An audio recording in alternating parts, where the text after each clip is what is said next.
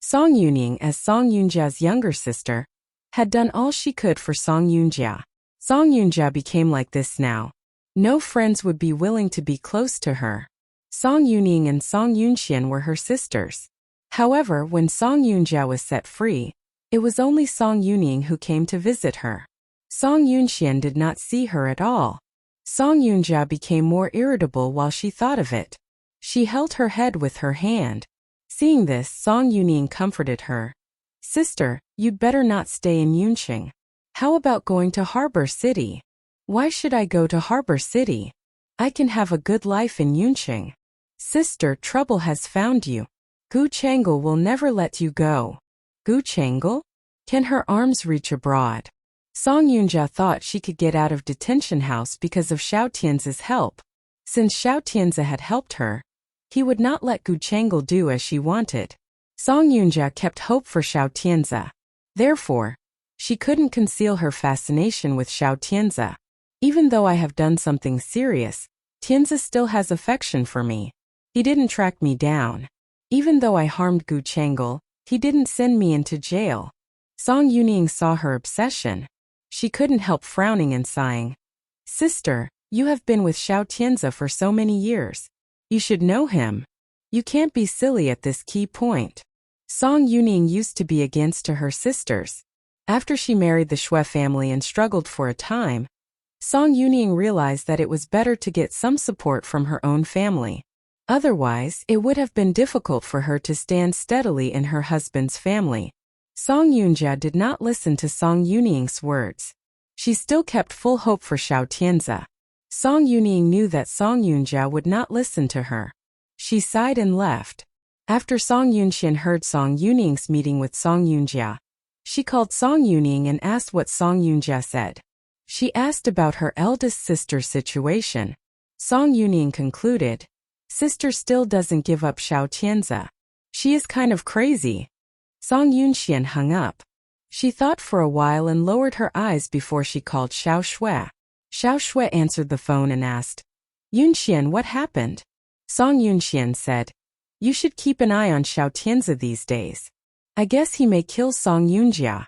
Xiao Shui was startled by her words. After a long time she asked, "Kill her?" "I think so. According to Xiao Tianzi's character, he never allows himself to be caught out." "For what?" "He killed Gu Chang'e." Song Yunxian said it directly. Xiao Shui was surprised and opened her mouth. Xiao Shui was about to ask Song Yunxian why she knew it. However, Song Yunxian said before Xiao Shui asked, "Don't doubt me. You can see the relationship between Gu Chang'e and him, and think about your parents' death. You know there is nothing he can't do.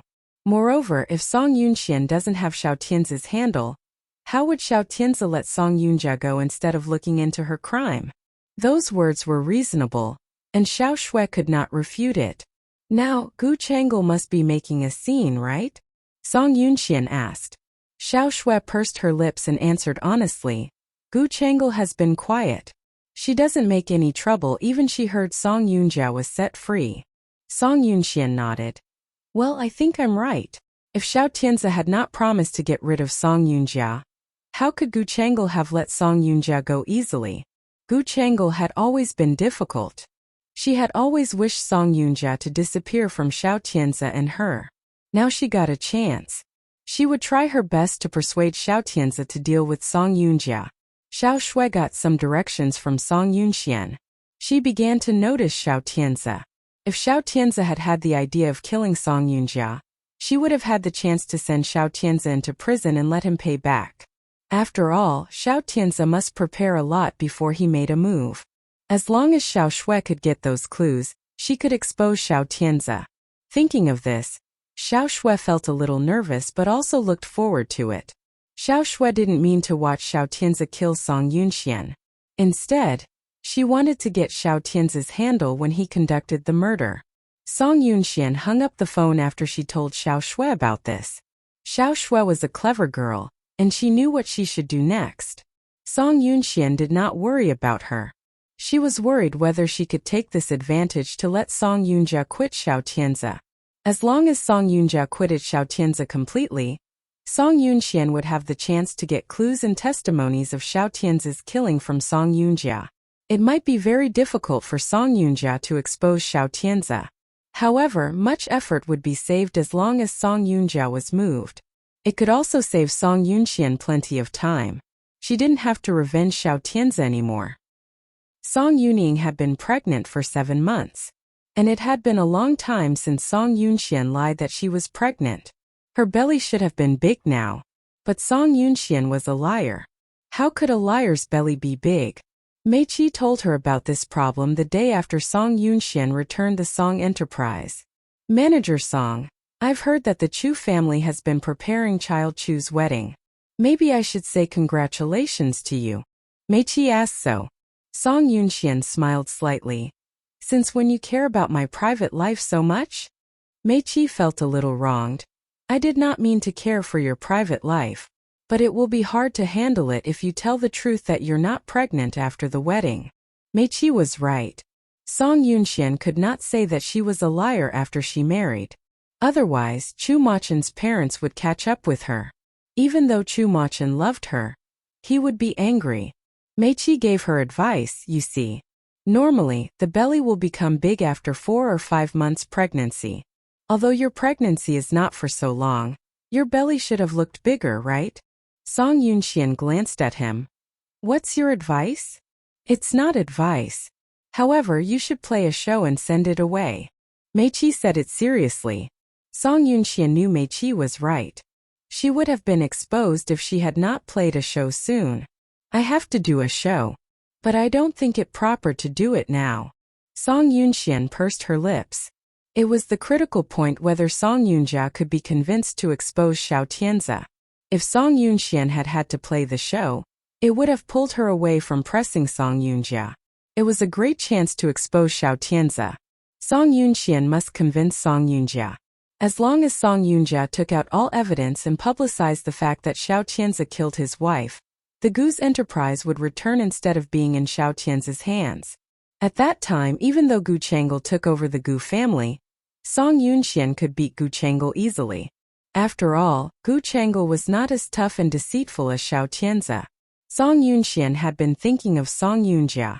However, Xiao Tianzi was not worried as Song Yunxian expected.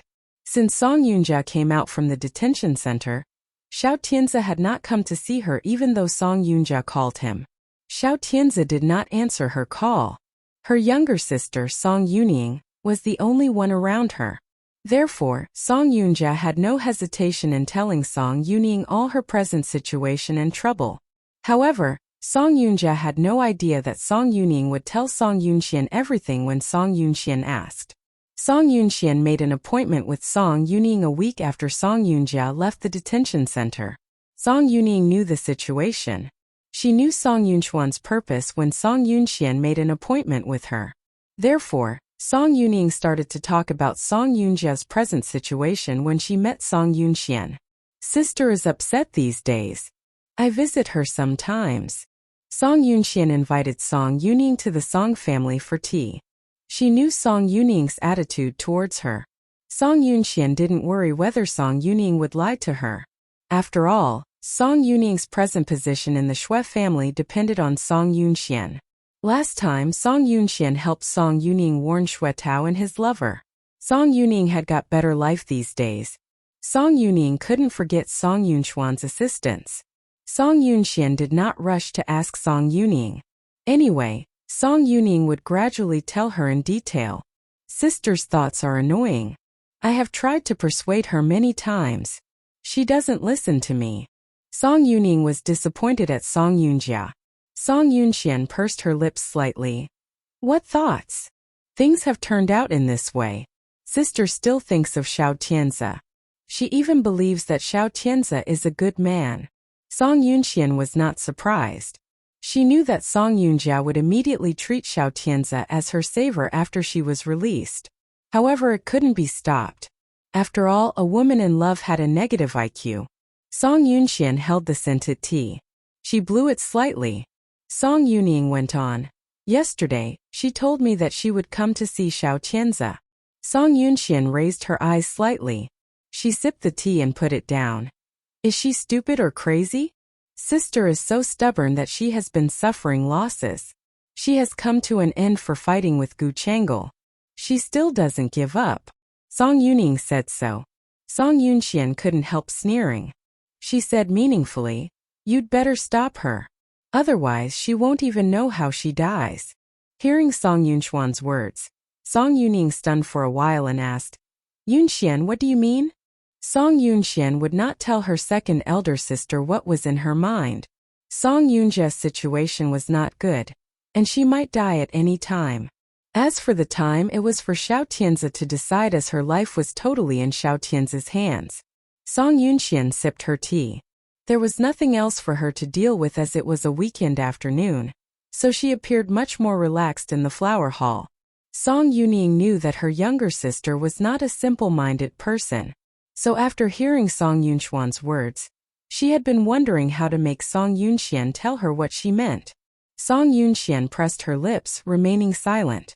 After being silent for such a while, Song Yuning could not help asking, "Yunxian, what did you mean by saying that? Don't you understand what I meant, second elder sister?" Song Yunxian looked askance at Song Yuning. After a year and a birthday, the innocence that had once been on Song Yunxuan's face gradually disappeared, and it was displaced by sophistication which Song Yuning could not even guess at all. Seeing that her second elder sister just pressed her lips without talking, Song Yunxian nodded, saying, "Stop acting dumb, my second elder sister." Song Yuning knew that her younger sister was such an eccentric, so she would not say anything when being satirized. She explained immediately, "Yunxian, what are you talking about? After you helped me fix the bastard Xue Tao, hadn't I told you everything I knew? Why are you still suspecting me?" Song Yuning was quite bossy in the Song family in the early years and acted just like a princess. But after Song Yan died, Song Yuning quickly figured out what her position was and what she should do in the future in the shortest time. She didn't fight against Song Yunxian till the end, just like Song Yunjia and Song Yunqiang did. Instead, she acted artfully like a weathercock and slowly began to side with Song Yunxian. And it proved that she made the right choice, because Song Yunxian had the last laugh and took over the whole Song family. Only Song Yunxian could keep her precarious position in the Xue family. Seeing that Song Yuning explained so anxiously, Song Yunxian asked, "You got on well with the Gu family, right?" The mere mention of the Gu family made Song Yuning a bit scared. Seemed that she was reluctant to talk about things in the Gu family. Song Yunxian looked at her, asking, "What? You don't know what happened to the eldest sister, second elder sister?" Song Yuning was not a fool. She knew that Song Yunxian would like to ask the things between Song Yunjia and the Gu family this time, so she answered, "The eldest sister did get on well the Gu family very well before. But you don't know the inside story, as you came to the family too late." Hearing Song Yuning mentioning the inside story, Song Yunxian got engaged subconsciously. What inside story? She was quite interested. She knew well about what the inside story between Song Yunjia and the Gu family was. However, she was curious about how much outsiders knew about it. Song Yuning came straight to the point, as if she knew that Song Yunxian was not interested in meaningless crap. It seemed that the eldest sister tried to maintain the friendship with Gu Chang'e in those years, yet it was just a cloak to cover up the fact that she liked Xiao Tianzi. Besides, what is it? Song Yunxian asked closely. Being pressed, Song Yuning replied in embarrassment. The eldest sister had always been hating Gu Chang'e, which was the person she hated most.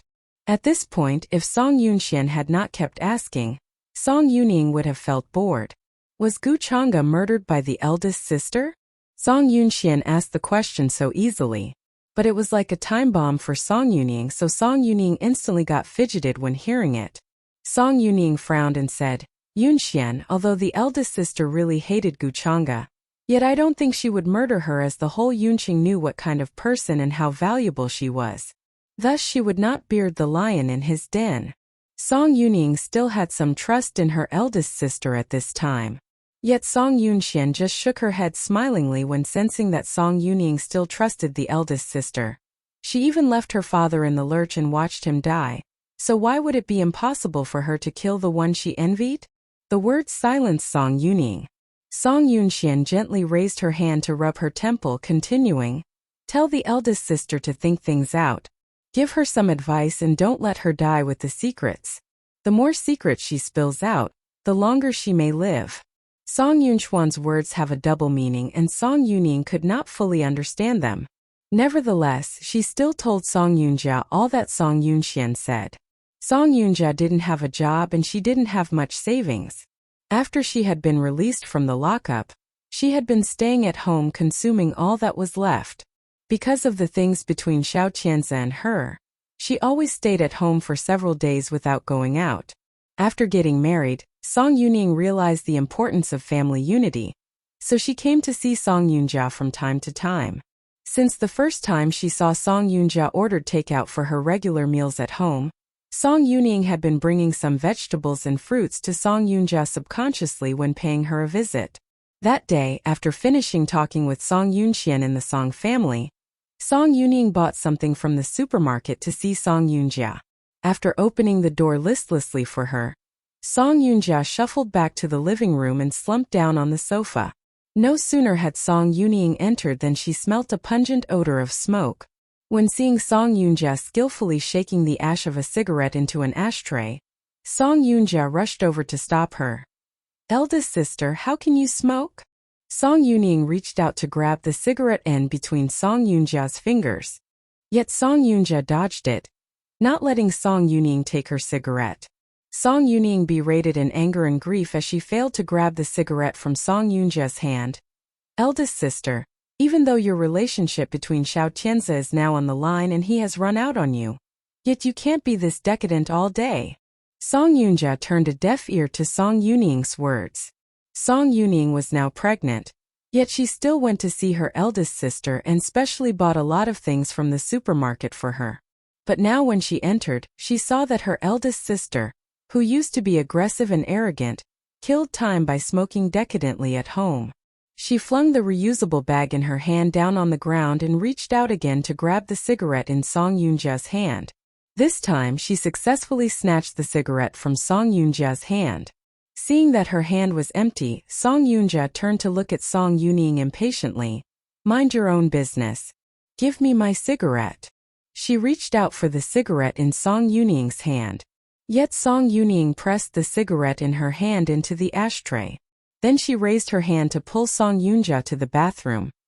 "Eldest sister, you can't be like this. Take a shower in the bathroom and let me take you out for a meal." Song Yunjia became unwilling to go out after being released from the lockup, and she had been staying at home all day since then. Now Song Yuning said that she wanted her to take a shower and go out. Her first reaction was to shake off Song Yuning's hands. When Song Yunjia shook off Song Yuning's hands, Song Yuning became more anxious and could not help shouting at Song Yunjia. "Eldest sister, you want to ruin your life just because of a man? You know nothing." Song Yunjia was unwilling to show weakness.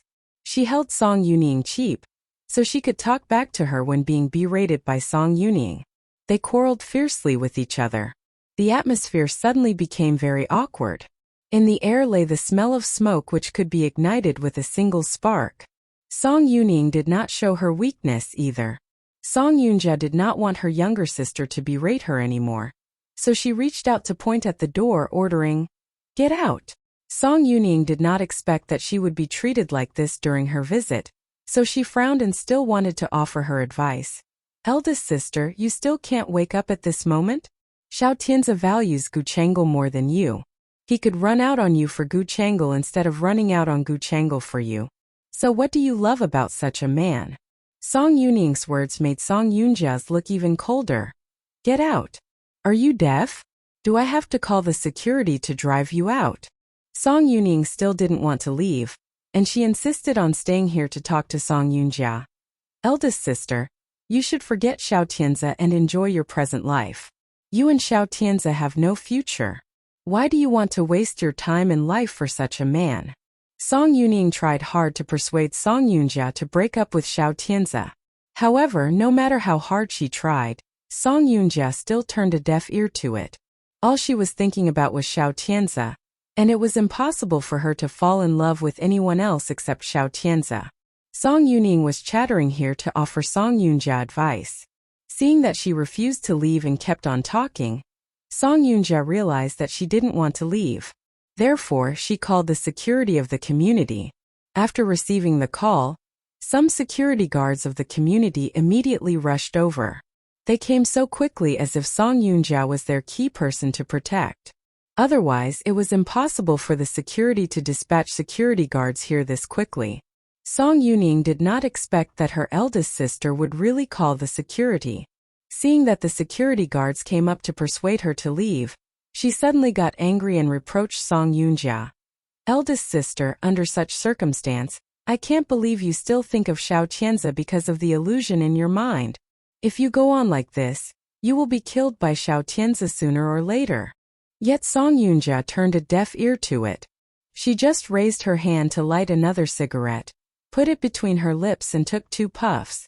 As the room became smokier, Song Yuning could not help coughing. And at this time the security guards tried to pull her out. Miss, our proprietor called to complain that you were trespassing. You'd better go out with us now. Let go of me. Song Yuning struggled. Yet the security guards took no notice of it and pulled her out. Meanwhile, another security guard advised, such heavy smoke is not good for pregnant women. You'd better get out quickly. Song Yuning was unwilling to leave. When she was pulled out of the door, she still shouted at Song Yunjia. If you still do not realize your mistake, you will be killed by Xiao Tianzi sooner or later. When the security guards of the community were dragging Song Yuning out, they all thought that Song Yuning was a lunatic. And Song Yuning's words did not register in Song Yunjia's brain at all. Besides, when Song Yuning was dragged out of the door, Song Yunjia sneered and mocked herself. How could he kill me? Only if I'm not together with him will I really die. Only if Song Yunjia had not been together with Xiao Tianzi would she have died. Xiao Tianzi was her lifelong Prince Charming. Without Xiao Tianzi, she felt that her life was meaningless. Thinking of Xiao Tianzi, she puffed a bit more quickly. Now Song Yunjia smoked and drank. Her life was in a mess. When Song Yunxian came by, she was even a bit drunk. Song Yuning exerted so much effort to make Song Yunxian come with her. Yet what Song Yunxian saw was that the floor was covered with beer cans, and her eldest sister opened the door drunkenly. When entering the room, Song Yunxian gently raised her foot and kicked away one of the beer cans. When hearing that one beer can was kicked away, Song Yunjia sobered up a bit. Yet she still detested Song Yunxian as always. Seeing Song Yunxian appear in her living room, she broke out into curses subconsciously. However, before she could say one rude remark, Song Yunxian spoke one step ahead of her. Eldest sister, do you think Xiao Tianzi will come to see you when your life is in such a mess? At the mention of Xiao Tianzi, Song Yunjia suddenly frowned, and the expression on her face became much fiercer as if it touched her soft spot. Seeing that, Song Yunjia nodded, saying, though you've had drunk a bit too much, yet you still miss Xiao Tianzi. As long as Xiao Tianzi is around, we don't need to worry about you. With this, Song Yunxian took a look at the furnishings and decoration of the house. Then she walked to the door. I believe the eldest sister does not need us at all now. Let's get out of here. Song Yuning brought Song Yunxian along because she hoped Song Yunxian could provoke Song Yunjia a bit to let Song Yunjia get herself together. However, it did not work at all.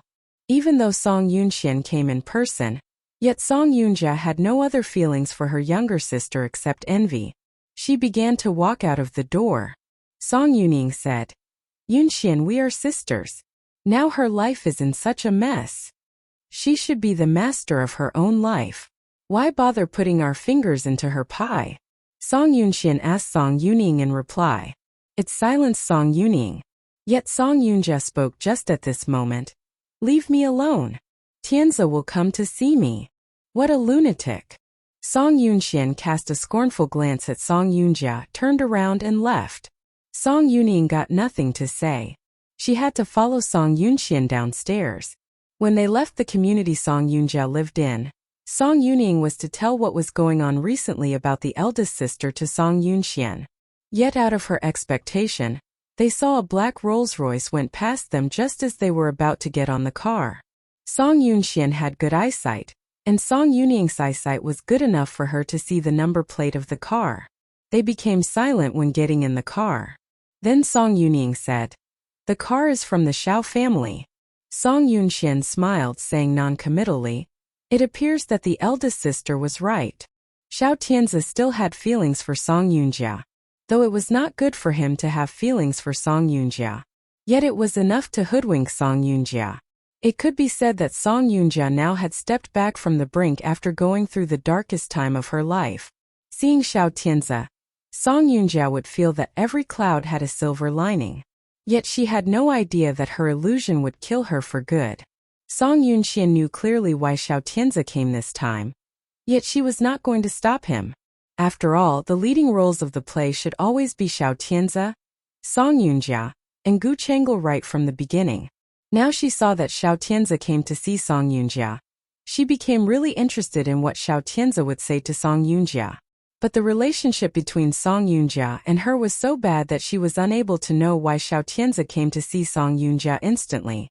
However, Song Yuning got on well with the eldest sister. Therefore, Song Yunxian could let Song Yuning ask Song Yunjia tomorrow what Xiao Tianzi said. Seeing Song Yunxian get in the car, Song Yuning did not hesitate. She followed Song Yunxian into the car. Song Yuning became much more quick-minded than before. She frowned when recalling that Xiao Tianzi's car arrived at the community, saying, "I wonder what on earth this Mr. Xiao will say to the eldest sister. No matter what he will say to the eldest sister, our eldest sister will listen as if they were imperial edicts." Song Yuning did not know how to refute, because her eldest sister was really the person that Song Yunxian was talking about. Facing others, Song Yunjia could comport herself. Yet only when she faced Xiao Tianzi, she could not resist at all, as if she had been enchanted. Song Yunxian went home, and Song Yuning followed her back to the Song family. Under such a circumstance, she would rather stay with Song Yunxian more to bond with her. After all, she was about to have her baby. If there had been an accident during childbirth, her younger sister who wore the pants would have been a great help. Song Yunxian did not mind that Song Yuning curried favor with her lately. As for her, now the thorns in her flesh were just Xiao Tianzi, Song Yunjia, and Gu Chengel. After Song Yunxian and Song Yuning left, Song Yunjia strode to the door and slammed it. When the door was closed, it made such a big noise, and it made her neighbors come out to see what was going on. Soon after Song Yunjia closed the door, she heard the doorbell ringing. She was drinking in the living room, and she didn't feel like opening the door when hearing the doorbell ringing. Song Yuning and Song Yunxian had just left. So Song Yunjia thought that the people outside ringing the bell were probably them. She didn't want to see these two people at all. She pressed her lips and did not make any response to the person ringing the bell. She thought that the person would soon leave as she did not respond to it at all. But it was out of her expectation. It just kept ringing and was not going to stop at all. She fretted on hearing the rings and started to feel annoyed. She swept the beer cans on the table onto the floor. Then she strode to the door angrily and felt like scolding at the person who was ringing the bell after opening the door. However, just as she opened her mouth, she was dumbfounded. What she saw was the gentle, cultured and warm look of Xiao Tianzi. He was wearing spectacles with thin gold wire frames. It seemed that he smelt the alcohol on her when she opened the door. He frowned when seeing her. Xiao Tianzi pressed his lips and found Song Yunjia was surprised. So he asked her, "Won't you let me in?" If it had been in the past, Song Yunjia would have surely got out of the way and let Xiao Tianzi enter the room when hearing his words. However, the time had changed and the intimate old days were gone. She had just been released from the lockup. And Xiao Tianzi knew that she tried to murder Gu Chengel. She remembered that Xiao Tianzi was furious when they were in the hospital that day. And when she was released, she did not hope that Xiao Tianzi would think he wronged her. The first possibility that came to her mind was that Xiao Tianzi might be afraid she would spill out something that should stay in the dark. So what was the real reason that Xiao Tianzi came to see her? She pressed her lips, remaining silent. Seeing that she did not speak to him or let him in, Xiao Tianzi nodded, saying, "Since I'm not welcome, I may as well talk to you here." Song Yunjia did not reply. Instead, she just looked at him coldly. She could barely conceal the heartbreak in her eyes. Ive pacifiet hangle.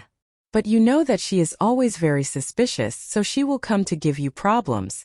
I don't want you two to have a bad relationship, so I booked a plane ticket for you to go abroad. Go to Switzerland to live with your mom. I've heard that your mom now settles in Switzerland. Song Yoonja knew that her mother settled in Switzerland. And her mother once asked her to go abroad with her when she came back. It was just that she felt she would officially be with Xiao Tianzi, so she refused her mother's offer. Besides, they were deadlocked because of that. She was actually quite confident of herself. And she believed that she would be Xiao Tianzi's wife. She believed that she would be the madam of the Xiao family and Xiao Tianzi's one and only woman. However, all her hopes had been scuppered. At that time she stated clearly that she would break with her mother and choose to be with Xiao Tianzi. Yet now did she have to rely on her mother like a loser who had just been defeated? Even if her mother had wanted to accept her, wouldn't it have been a shame for her to turn to her mother? Song Yoonja had mixed feelings. Looking at the plane ticket Xiao Tianzi handed over, Song Yoonja pressed her lips, took a step back and wanted to close the door. But before she could close the door, Xiao Tianzi reached out to hold the door. Wait till I finish my words. Xiao Tianzi insisted on saying a few more words to Song Yoonja. Actually, Song Yoonja could not wait for it. Yet women were always like this. The more the other one compromised, the pettier she would be. She wanted to know how important she was in the other one's heart by doing this. Song Yoonja pressed her lips, continuing closing the door. Xiao Tianzi did not want her to close the door. After they had been like this for a while, Xiao Tianzi exerted a bit more strength. And in the next second he pushed the door open. Song Yoonja retreated a few steps as it was a strong push. Seeing this, Xiao Tianzi hastily reached out to grab her arm. He seemed to fear that she might fall. Song Yoonja was dumbfounded when being grabbed by Xiao Tianzi. Then she pushed Xiao Tianzi away after regaining her balance. Just come to the point. I will not go to Switzerland. What's the point of keeping stubborn like this? Will you really be happy about staying in Yunqing? Are you trying to drive me away? Song Yoonja frowned and waited for Xiao Tianzi's reply. In the meantime she spoke airily. Are you worried that I'll spill out the thing that you killed Guchanga? You come to me because of this, right? Never had Xiao Tianzi expected that Song Yoonja, who always kept her mouth shut, said this aloud without a second thought. Hearing those words, Xiao Tianzi immediately frowned and covered Song Yoonja's mouth. Then he closed the door, berating her. Are you crazy? He glared at Song Yoonja and felt somewhat nervous. His main worry was that Song Yoonja might spill out the secret. As long as Song Yoonja began to say something crazy, he would become more worried. And the more worried he felt, the more he wanted to eradicate her. However, every time he wanted to make a move on Song Yoonja, he always put it off. Perhaps there could be another chance. A chance that he could continue keeping the secret in the dark without killing anyone. He had once told Gu Chang'e how they could keep things in the dark without killing Song Yoonja. However, the reply Gu Chang'e gave him was quite simple and cold-blooded. Gu Chang'e replied to him, "Didn't you say that only the dead could keep secrets?" Gu Chang'e was different from Gu Chang'e. Though Gu Chang'e always settled matters with finesse, yet she knew where to draw the line and always protected someone or something stubbornly. Yet Gu Chang'e was quite different. She would show no mercy as long as a matter concerning her personal interests. She would stop at nothing to get what she wanted.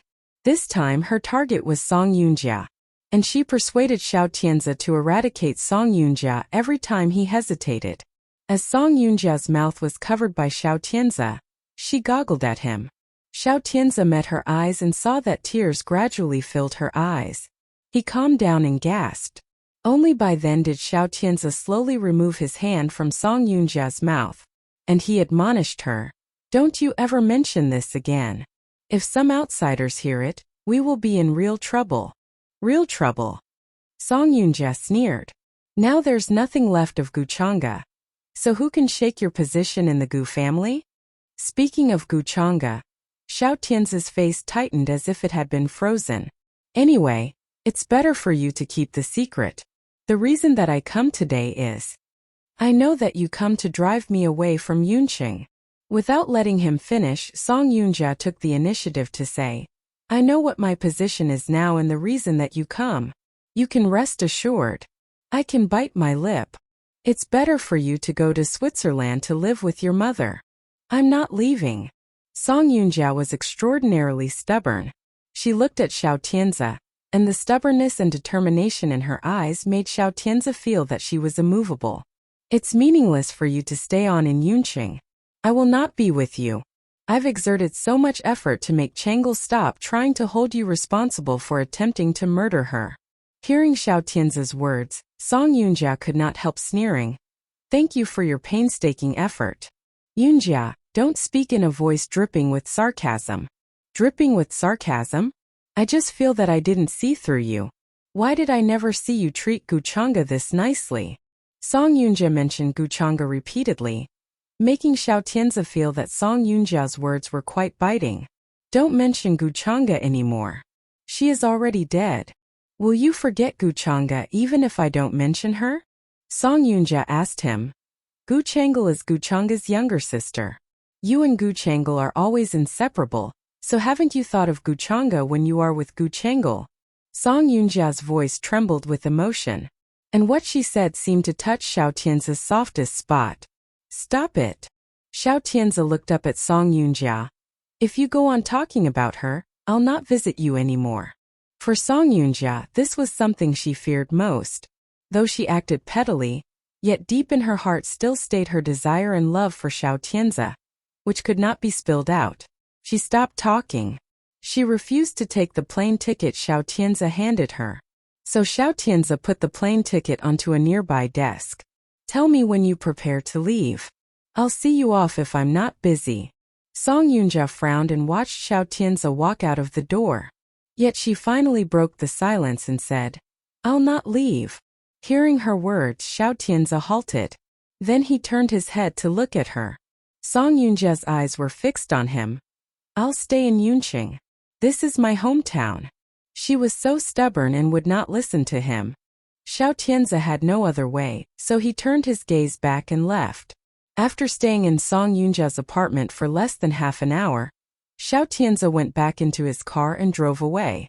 In the meantime, Song Yunchuan's car was not far outside the community, and she was waiting to see when Xiao Tianzi would leave. Seeing Xiao Tianzi's car leave the community, Song Yunxian pressed her lips and told the driver in the front, Let's go. Hearing Song Yunchuan's order, the driver drove away from the community. Along the way, Song Yuning stroked her belly, thinking about Song Yunjia's expression. On the halfway, she was still worried, so she asked Song Yunxian, Yunxian, you said that Xiao Tianzi might want to eradicate the eldest sister, and now he came to visit her. Should we return to see if the eldest sister is all right? Song Yunxian focused on her cell phone without even looking up. Why bother? What if the eldest sister got hurt? Xiao Tianzi is not a fool. If anything happens to the eldest sister, he must have something to do with it. Even if he wants to eradicate the eldest sister, he will not do it himself.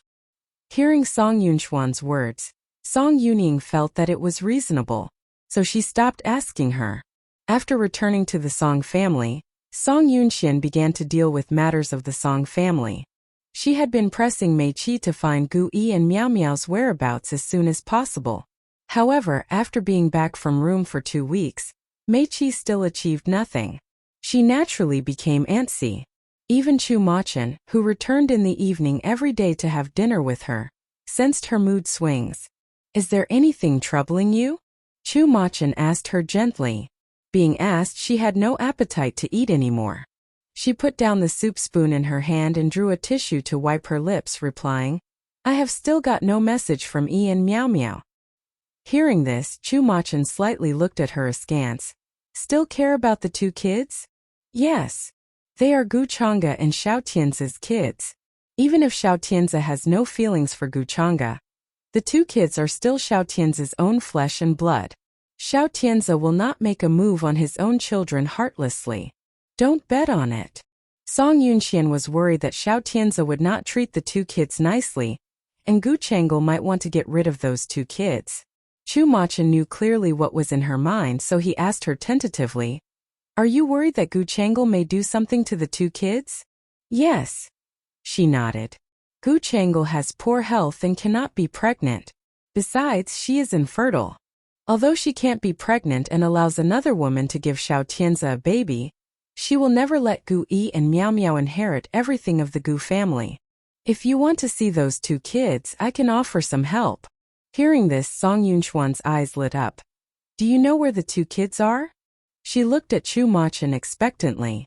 Chu Machin shook his head. "No. But the family Sophia does." The family Sophia was suddenly involved in this matter.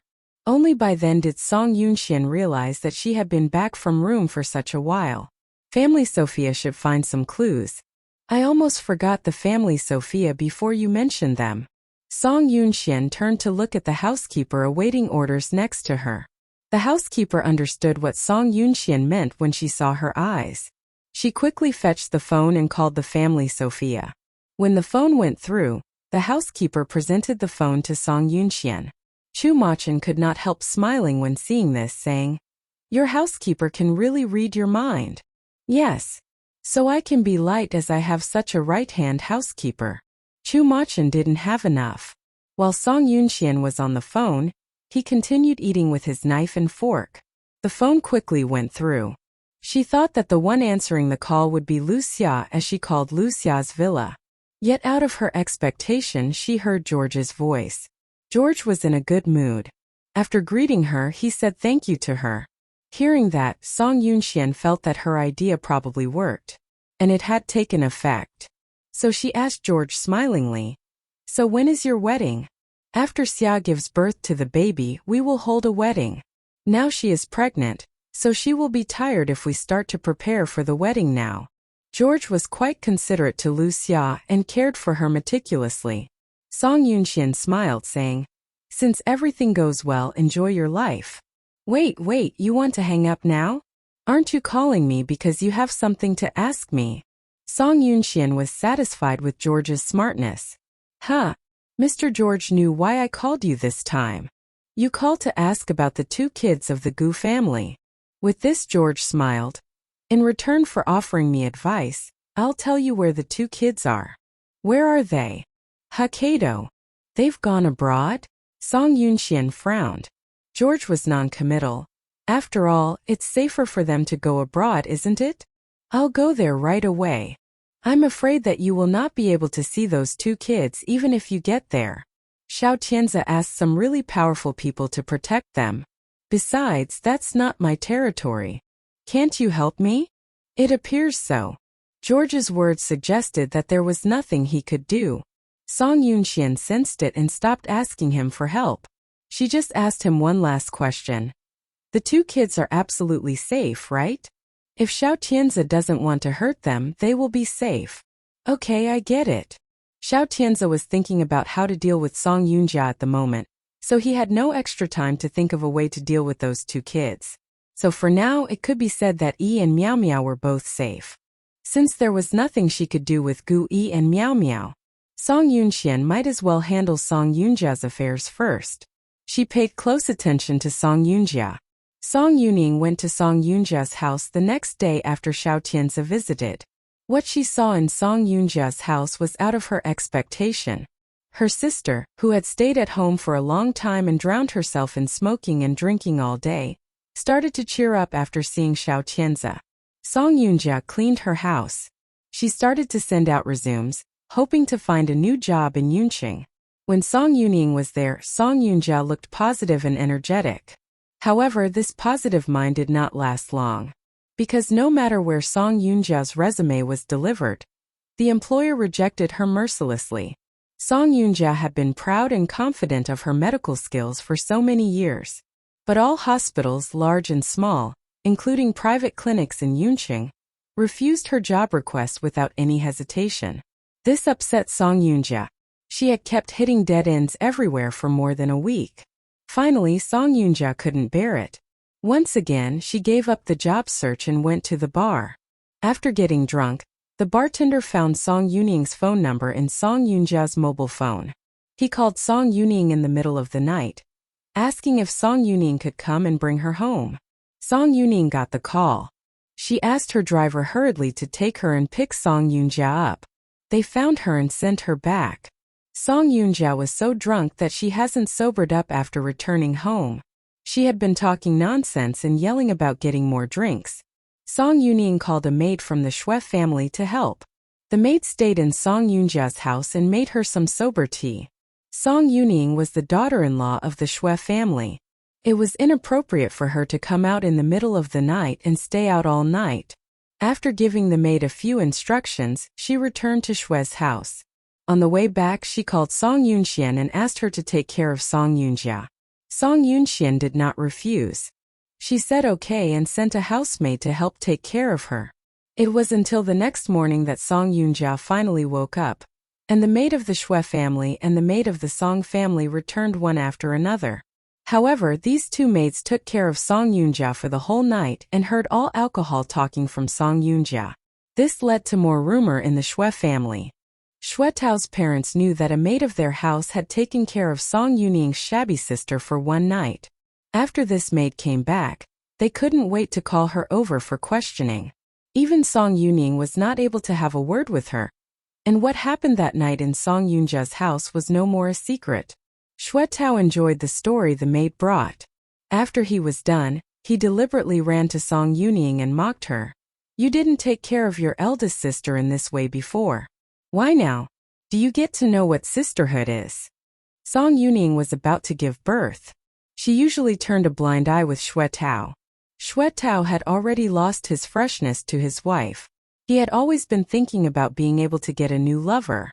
However, he was taught a hard lesson the last time when he was stuck in a bar by his sister-in-law, Song Yunxian. His last woman was also scared to death.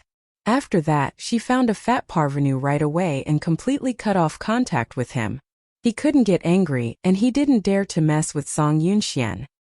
He didn't dare to cause too much trouble to Song Yuning either. He was afraid that Song Yuning would say something bad about him in front of Song Yunxian. Shui Tao felt that his life was very frustrated. The only fun was to giggle about the mess of the Song family. Now that he heard what he wanted to hear, he spared no effort to mock and satire it. As long as Song Yuning ignored him, he would keep talking and talking. "Last night you called me to Song Yunjia's place without my permission. Do you really think you are the master of the Shui family? I'm your wife. Do I need to ask you every time before I ring a maid up?" Song Yuning had Song Yunxian backed her up. Her words were emboldened. Shui Tao frowned with a look of displeasure. "You are indeed one master of this family, but Song Yunjia is not. You shall never take what belongs to my family to subsidize your sisters." Shui Tao said this ironically. Song Yuning frowned and looked at him. "I need to take your things to subsidize my family? Are you kidding?" Shui Tao disapproved and a bit of disdain emerged on his face.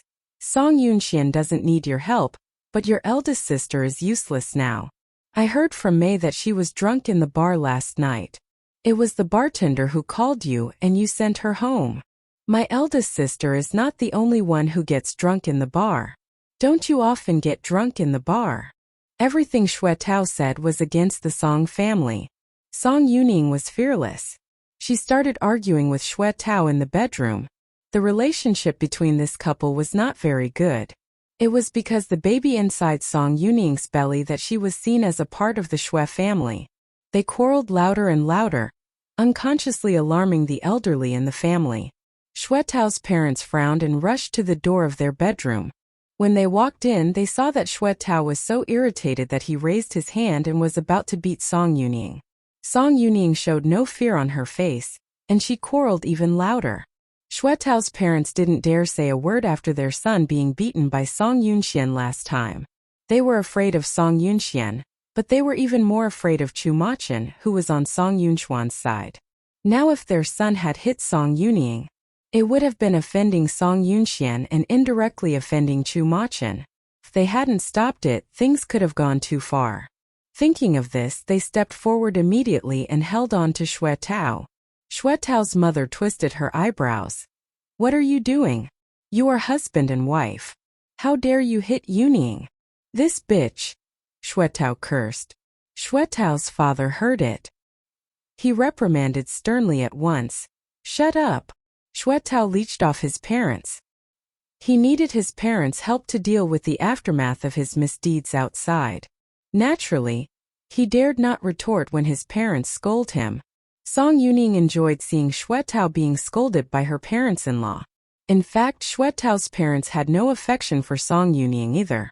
They defended for her only because of Song Yunxian. After the reprimand, they took Xuetao toward the outside. Well, you go with me. Yuning is pregnant. Let her rest. Xuetao had no choice but to follow his parents outside. As he walked, he turned back and muttered, I think Song Yunjia was telling the truth when she was drunk. She murdered Guchanga during the surgery. Xuetao's words immediately caught Song Yuning's attention. Song Yuning shuddered. She stopped Xuetao immediately. Xuetao, what nonsense are you talking about? Xuetao was yelled at by Song Yuning. Not to be outdone, he tripled his volume and shouted what he had just muttered. Guchanga was killed by your eldest sister. Your eldest sister killed her. She admitted it when she was drunk. When he was shouting, Song Yuning turned pale, and she began to shake all over. Upon seeing this, Xuetao's parents pulled Xuetao out of the door immediately. Although Mei did say so after taking care of Song Yunjia all night, but Guchanga was well known for everyone in the Yunqing's commercial world. If Guchanga's death had been in doubt, it would have been a big event. After all, Guchanga's husband, Xiao Tianzi, performed that operation on Guchanga too. After the death of his wife, Xiao Tianzi changed the Gus to Xiaos. Everyone knew that this was a seizure of power. Somebody had doubted Guchanga's death, but there were so many involved, so they were unwilling to investigate it. Now Xuetao's parents worried that their son had just shouted it. If Song Yuning had spread it out and made any trouble, the Xue family would have been the one to blame. The Xue family couldn't compete with a company like the Xiao Enterprise. Song Yuning was disturbed by Xuetao's words. The distribution claimed her to the exclusion of all other thoughts. She dressed up and went out.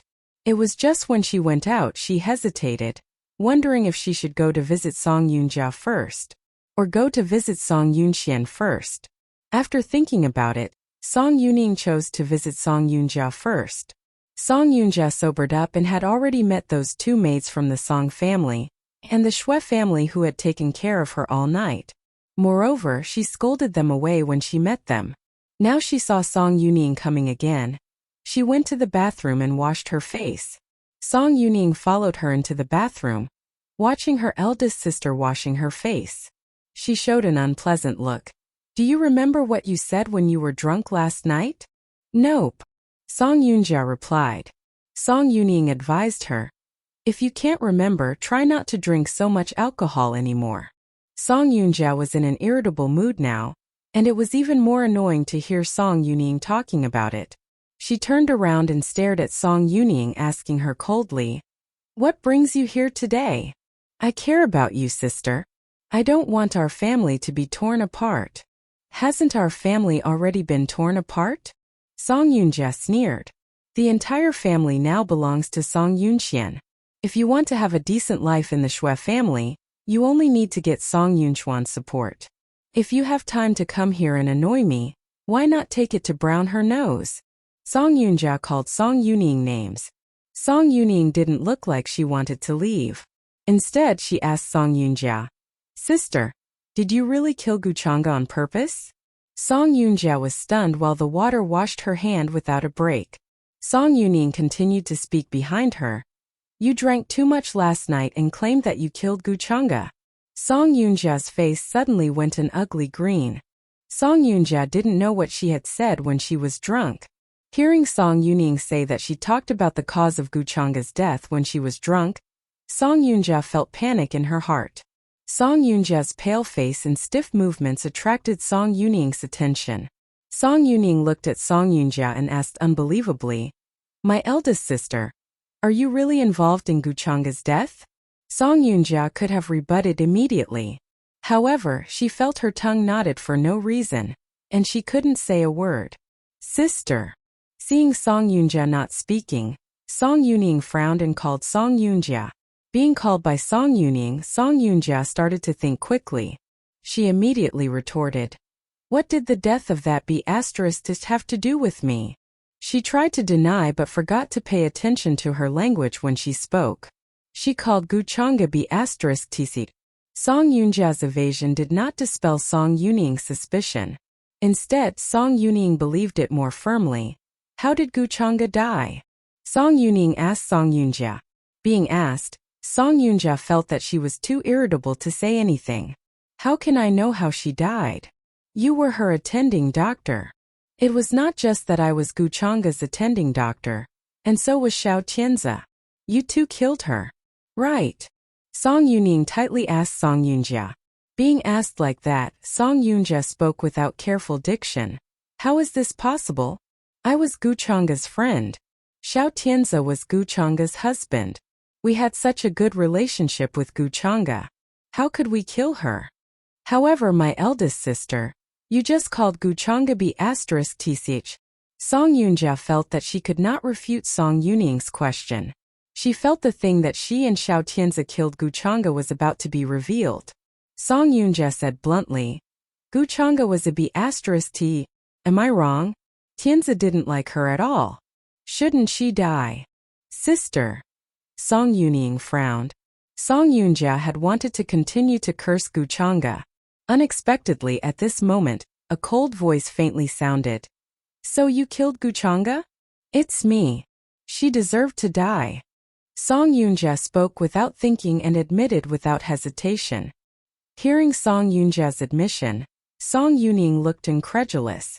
After confessing, Song Yunjia realized that it was not Song Yuning who asked her. She looked at the bathroom door in horror. She saw Song Yunxian standing coldly at the door. Standing beside Song Yunxian was Chu Machen with sharp eyes. Chu Machen and Song Yunxian appeared abruptly in Song Yunjia's home. Seeing these two people, Song Yunjia took a step back in fear as if she had a nervous breakdown in an instant. My eldest sister, you admitted it so simply. It seems to be true. Song Yunxian stared at Song Yunjia coldly. Song Yunjia's body began to tremble slightly. Seeing Song Yunjia trembling with fear, Song Yunxian couldn't help but shake head and sigh. My eldest sister, you have killed people. Why are you afraid of being discovered? Song Yunjia knew Song Yunxian was hostile to her. Now that Song Yunxian got the evidence against her, Song Yunjia tried to consider every means to deny it. Do not slander me. Song Yunjia pointed at Song Yunxian and shouted angrily. Song Yunxian slightly shook the mobile phone in her hand and asked Song Yunjia, my eldest sister, don't you think the recording can also deceive, do you? After saying, Song Yunxian turned on the speaker of the phone and played the voice of Song Yunjia's confession. Hearing her clear voice, Song Yunjia almost broke down. She looked at Chu Machen in terror. She found that Chu Machen's stern face was as cold and oppressive as an iceberg. She knew a long time ago that the Chu family had a connection with the Gu family to some extent. It was because Song Yunjia once heard Xiao Tianzi mention that Chu Machen wanted to marry Guchanga. Therefore, at that time they had scruples for a long time before killing Guchanga. However, she couldn't control her desire to get close to Xiao Tianzi. She was willing to do everything for Xiao Tianzi and undergo the most severe trials and never decline. Song Yunjia didn't care about Guchanga's worthless life. After she acted, she got rid of Guchanga as she wished. However, she had always been a little scared of the Chu family. It was because she believed that Chu Machen wouldn't be indifferent to it as long as he knew the real cause of Guchanga's death. And the reality was as she had expected. Now Chu Machen knew the real cause of Guchanga's death. As expected, his face was as cold as Cerberus. He seemed to be about to tear and chew Song Yunjia into pieces. How did you kill Changa? Chu Machen walked towards Song Yunjia step by step. Seeing Chu Machen approaching her step by step, Song Yunjia involuntarily moved back. However, the space behind her was limited. Song Yunjia only took 5 or 6 steps back before her whole body leaned on the bathroom's glass door. She had nowhere to go. Chu Machen stared at her, his eyes like bloodthirsty wolf eyes. Why did you kill Changa? Song Yunjia shook her head in panic. She wanted to defend herself. However, her head was like flour paste. She couldn't think of any words to defend herself. It was true that she killed Guchanga. It was an indefensible fact. Chu Machin pressed forward step by step. He seemed to approach Song Yunjia and choke Song Yunjia to death with his hands. Song Yunxian watched the scene indifferently.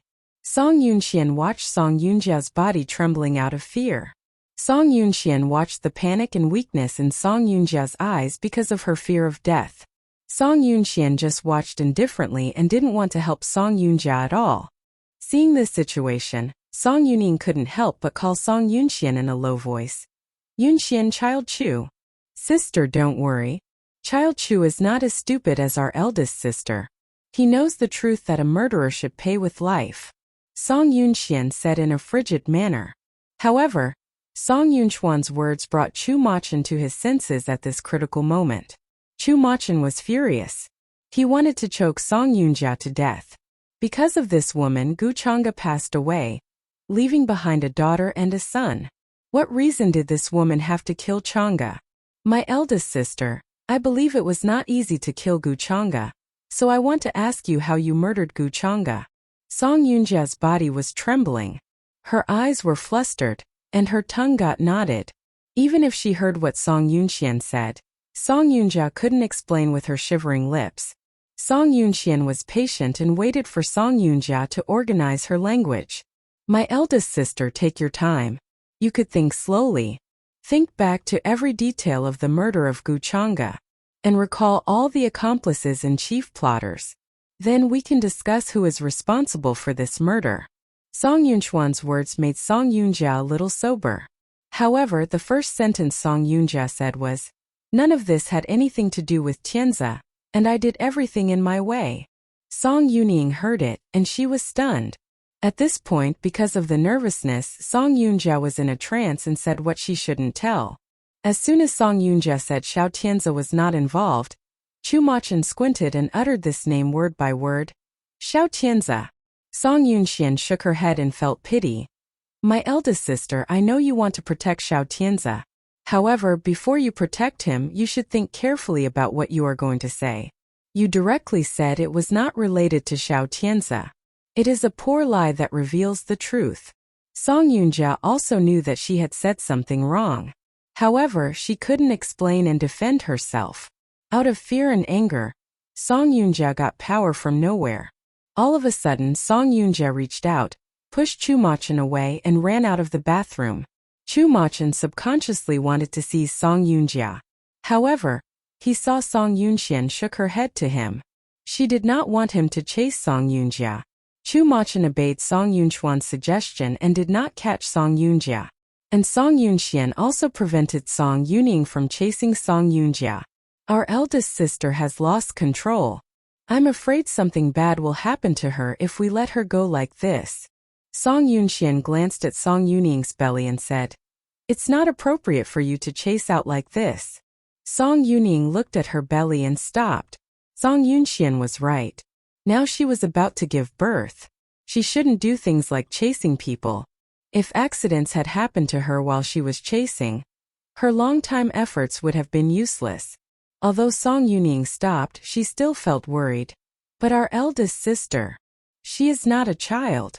She will come back after figuring it out. Don't worry. Since Song Yunxian said like this, Song Yuning had no way but nodded. However, Song Yuning was a little puzzled about what to do next. Yunxian, will you help our eldest sister conceal that she murdered Guchanga? Song Yunxian frowned lightly. A debtor must pay with money, and a murderer must pay with a life. She has killed a person. Why should we help her conceal it? But everyone believes that Guchanga has died of illness. Wouldn't it be better to let our eldest sister get off? Song Yuning's words made Song Yunxian amused for no reason. The smile in Song Yunchuan's eyes was a little tender. Then the tenderness gave way to the fierceness. Song Yunxian raised her hand to touch Song Yuning's belly and asked her, If I force you to be induced and kill the child in your stomach now, would you forgive my wrongdoings and let me get off because I am your sister? Song Yuning took a step back in fright because of Song Yunchuan's words and stopped letting Song Yunxian touch her belly. After Song Yunxian saw Song Yuning's attitude, The smile on her face couldn't help becoming bigger. Song Yunxian took back her hand and said with laughter, "If you can't forgive me, is there any reason for Gu Chang'e to forgive Song Yunjia?" Song Yunxuan's words made Song Yuning silent. Song Yunxian felt more antipathy against Song Yuning. "Sister, even if you start to have maternal instincts because of pregnancy, you can't take care of everyone. You can't always be kind to everyone and blur the line between right and wrong." Song Yunxuan's words were drifting. The one who heard these words felt blood freeze. Song Yuning realized that her words had annoyed Song Yunxian. She made excuses to leave. "Yunxian, I'm sorry. I've been thoughtless. By now, Yunjia should have paid for what she has done. I hope she can think it over and confess everything." Song Yunxian wished Song Yunjia to confess that she killed Gu Chang'e with Xiao Tianzi. Then the resentment between Song Yunxian and Xiao Tianzi would come to an end. However, apparently, Song Yunjia didn't figure out whether she should do so. Song Yunxian left Song Yunjia alone. She was to go back to the Song family with Chu Machen. But Chu Machen didn't leave before he stayed at Song Yunjia's house for a long time. "Do you believe that she will tell the truth?" Chu Machen asked her. Song Yunxian smiled and shook her head. "I don't know." According to Song Yunjia's affection for Xiao Tianzi, who could be sure that Song Yunjia would expose Xiao Tianzi, the main instigator? Song Yunjia ran from her house. She couldn't calm down her fear. What happened just now at home seemed to be a dream. She pinched her fingernails into her palm. Feeling the pain, she placed her palm in front of her eyes. As expected, Song Yunjia's palm had been pinched with bloodstains. "It's not a dream." Song Yunjia lost her wits and murmured. "Song Yunxian, that be *t, has known the truth of Gu Chang'e's death. What should I do?" Song Yunjia lost her mind and was in a puzzle. She did not know how to do with it. Song Yunxian would definitely not hide the truth for her. What should she do now? How could she get over it? Song Yunjia thought of this. She was a little helpless. Leaning against the wall, she slipped weakly. Then she sat on the floor, holding her head and thinking about what she should. It was quiet here. Song Yunjia ran out in a panic. She didn't know where she was. She sat down, not noticing who was around. She was sitting against the wall, her body hidden in the shadows. After pondering for a long time, she hadn't cleared out the messy thoughts. Song Yunjia sighed deeply. She got up and wanted to go home first. After all, since she had run out home, Chu Machen and Song Yunxian would not stay at her home anymore. They would not stay there and wait for her. Song Yunjia got up and went out of the shadow. Song Yunjia was about to leave. She saw 3 strong men walking towards her. One of them was a nasty man. Song Yunjia stunned for a while. She realized something wrong. Frowning and turning around, she walked against them.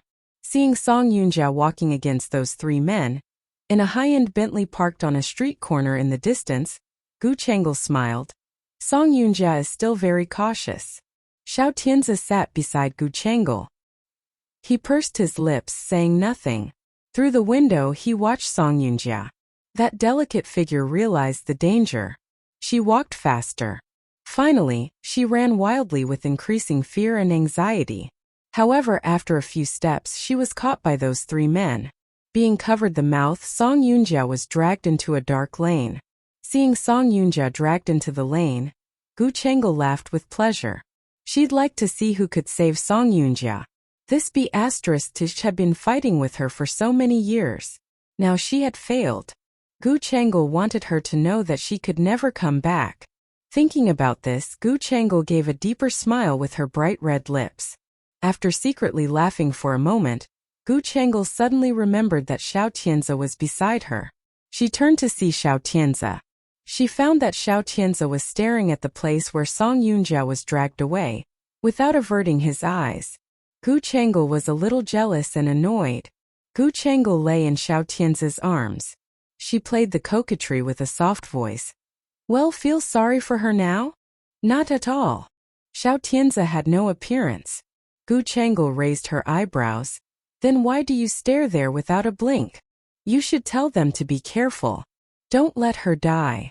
Hearing Xiao Tianzi's words, Gu Chang'e showed an appearance of nonchalance. Don't worry. I didn't mean to kill her. I just want her to keep our secret. Are you sure that she can be crazy? She will. Gu Changel was affirmative with firm eyes. Then tell Song Yunying. Gu Changel pursed her lips and smiled. Don't be so anxious. Yunjia hasn't had enough fun. It's not too late for us to notify her sister when they enjoy themselves to the full. Gu Changel said it with a sweet voice. But her eyes were covered with viciousness. Xiao Tianzi glanced at Gu Changel. He just saw Gu Changel's undisguised viciousness. Xiao Tianzi felt strange to this woman. At the same time, Gu Chang's face occurred to him, just like a serious illusion. Gu Changel realized Xiao Tianzi's sight fell on herself. She looked back to see Xiao Tianzi. What happened? Nothing.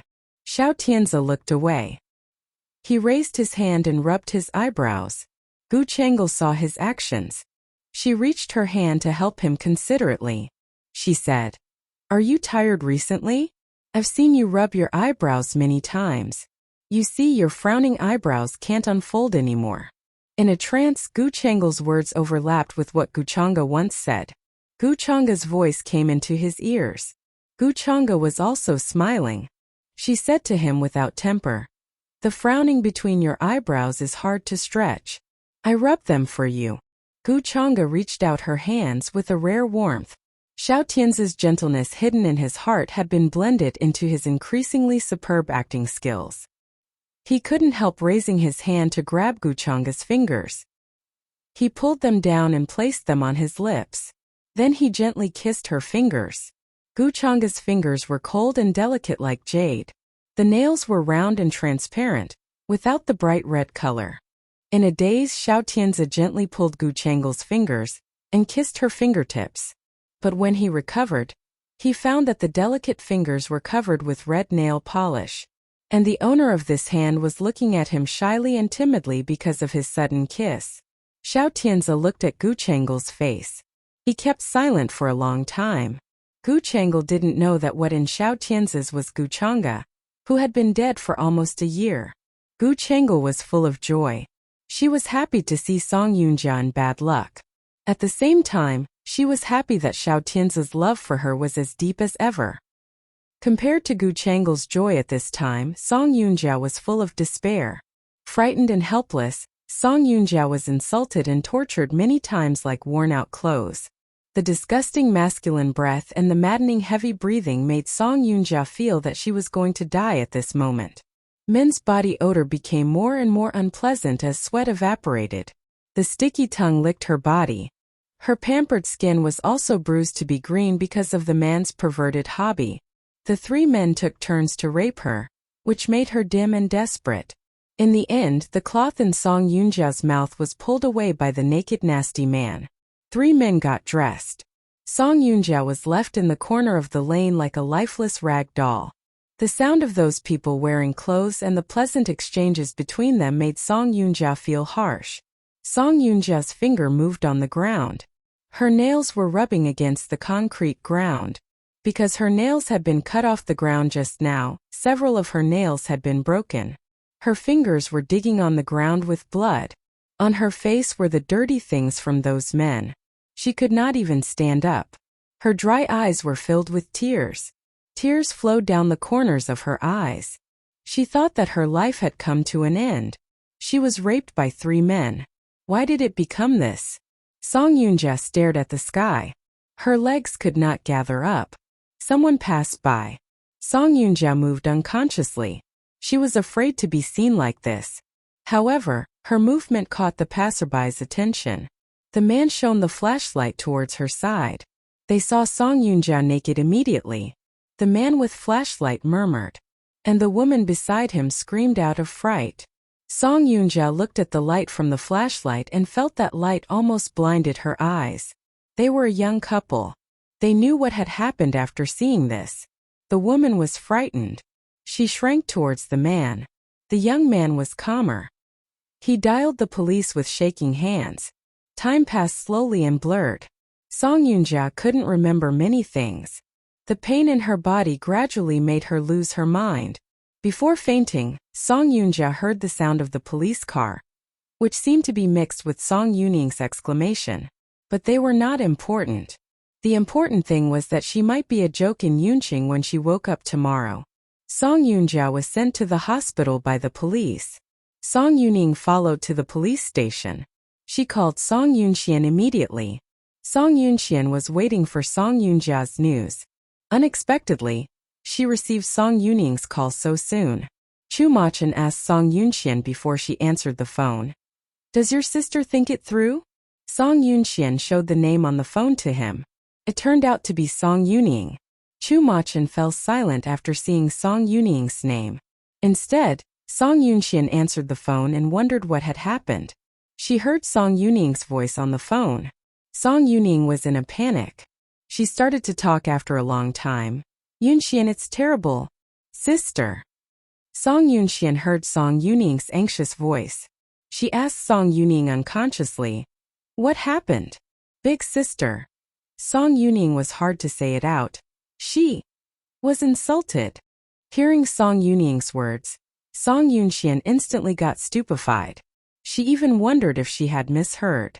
Noticing that Song Yunxian remained silent for such a while, Song Yuning asked her again, "Yunxian, what should we do now?" "Song Yunjia, She faltered as the news was a little unexpected. So when she began to speak, she could not help calling Song Yunjia by her name. Hearing Song Yunxuan's words, Song Yuning thought that she paused because she felt quite shocked. Thus she told her the whole story again. The eldest sister is now in hospital. She was caught by 3 punks and insulted by them. Song Yuning had been weighing every word as carefully as she could. To make it short, she was raped by 3 men. "I'll be right there." Song Yunxian didn't know about the details, and the only thing she could do was to get to Song Yunjia's hospital and sort things out. Song Yunjia could not remember the details. However, the police who took dictation must be clear about it. After hanging up, she went back to her room to change clothes. Seeing that she was in such a rush, Chu Machan realized something happened. Is Song Yunjia going to spill out the secret? No, she's been raped by turns. The weather was still cold in April and May this year. Shuffling on a coat, Song Yunxian strode to the door in a flurry. Meanwhile, she explained to him, "I have to go there now and sort things out. There is something strange about what happened to your eldest sister. Gu Changel was probably the prime mover. Now that Song Yunjia is in distress, she will definitely retaliate. Even if Gu Changel failed to send Song Yunjia to prison, she would make Song Yunjia leave Yunqing."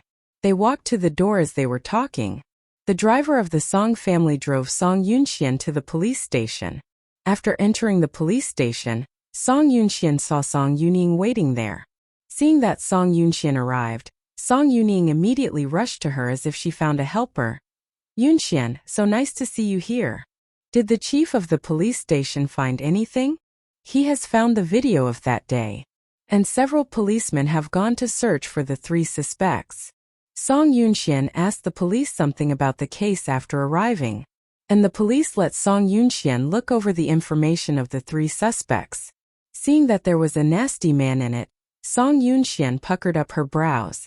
Seeing that hideous nasty man, Song Yuning also frowned in disgust. Someone deliberately set the trap, right? There is no bar around there, so it was really strange that 3 men suddenly appeared in such an ordinary residential area. No one will believe that they went there for nothing. Song Yuning pressed her lips and couldn't help imagining the rumors that would arise in Yunqing the next morning. The eldest sister is a member of the Song family, and such a humiliating thing happened to her. If we don't send the magazine a heads up, I'm afraid that the news on the headlines tomorrow will be all about our Song family. Of course, Song Yunxian had also thought of this. She raised her hand, took the mobile phone from her assistant's hand, and then called Fanqing magazine. Coincidentally, Fanqing magazine also happened to get the breaking news, which was that Song Yunjia was raped by turns. "Manager Song, we were just about to ring you up to tell you that we had received contributions related to what happened to Miss Song Yunjia. Suppress the news. All the magazine publishers of the Song enterprise are forbidden to print or publish anything about the matter." Not only did she do this for Song Yunjia, the Song family was the one she cared more. If this had been exposed, The whole Song family would have forever been the talk of the town in Yunqing. Xiao Hong knew how to behave. She immediately promised when hearing Song Yunchuan's words. Rest assured, Manager Song. I will not let anyone publish it. Your effort is appreciated, Editor Xiao. After hanging up on Xiao Hong, Song Yunxian habitually raised her hands to rub her temples. Chu Machan also knew that this thing was not worth spreading for the Song family, so he asked his own industries to help suppress the news as well. When they both got off the phone, Song Yuning pressed her lips, asking, Do you want to see the eldest sister now? Song Yunxian looked askance at her, asking, She's awake. I don't think so. But as she is in hospital now and was seriously injured, let's go and see her if you want. Song Yuning was now quick-witted. No matter what she was going to do, she would always bring Song Yunxian along. She could also know about Song Yunchuan's attitude towards a certain matter, and what she might plan to do. At this time, whatever Song Yunxian would do, Song Yuning would follow her. And Song Yunxian could sense Song Yuning's attitude. She said, It's not a good time now. Call me again when she wakes up tomorrow, and I will go to see her. Song Yuning knew that Song Yunjia held a grudge against Song Yunxian, and their relationship was not good. Considering what happened now, Song Yunjia would have probably thought that Song Yunxian came to make fun of her if Song Yunxian had abruptly visited her. It was not worth for Song Yunxian to fight with her in the hospital. Song Yunxian was right. At this time, it was not appropriate for her to see Song Yunjia. Thus Song Yuning went to the hospital alone. After getting the information she wanted, Song Yunxian returned to the Song family. Chu Machan returned with her, and he had also learned about much information in the police station. So what is this all about? Chu Machan asked her. Song Yunxian shook her head. I don't know for sure about why they did this. She really did not understand why Gu Chang'e and Xiao Tianzi did this to Song Yunjia. As long as Song Yunjia was alive and sane, the thing that Xiao Tianzi murdered Gu Chang'e would be exposed sooner or later. Yet Song Yunxian was not angry with their despicable trick. Instead, she just felt a bit disgusted. After all, Song Yunjia had done so many evil things with them before. Now that Song Yunjia became useless, they used such a dirty trick to get rid of her. After being through this, Song Yunjia would probably sink for quite a long time, and it was even possible for her to commit suicide. Song Yunxian was quite tired this night, and she had a feeling that things were going neither bad nor smoothly. When she woke up the next morning, she did not receive Song Yuning's call. That was to say Song Yunjia had not woken up yet. After having breakfast routinely, she left for the Song Enterprise. However, when she was waiting in front of the traffic light during rush hours, Mei Qi called from the Song Enterprise. Manager Song, would you mind staying at home today? Song Yunxian felt confused about Mei Qi's words, asking, Why? Anything wrong? The gate of the Song Enterprise has been blocked by a bunch of reporters. Hearing this, Song Yunxian realized that the media of Yunqing had already known what had happened to Song Yunjia. If the media of Yunqing had not known about it, it would have been impossible for them to block the gate of the Song Enterprise. How come? Song Yunjia puckered her brows, asking Mei Qi. Mei Qi could not give her a direct answer. Song Yunxian continued. I told Xiao Hong to suppress the news yesterday. Tell me, is it so hard to suppress it? Manager Song, the difficulty doesn't lie in suppressing the news, but controlling the anonymous contributors. Mei Qi explained. Manager Song, it's easy for Editor Xiao to suppress the news. But every time she suppresses it, the news will be spilled out by some anonymous contributors. No matter how hard we try, we will not be able to suppress news completely. Song Yunxian understood this. She knew that the news could not be completely suppressed. Nevertheless, as long as it was half suppressed and did not spread to the whole world, there would always be a chance to continue keeping it in the dark. And she would be able to carry out her next plan. Manager Song, what do you think we should do in such a circumstance? I won't go to the Song Enterprise today. As for the meeting, I'll hold it at home when I return tonight. Come to the hospital and see my eldest sister with me. Mei Qi nodded, replying, Okay. Troubles concerning the Song family had been emerging in an endless stream. Chu Machin could not stay in the Song family forever. He still needed to deal with things in the Chu family. So after Chu Machin returned to the Chu family, Song Yunxian asked Mei Qi to give her a hand. When they arrived at the hospital, Song Yuning was still blocked outside the ward. Even the doctors making the morning rounds failed to get into Song Yunjia's ward. Seeing this, Song Yunxian knew that Song Yunjia had woken up. She went forward. Song Yuning, the doctors and the nurses, who were gathering around the door, all made room for Song Yunxian subconsciously. When arriving at the door, Song Yunxian raised her hand to knock on the door. And Song Yunjia's angry voice immediately came from inside. "Get lost! Get lost! You get lost!" Song Yunjia yelled at the top of her voice, which was hoarse and angry. The doctors and nurses outside the door both felt sympathetic when hearing this. And some nurses even began to whisper in the distance. Some of them even suspected that Song Yunjia had gone crazy. Song Yunxian turned to look at Song Yuning. When did she wake up? 3 o'clock at night.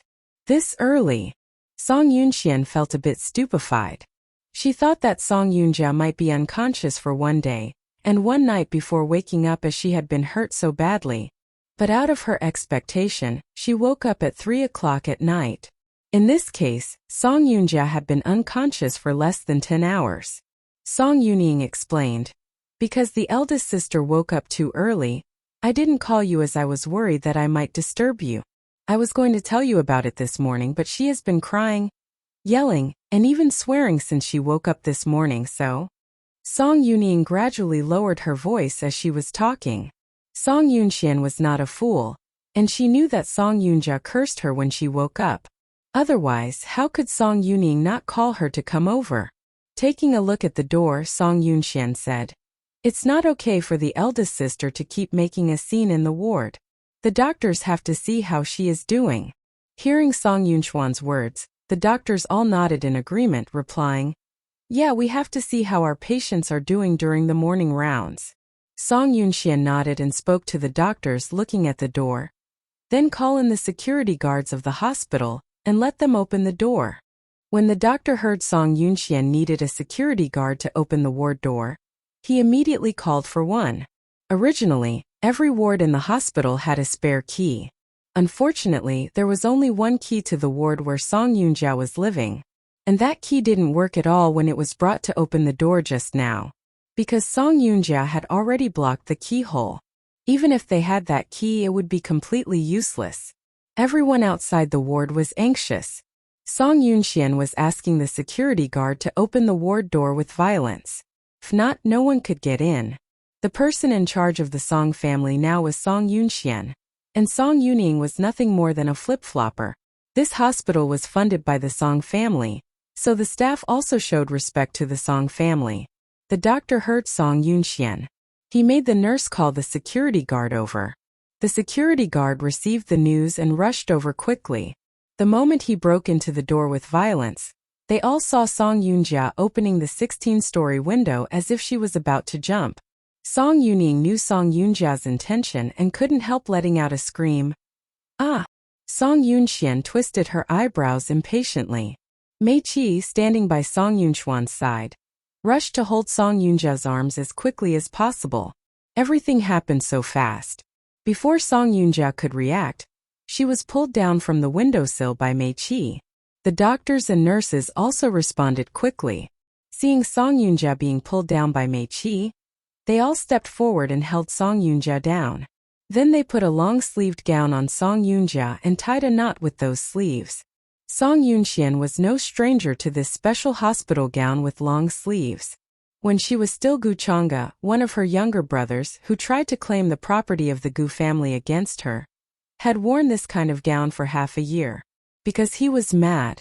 This was a kind of clothing used in mental hospitals to prevent mentally ill patients from harming others or themselves. Song Yunjia saw the doctor and nurses controlled Song Yunjia with that gown. Her eyes became cold. Mei Qi noticed her unpleasant mood. Following her gaze, he saw the gown Song Yunjia was wearing. He coughed slightly. The doctor and nurses had just controlled Song Yunjia, and things gradually calmed down in an orderly manner. The doctor turned back to Song Yunxian. Song Yunxian raised her chin slightly with her eyes scanning Song Yunjia's clothes. I've never seen such a strange gown. The sleeves are so long that they can be tied around the back. The doctor explained. Miss Song, this gown is specially prepared for mental patients.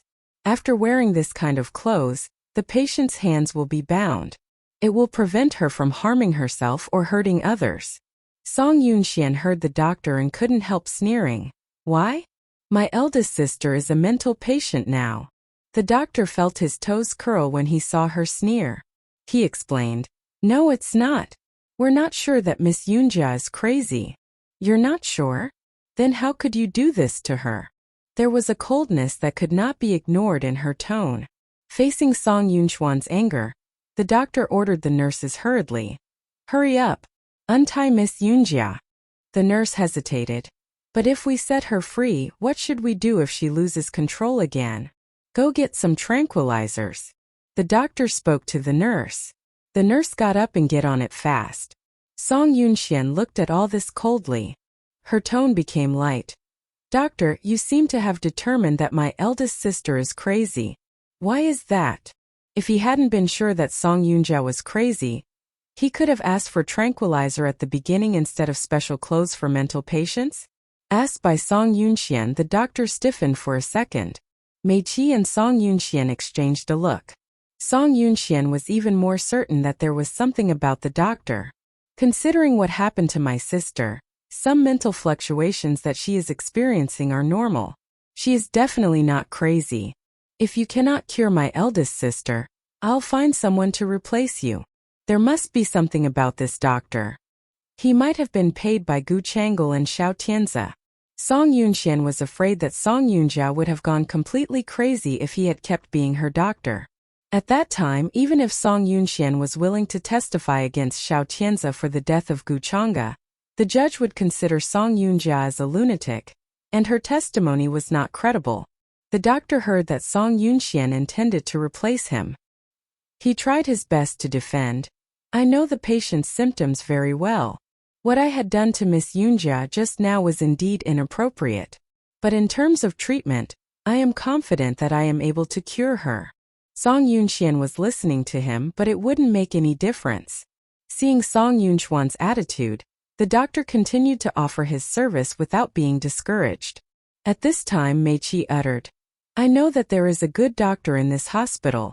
Her name is Yan Shui. Yan Shui. Song Yunxian had never heard this name. All commercial forces more or less got penetrated in the People's Hospital. The friendship between the hospital and many businessmen was fair good. If there had been a good doctor in the People's Hospital, every business family that had invested in the hospital would have heard about her. Song Yunxian had never heard of Yan Shui's name, and nor had Gu Chang'e. This meant that this doctor was mediocre. Or this doctor was good at medical skills but poor at the interpersonal relationship. Song Yunxian nodded. Invite Yan Shui here. Yan Shui was 34 years old. She tied up her black hair that was down to her shoulders for convenience at work. When she came over, she greeted Song Yunxian indifferently. Then she checked on Song Yunjia's body. Her mood is not stable right now, and she needs to rest for half a month as the injury on her private parts needs time to heal. During this period, do not touch the wound or have sex. What she said was quite clear. Song Yunxian nodded. Yan Shui prescribed the medicine and asked the nurse to get the medicine. Song Yunxian looked at Yan Shui's back and asked Mei Qi, Have you seen this doctor before? She is a good doctor, but she always kept her head down and has not been favored by the dean. Then how did you know her? I was cured by her before. Song Yunxian saw that Mei Qi's look was a bit weird. She didn't press the matter. Song Yunjia was still staring at the ceiling after being injected with a tranquilizer. She looked like a walking dead. However, after the devastation of the previous night, she even had difficulty walking now. Song Yunxian walked to Song Yunjia's bed. Song Yunjia's eyes rolled, and she saw Song Yunxuan's expressionless face. Her eyes narrowed. It was you, right? You knew that someone hurt you on purpose. It proves that you are not crazy. I won't be crazy even if you got crazy one day. She stared at Song Yunxian fiercely. Her sight almost pierced Song Yunxian. I don't want you to be crazy either. But someone out there is doing everything possible to drive you crazy. She meant something else. Song Yunjia's fierce eyes changed for a moment as if she was thinking of something. Who would do everything possible to drive her crazy? The first name that came to her mind was Gu Chang'e. Apart from Gu Chang'e, who else would be happy to see her go crazy? Gu Chang'e was probably responsible for the gang rape of herself. Song Yunjia's crazy eyes became much blank. Song Yunxian stood condescendingly on the edge of the hospital bed and looked at her. Sister, you know you'd better start to talk. Although Song Yunjia was given a tranquilizer, her mind was still sober. When she heard Song Yunxian said this, it immediately reminded her that Song Yunxian wanted her to tell the truth about Gu Chang'e's death. I have nothing to say. Song Yunjia was as stubborn as ever. Song Yunxian looked at her. She didn't understand. Are you really going to bring this secret into the coffin? I will not die. Song Yunxian nodded, but she had no confidence in her words. It's not your call to make. My life is sure my call to make. Song Yunjia stared at Song Yunxian closely. Song Yunxian was stared at by her. Yet she calmly glanced at the window Song Yunjia had just opened. Song Yunxian walked over and closed the window. Since it's your call, don't try to commit suicide anymore. After all, if you jump off, someone will be very happy.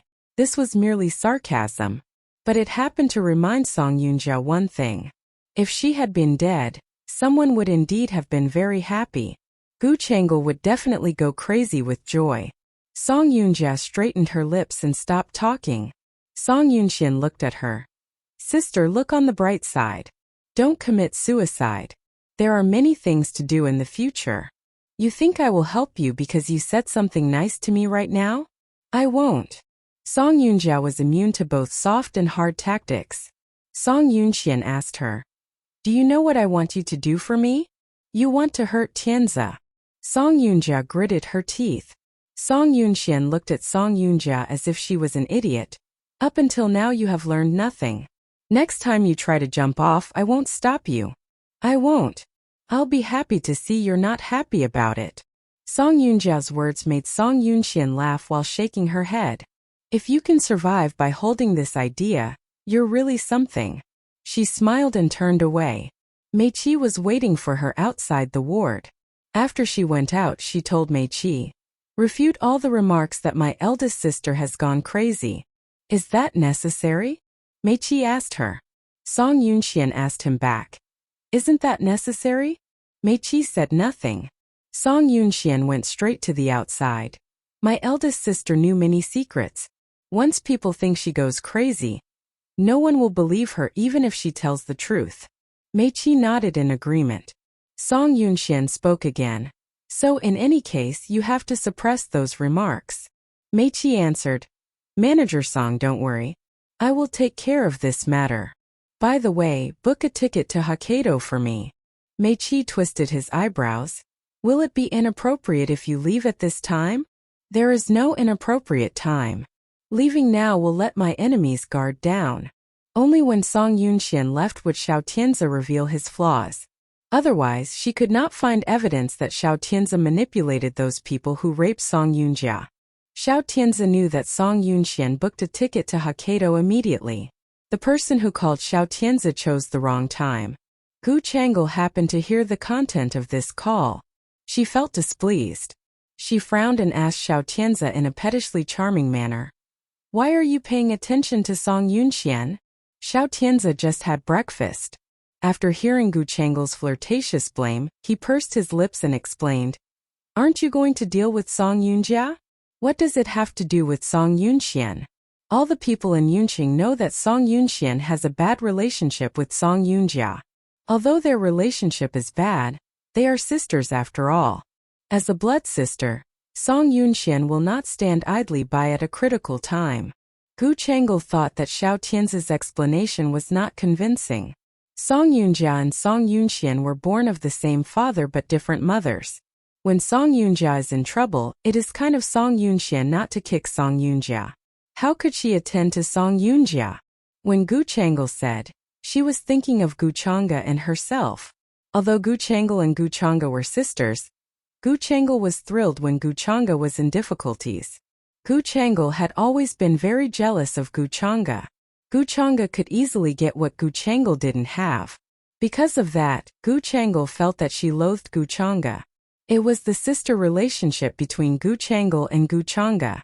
How could Song Yunjia and Song Yunchuan's sister relationship be better?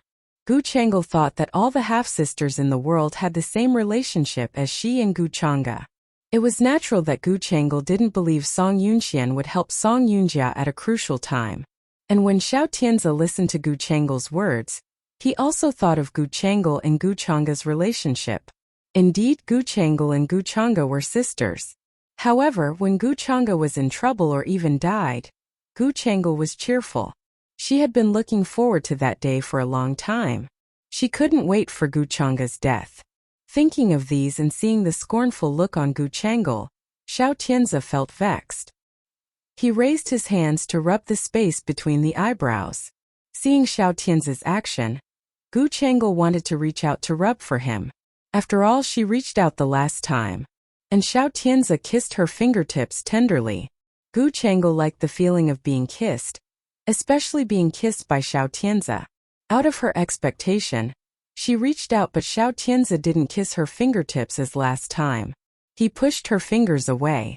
Seeing her fingers being pushed away, Gu Changle was slightly stunned. Then she felt both disappointed and angry.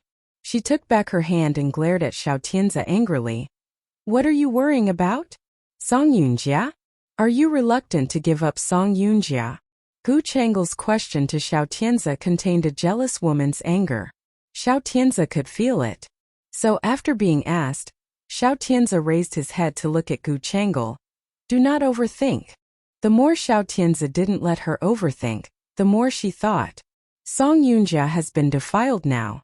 Why do you still love her? I don't love her. I am just afraid that she has a big mouth and tells people the things that shouldn't be revealed. Xiao Tianzi tried his best to explain. However, it couldn't eliminate Gu Changle's doubts. Gu Changle left Xiao Tianzi and went upstairs angrily. She happened to run into Xiao Shui, who was coming downstairs. Gu Changle was in a fit of anger and was grumbling. When Xiao Shui walked over, she heard Gu Changle's mouth muttering, Song Yunjia is a B*TCH who has been gang raped. If you like it, I will show you the video recorded when Song Yunjia was gang raped. Hearing Gu Changle's words, Xiao Shui stopped. However, she went downstairs soon without looking back. Song Yunjia being gang raped spread quickly in Yunqing. Even if it was not that all the people in Yunqing knew about it, at least half of them already knew about the Song family scandal. When Song Yunxian told her that Song Yunjia and Xiao Tianzi murdered Gu Changa, Xiao Shui had already suspected that Song Yunjia's misfortune was controlled by Xiao Tianzi and Gu Changle behind the scene. However, during this period, Gu Changle and Xiao Tianzi used the Xiao Enterprises business affairs as an excuse and stayed close together. As a sister, Xiao Shui had no way to interfere. Now Xiao Shui heard Gu Changle's murmur. Xiao Shui could identify the person who was the chief plotter behind the incident. It was an unpleasant breakfast. Xiao Tianzi and Gu Changle parted in discord. However, it was a rare tranquil time for Xiao Shui to eat. Without Xiao Tianzi and Gu Changle at the table, Xiao Shui felt more peaceful while eating. After having breakfast, Xiao Shui prepared to go to work. Seeing Xiao Shui was leaving, Xiao Tianzi unexpectedly said, I'll take you to work. No, thank you, brother. Xiao Shui wanted to refuse. Xiao Tianzi had already walked outside with the car key. He seemed to have no intention of giving up. I heard that you have already transferred back to Fanqing's headquarters. After Xiao Tianzi got in the car, he suddenly asked Xiao Shui. Xiao Shui was thinking about chatting with him to kill time on the way. Now hearing Xiao Tianzi's question, she nodded. Yes. The branch office has stabilized in the main, so the editor-in-chief asked me to come back to work at the headquarters. That's good. At least it's closer to the Xiao Enterprise. If you are bored at noon, you can come to the Xiao Enterprise to find me. I will treat you to lunch. Xiao Tianzi was like a gentle and generous brother. His words were full of care for Xiao Shui. However, Xiao Shui only nodded and said something courteous. Then she stopped talking. She did not dare to put away her vigilance towards Xiao Tianzi. After all, Song Yunjia, who had been with him for more than 10 years, was ruthlessly hurt by him in the end. And Xiao Shui was just a younger sister who had no blood relationship with Xiao Tianzi. If they had fallen out with each other one day in the future, who would have known what this man would do to her? She said every sentence with caution. Xiao Tianzi did not ask too much. He only asked something about Xiao Shui's work and then stopped asking questions. Xiao Shui talked little along the way. So did Xiao Tianzi. The brother and sister arrived at the gate of the company in peace. Xiao Shui got off the car and went to the magazine office. The Xiao Enterprises headquarters and Fanqing Magazine's headquarters were very close. Xiao Shui watched Xiao Tianzi leave before entering the company building to clock in. Xiao Hong just came over holding documents. Seeing Xiao Shui coming to work, Xiao Hong called her. Xiao Shui, Editor-in-Chief. Xiao Shui walked over. Xiao Hong smiled and gave half of the data files in her arms to Xiao Shui. You arrive at the right moment. I'm too busy here. I'm afraid I have to push you to work. Xiao Hong played jokes with Xiao Shui. Xiao Shui didn't care about the small workload sent by Xiao Hong. After Xiao Shui reached out and accepted the documents, she said, When will Yunxian come to hold a meeting? Song Yunxian owned Fanqing Magazine. And Song Yunxian was more important to Fanqing Magazine than Venus Aesthetics and Plastics. Therefore, every other week, Song Yunxian took time out of her busy schedule to come to Fanqing to hold a regular meeting. Xiao Shui had wanted to ask Song Yunxian to talk about Song Yunjia alone. However, this morning Xiao Tianzi suddenly offered to send Xiao Shui to work.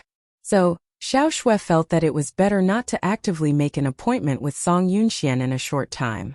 It would have been bad if Xiao Tianzi had found or suspected something. Xiao Shui was very thoughtful. Hearing Xiao Shui mention Song Yunxian, Xiao Hong knew Xiao Shui must have something to talk to Song Yunxian. Out of curiosity, Xiao Hong asked Xiao Shui, What do you need to discuss with Yunxian?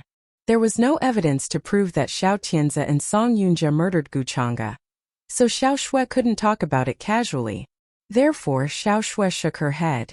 Nothing important. I feel Yunxian doesn't come to the office often recently. It is normal for her not to come often, Xiao Hong sighed. You see that a lot of things happened to the Song family recently. She needs to worry about everything. It is not surprising that she has no time to come over. I haven't seen her for a few days. And I miss her. Xiao Shui was joking. Xiao Hong also couldn't help laughing. Well, not only do you miss her, but I miss her too. On the surface, Xiao Shui joked with Xiao Hong. However, Xiao Shui felt troubled in her heart. Should she take the initiative to contact Yunxian? However, what if Xiao Tianzi had already suspected her? If she had connected Song Yunxian under that situation, wouldn't she have involved Yunxian? Xiao Shui was considering a lot. Xiao Hong seemed to remember something suddenly and said to Xiao Shui, One more thing, I almost forgot to tell you. Seeing Xiao Hong suddenly had something to say, Xiao Shui asked, What? Xiao Shui thought Xiao Hong wanted to say something emergency. However, Xiao Hong said, I forgot to tell you that Yunxian went to Hokkaido today. Yunxian has gone abroad? Xiao Shui was surprised. Xiao Hong nodded. Yunxian is busy. She just returned from Rome a few days ago. And she left for Japan today. Xiao Hong said to herself. Xiao Shui felt that it might be inappropriate for Song Yunxian to go to Hokkaido now. After Xiao Hong said to herself, she felt a little strange when she saw Xiao Shui meditating. Xiao Shui, do you have something to discuss with Yunxian? No. Xiao Shui denied and walked outside with documents. I'm going to deal with these first. Talk to you later. Około. Xiaong nodded. Xiao Shui walked to her office, holding documents. However, she was distracted and couldn't concentrate all the time when working. No matter how she thought, Xiao Shui felt that she must tell it to Song Yunxian. She took out her phone and wanted to call Song Yunxian. However, before she made the call, she heard someone knocking on the door. Xiao Shui put aside her phone and asked the one at the door, What's up? Xiao Shui, you've got a phone call. Xiao Shui recognized it was Xiao Hong's voice. She immediately said, Editor Xiao, come in. The door is not locked. Xiao Hong opened the door and came in with her mobile phone in her hand. Manager Song suddenly called from abroad and said she was looking for you. Please answer the phone. Xiao Shui reached out and took the phone. Before Song Yunxian could open her mouth, Xiao Shui told Song Yunxian first, Gu Chang'e and Xiao Tianzi manipulated the scandal of your eldest sister. Xiao Shui's words made Song Yunxian silent on the other end of the phone. A while later, Song Yunxian asked, Can you get useful clues and evidence? What Song Yunxian thought was actually what Xiao Shui thought. What Song Yunxian wanted most now was the evidence that Xiao Tianzi and Gu Chang'e caused Song Yunjia to be gang raped. Xiao Shui also thought of evidence. I will find the evidence as soon as possible. I'm waiting for your good news. Xiao Shui nodded. Około. It was a simple but meaningful conversation. Xiao Shui understood what Song Yunxian was thinking, and what she wanted through the call. What Song Yunxian needed was what Xiao Shui needed. What Song Yunxian wanted to do was what Xiao Shui wanted to do. Both of them were targeting Xiao Tianzi. They wanted Xiao Tianzi to get the punishment he deserved. They wanted Xiao Tianzi to pay the price he deserved for the people he killed. That was right. As long as their aim could be achieved, Xiao Shui was willing to do her best to help Song Yunxian. Since she lived in the Xiao family now, she had the advantage of contacting Xiao Tianzi and Gu Chang'e.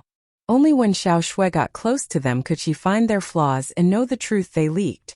Then let them be doomed forever.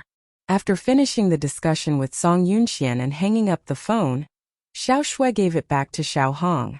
Xiao Hong didn't know what they said during the call. However, she could vaguely understand that the relationship between Xiao Shui and Song Yunxian was closer than the typical relationship between the superior and the subordinate. Xiao Hong wasn't a gossipy person. After getting her phone, she left to work. And Xiao Shui still thought hard how to get the evidence from Xiao Tianzi and Gu Chang'e that they harmed Song Yunjia. Song Yunxian booked a morning ticket. She arrived at her destination before noon. Mei Qi came with Song Yunxian this time. In the early spring season, the sea breeze here was still a bit cold. However, as the sakura season was approaching, many tourists were coming and going. Song Yunxuan's dress was no different from ordinary tourists. The address information given by George was very detailed. However, when they arrived at the destination, they found it was impossible to get in to see the two children. Next to Song Yunxian, Mei Qi observed the terrain and said, You can see the situation in the yard from the building over there. The address given by George was an antique Japanese courtyard. With wooden doors and low walls, it was in a slightly remote place of the bustling city. However, the greening of this house was very good, and the surrounding yards were similar. There was only a tall building further away. Song Yunxian could see the Japanese courtyards in this area were expensive. In this fast-paced country, such a quaint and quiet courtyard showed the owner's unusual status. George did not give much information. Song Yunxian didn't dare to alarm the enemy. Mei Qi carefully observed the surrounding terrain. After seeing the courtyard, Song Yunxian went with him to the high residential building nearby. When they climbed to the fourth floor with a telescope, they could clearly see the pond in the yard, the cobblestone path, and the clean yard floor paved with white gravel. In the wooden corridor, a young girl in a national costume walked forward, holding a small wooden table with food. Are Yi and Miao Miao staying in the room all day without coming out? Even though Song Yunxian could see the yard situation through the telescope, she did not see the two children. Song Yunxian was upset. Mei Qi also took a telescope in his hand and looked at the courtyard with Song Yunxian. He was talking to Song Yunxian while observing the situation in the yard. Didn't you say that you would go back after just a glance? You still need to go back to Yunqing and deal with the affairs, Manager Song. Xiao Shui called me this morning. It's not good for me to stay in Yunqing at this time. I should stay abroad and make Xiao Tianzi off guard. According to Gu Chang'e's thoughts and opinions, she must think you will not help Song Yunjia. I didn't plan to help Song Yunjia either. Aren't you helping her now? Song Yunxian couldn't help but laugh because of Mei Qi's question. Is she worthy of my help? Even if all the things she got today are miserable, she only has herself to blame. I am helping her find out the truth just to let her see the real Xiao Tianzi. If you find out the truth for her like this, it may upset her badly. Mei Qi reminded her. Are you afraid that I will drive her crazy? If she is distressed and mad, the gain is not worth the loss. If she keeps the secret and refuses to testify against Xiao Tianzi, it will not be a pity whether she is crazy or dead. Song Yunxuan's voice was indifferent. It was so indifferent that she didn't seem to be a young woman but like an outsider who had seen the social snobbery and drastic changes in life. Mei Qi turned his head to squint at Song Yunxian. Song Yunxian didn't notice that Mei Qi rested his sight on her. She was still looking at the yard with a telescope. She seemed to see someone appear in the yard. She curled her lips slightly. It seems that Miao Miao and Yi have come out. Hearing Song Yunxuan's words, Mei Qi raised his telescope again. He looked through the telescope. As expected, Yi and Miao Miao came out of the house. The two siblings seemed to be in a bad mood. After they came out, they sat on the wooden corridor. A young girl wearing a Japanese national costume and holding a cute doll in her hand talked to Miao Miao gently. Miao Miao glanced at the doll and then at her brother. Finally, she snatched the doll from the maid's hand and threw it into the pond. The maid felt pity, and the smile on her face disappeared for a moment. She seemed to be exhausted from taking care of the two children. Seeing the two children's expressions, Song Yunxian felt displeased. Xiao Tianzi is strange. Why did he bring the two children to Hokkaido? It will be better to let them stay in Yunqing, won't it? Mei Qi answered her doubts. No. Firstly, if the two children stay in Yunqing, you may find and take them away at any time. He killed Guchanga. How much affection can he have for these two children? The two children should be taken away by me rather than staying beside him. Song Yunxian didn't trust Xiao Tianzi at all. Even though Xiao Tianzi was the two children's father, Song Yunxian didn't believe he would be kind to them. Hearing Song Yunxuan's words, Mei Qi told her the second reason. If the two children stay in Yunqing, they will be surrounded by danger. If I take the two children away, I will not harm them. Mei Qi agreed. And he said, although you won't harm these two children, Gu Chang'e will. Now Xiao Tianzi has sent them to Hokkaido. At least, it is sure that Gu Chang'e couldn't do anything in Hokkaido. Song Yunxian was silent for a while. Mei Qi's words were reasonable. However, Xiao Tianzi murdered Guchanga.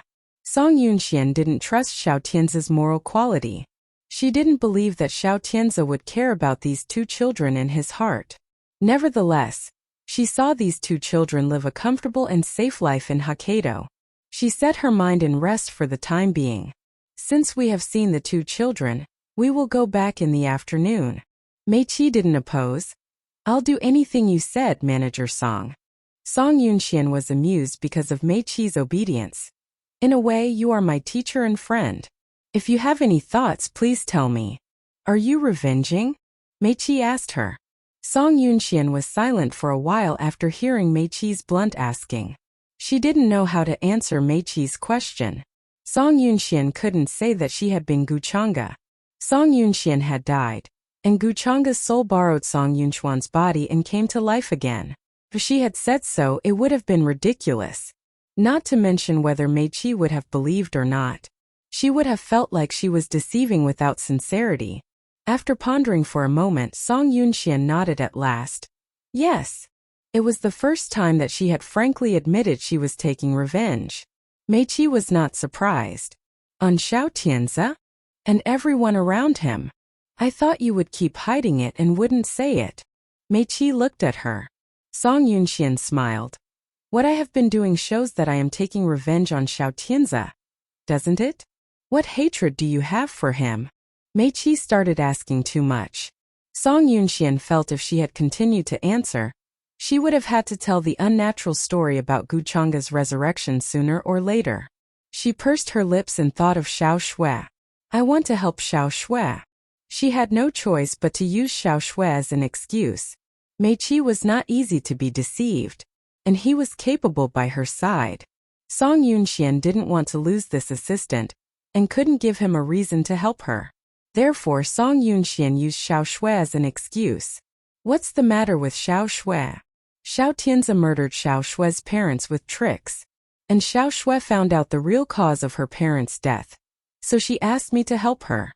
I don't think you will help others seek revenge at all costs. Mei Kui smiled. Song Yunxian had known that Mei Qi was not easy to deceive. She had no choice but to say, I want the Xiao enterprise.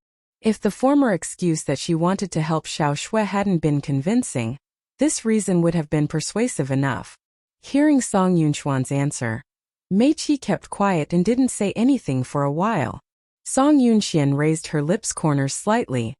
Although I have got the Song enterprise, I couldn't match Chu's.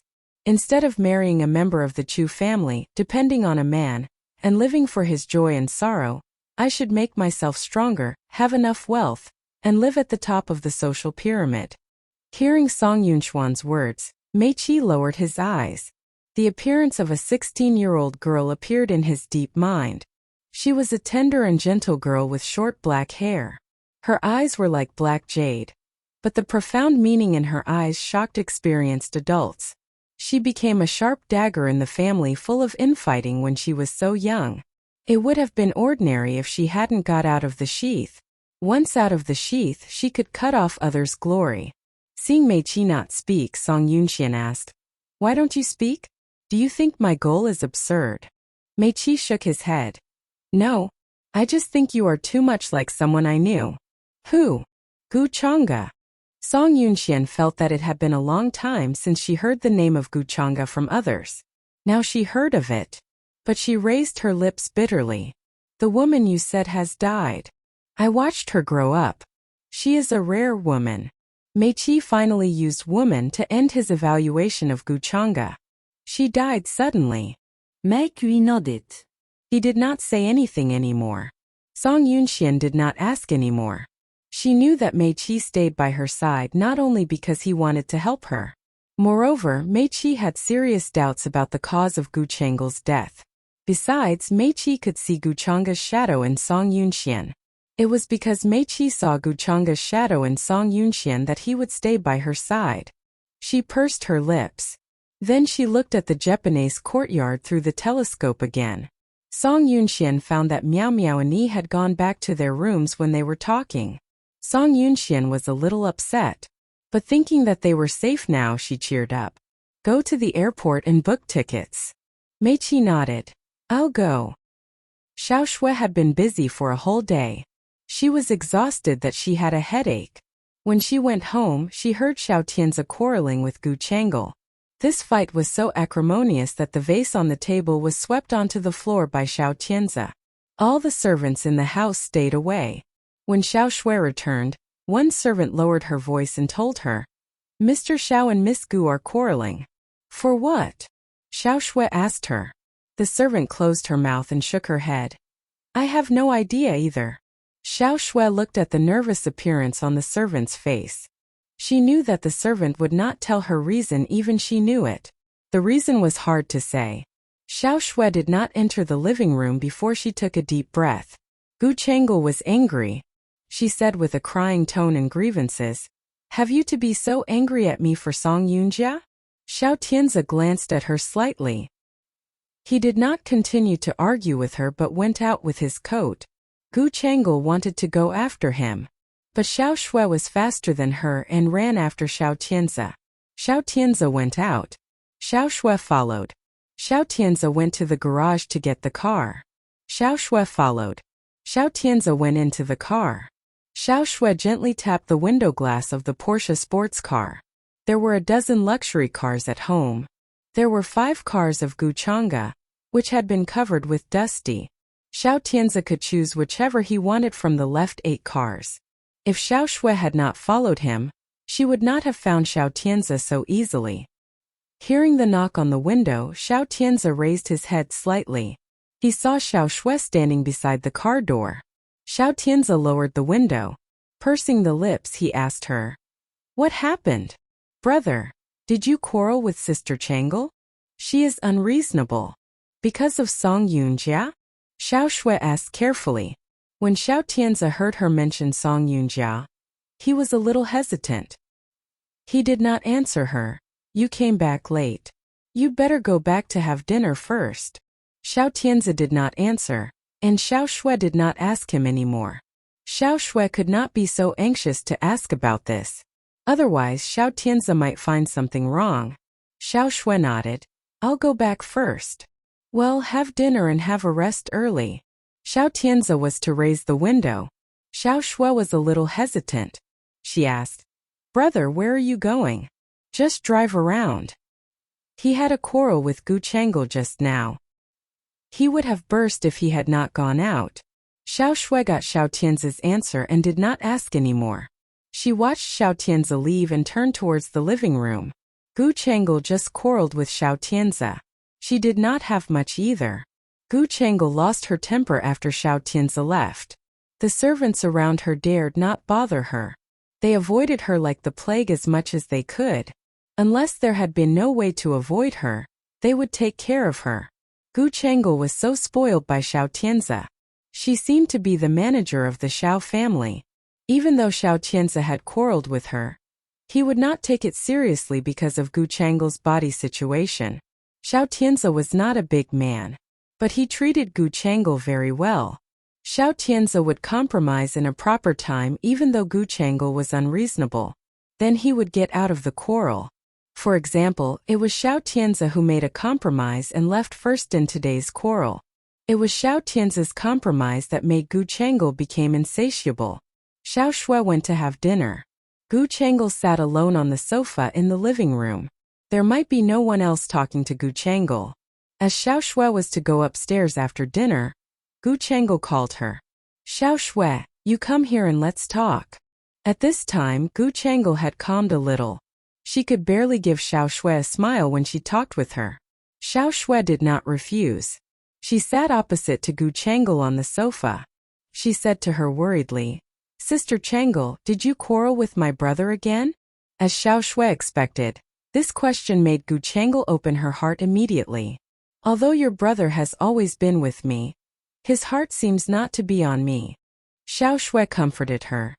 Sister Chang'e, how could you think like this? My brother has been good to you.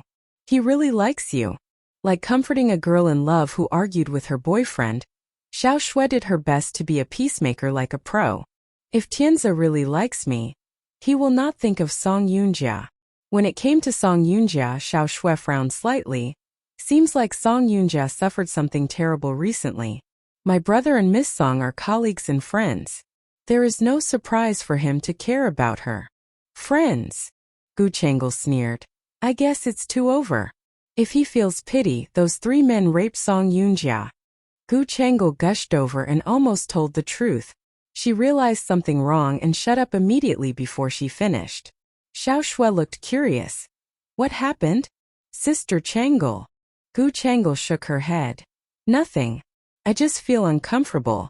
I want to take a shower and have a rest. Xiao Shui nodded. Well, Sister Chang'e, don't be angry. In my brother's heart, you are the most important one. Gu Chang'e nodded perfunctorily and then went upstairs. Xiao Shui turned her head to watch her go upstairs.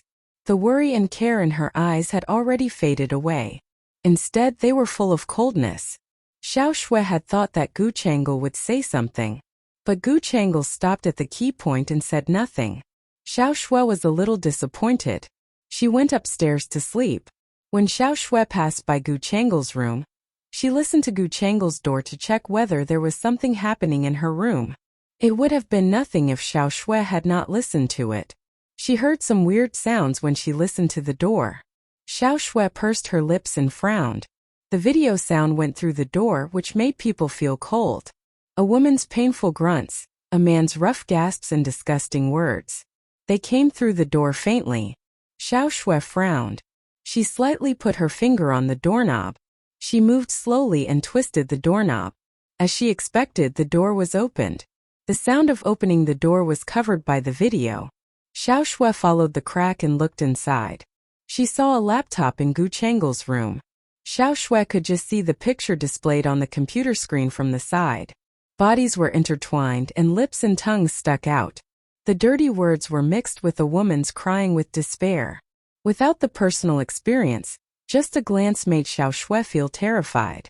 But this terrible and tragic scenery made Gu Chang'e pleased and excited. Gu Chang'e raised her lips. She enjoyed Song Yunjia's tragedy with a smile. Xiao Shui pursed her lips. She even felt her teeth cold. As a woman, she felt terrified when she saw this gross and dirty scenery. She was afraid to have this terrible experience. However, Gu Chang'e was different. She seemed not to be scared of those things. Instead, she liked and appreciated Song Yunjia's tragic experience in the video. She stared at the computer screen intently. The smile on her face was distorted and ugly. Xiao Shui looked at those naked men and Gu Chang'e's smile. She felt sick inexplicably. Everything she had eaten for dinner seemed to billow out of the stomach. She could not bear it, so that she held back and closed the door slightly. Then she went back to her room fast. Xiao Shui rushed into the bathroom after entering her room. After vomiting all the food she had eaten for dinner, Xiao Shui went to wash her hands. After finishing it, watching her own face in the mirror, Xiao Shui became determined. Not only Xiao Tianzi but also Gu Chang'e was a devil. Those two were together. They must have done a lot of terrible stuff. Xiao Shui wanted to send them to prison. They were not allowed to act in collusion with each other anymore. Xiao Shui became determined, while Gu Chang'e's video was hard to forget. During the whole night, Song Yunjia's suffering crossed her mind. What if Song Yunjia had known that besides Gu Chang'e, Xiao Tianzi was also involved in her suffering? What would Song Yunjia do? Would she feel desperate? After all, she always loved Xiao Tianzi, the one she had loved for so long, together with the woman she hated most, made her become like this. If she had known the truth, what would she have done? Xiao Shui failed to get any useful information from Gu Chang'e. Nevertheless, she saw a video stored in Gu Chang'e's laptop. She told Song Yunxian about it. Song Yunxian was slightly stunned. You mean video evidence? Xiao Shui nodded and told Song Yangsuxin, who came to attend the meeting in the Fanqing magazine, about what she saw last night. Last night, I saw that Gu Chang'e repeatedly played the video of Song Yunjia's victimization on the laptop, making me feel a little bit. She thought that the video was quite disgusting. However, the victim in the video was Song Yunchuan's eldest sister. No matter what, she had to weigh every word carefully while expressing herself. Song Yunxian did not ask further. She just said, since there is a video and it has been sent to Gu Chang'e, it proves that Gu Chang'e has been in contact with the people who hurt my eldest sister. If you can get the contact information of those people, things will become much easier. I'll try my best to help you with it, Yunxian. Song Yunxian curled up her lips, saying, I can only count on you this time. Your eldest sister is also a victim. I just don't want Xiao Tianzi and Gu Chang'e to do such evil things anymore. She always thought of her parents when seeing Gu Chang'e and Xiao Tianzi led such a carefree life. Her parents adopted Xiao Tianzi and didn't expect him to repay them. However, Xiao Tianzi killed them to cover up his humble birth. How could she have reconciled if she had not sent him, such an ungrateful man, to prison? Xiao Shui gnashed her teeth secretly. Song Yunxian advised her, Gu Chang'e and Xiao Tianzi are both paranoid. Though you are living well in the Xiao family, you work in the Fanqing magazine, which is my industry now. So they are wary of you. In fact, not only were they wary of her, they hid everything from Xiao Shui. Both Xiao Tianzi and Gu Chang'e had committed murder, so it was natural for them to think much and take precautions in time. She didn't want Xiao Shui to make a big move now. Can I resign from the Fanqing magazine? Xiao Shui suddenly asked Song Yunxian. Hearing her question, Song Yunxian said non-committally, though they will feel that our relationship becomes bad if you resign, yet they may not tell you everything. But Yunxian, I think this is really a once-in-a-lifetime opportunity. If we can have something on Xiao Tianzi and Gu Chang'e, I can return home to pray at my parents' tombs. Are you sure that you want to resign? Song Yunxian raised her eyebrows, asking her. Xiao Shui hesitated a bit, yet she still nodded when thinking of her parents. She answered firmly, yes, I'm sure. Xiao Shui could sense that it was a once-in-a-lifetime opportunity, and so could Song Yunxian. Therefore, she waited when Xiao Shui offered to resign. Xiao Shui's resignation could make Gu Chang'e and Xiao Tianzi think that their relationship was no longer good. But it was hard to tell how much Xiao Tianzi and Gu Chang'e would let down their guard. After offering to resign, Xiao Shui acted quickly and printed out the resignation letter in less than 1 day. When she was going to hand in the resignation letter the next day, she deliberately let it fall off her bag. Meanwhile, Gu Chang'e was eating at the table. Seeing the resignation letter falling off from Xiao Shui's bag, Gu Chang'e immediately recognized that it was a resignation letter, and she felt quite confused. What? You want to resign? Xiao Shui's face clouded, seemed that she was vexed. She nodded. Then she sat down in front of the table and started to have breakfast. Xiao Tianzi left early. Every time after quarreling with Gu Chang'e, he always left early and returned late. So Xiao Shui didn't see Xiao Tianzi at the breakfast table. However, Gu Chang'e became very concerned about her, asking, "Why do you want to resign as you've been doing a good job?" Xiao Shui gave a wry smile, replying in a tired voice, "The more capable you are, the more work you will have to do. Besides, there is no pay raise. If I change the job, it should be much better than now." While she was eating breakfast, she was grumbling. Gu Chang'e nodded. "It's better for you to change a job. I've hardly seen you work overtime. Yet I find that you've been losing weight. So it's quite easy to tell how much workload you had every day." Xiao Shui struck while the iron was hot. She asked Gu Chang'e, "Sister Chang'e, can I work in the Xiao enterprise after resignation?" Gu Chang'e was having soup, yet she paused when hearing this. Then she gave a polite smile. "As for this, you'd better consult your brother." And she added, "After all, your brother is now in charge of the Xiao enterprise, not me." Xiao Shui smiled on hearing this. "Then I'll ask him when he returns." The reason that she asked Gu Chang'e this was just that she wanted to sound out Gu Chang'e's opinion on this. If Gu Chang'e had readily agreed, she would have probably not stopped Xiao Shui from hopping to the Xiao enterprise. But if Gu Chang'e had tried to make excuses repeatedly or said something such as she was not in charge, Xiao Shui would have been able to conclude that Gu Chang'e would stand in her way. Even if Xiao Shui had mentioned the thing that she would hop to the Xiao enterprise to Xiao Tianzi, Gu Chang'e would have surely put obstacles on her way. Xiao Shui had already known what was in Gu Chang'e's mind. So after handing in the resignation letter, she returned home, waiting for Xiao Tianzi to come back from work. Xiao Tianzi returned a little late. Seemed that he had been invited to dinner. When he returned, Gu Chang'e could smell the booze from him. If it had been in the past, it would have been impossible for Gu Chang'e to wait for Xiao Tianzi in the living room. But today was different. Gu Chang'e was waiting in the living room. Seeing that Xiao Tianzi was drunk, she immediately rushed over and held him up, complaining, "Why did you drink this much today?" Xiao Tianzi drank too much and staggered along the way, yet he was quite conscious. After being held by Gu Chang'e, he explained, "I've been invited to dinner tonight, so I drank a little bit more." Gu Chang'e did not buy it. Glancing at him, she questioned, "A little bit more? You can barely hold your balance." She spoke to Xiao Tianzi gently, and Xiao Tianzi certainly would not ignore her. Xiao Tianzi would not forget about it no matter how drunk he was. Gu Chang'e helped Xiao Tianzi upstairs. While Xiao Tianzi was going upstairs, he noticed Xiao Shui sitting on the sofa of the living room, feeling a bit strange. "Why do you stay up this late?" Being asked, Xiao Shui immediately answered, "I've been waiting for you." It was rare for Xiao Shui to wait for him to return. Because he spent most of his time with Gu Chang'e, so the person opened the door for him had always been Gu Chang'e every time he returned from social activities. It was rare for Xiao Shui to stay up this late to wait for him. If she had waited for him, she would have had something to tell him. He was clear about it, so he asked her, "Is there something you want to see me for?" Hearing his question, Xiao Shui was about to answer. Yet Gu Chang'e reacted quickly and cut in before Xiao Shui began to speak. "Xiao Shui, if you have anything to discuss with your brother, wait until he sobers. Why not let him have some rest now?" In such a circumstance, Xiao Shui would have been inconsiderate if she had not allowed Xiao Tianzi to rest.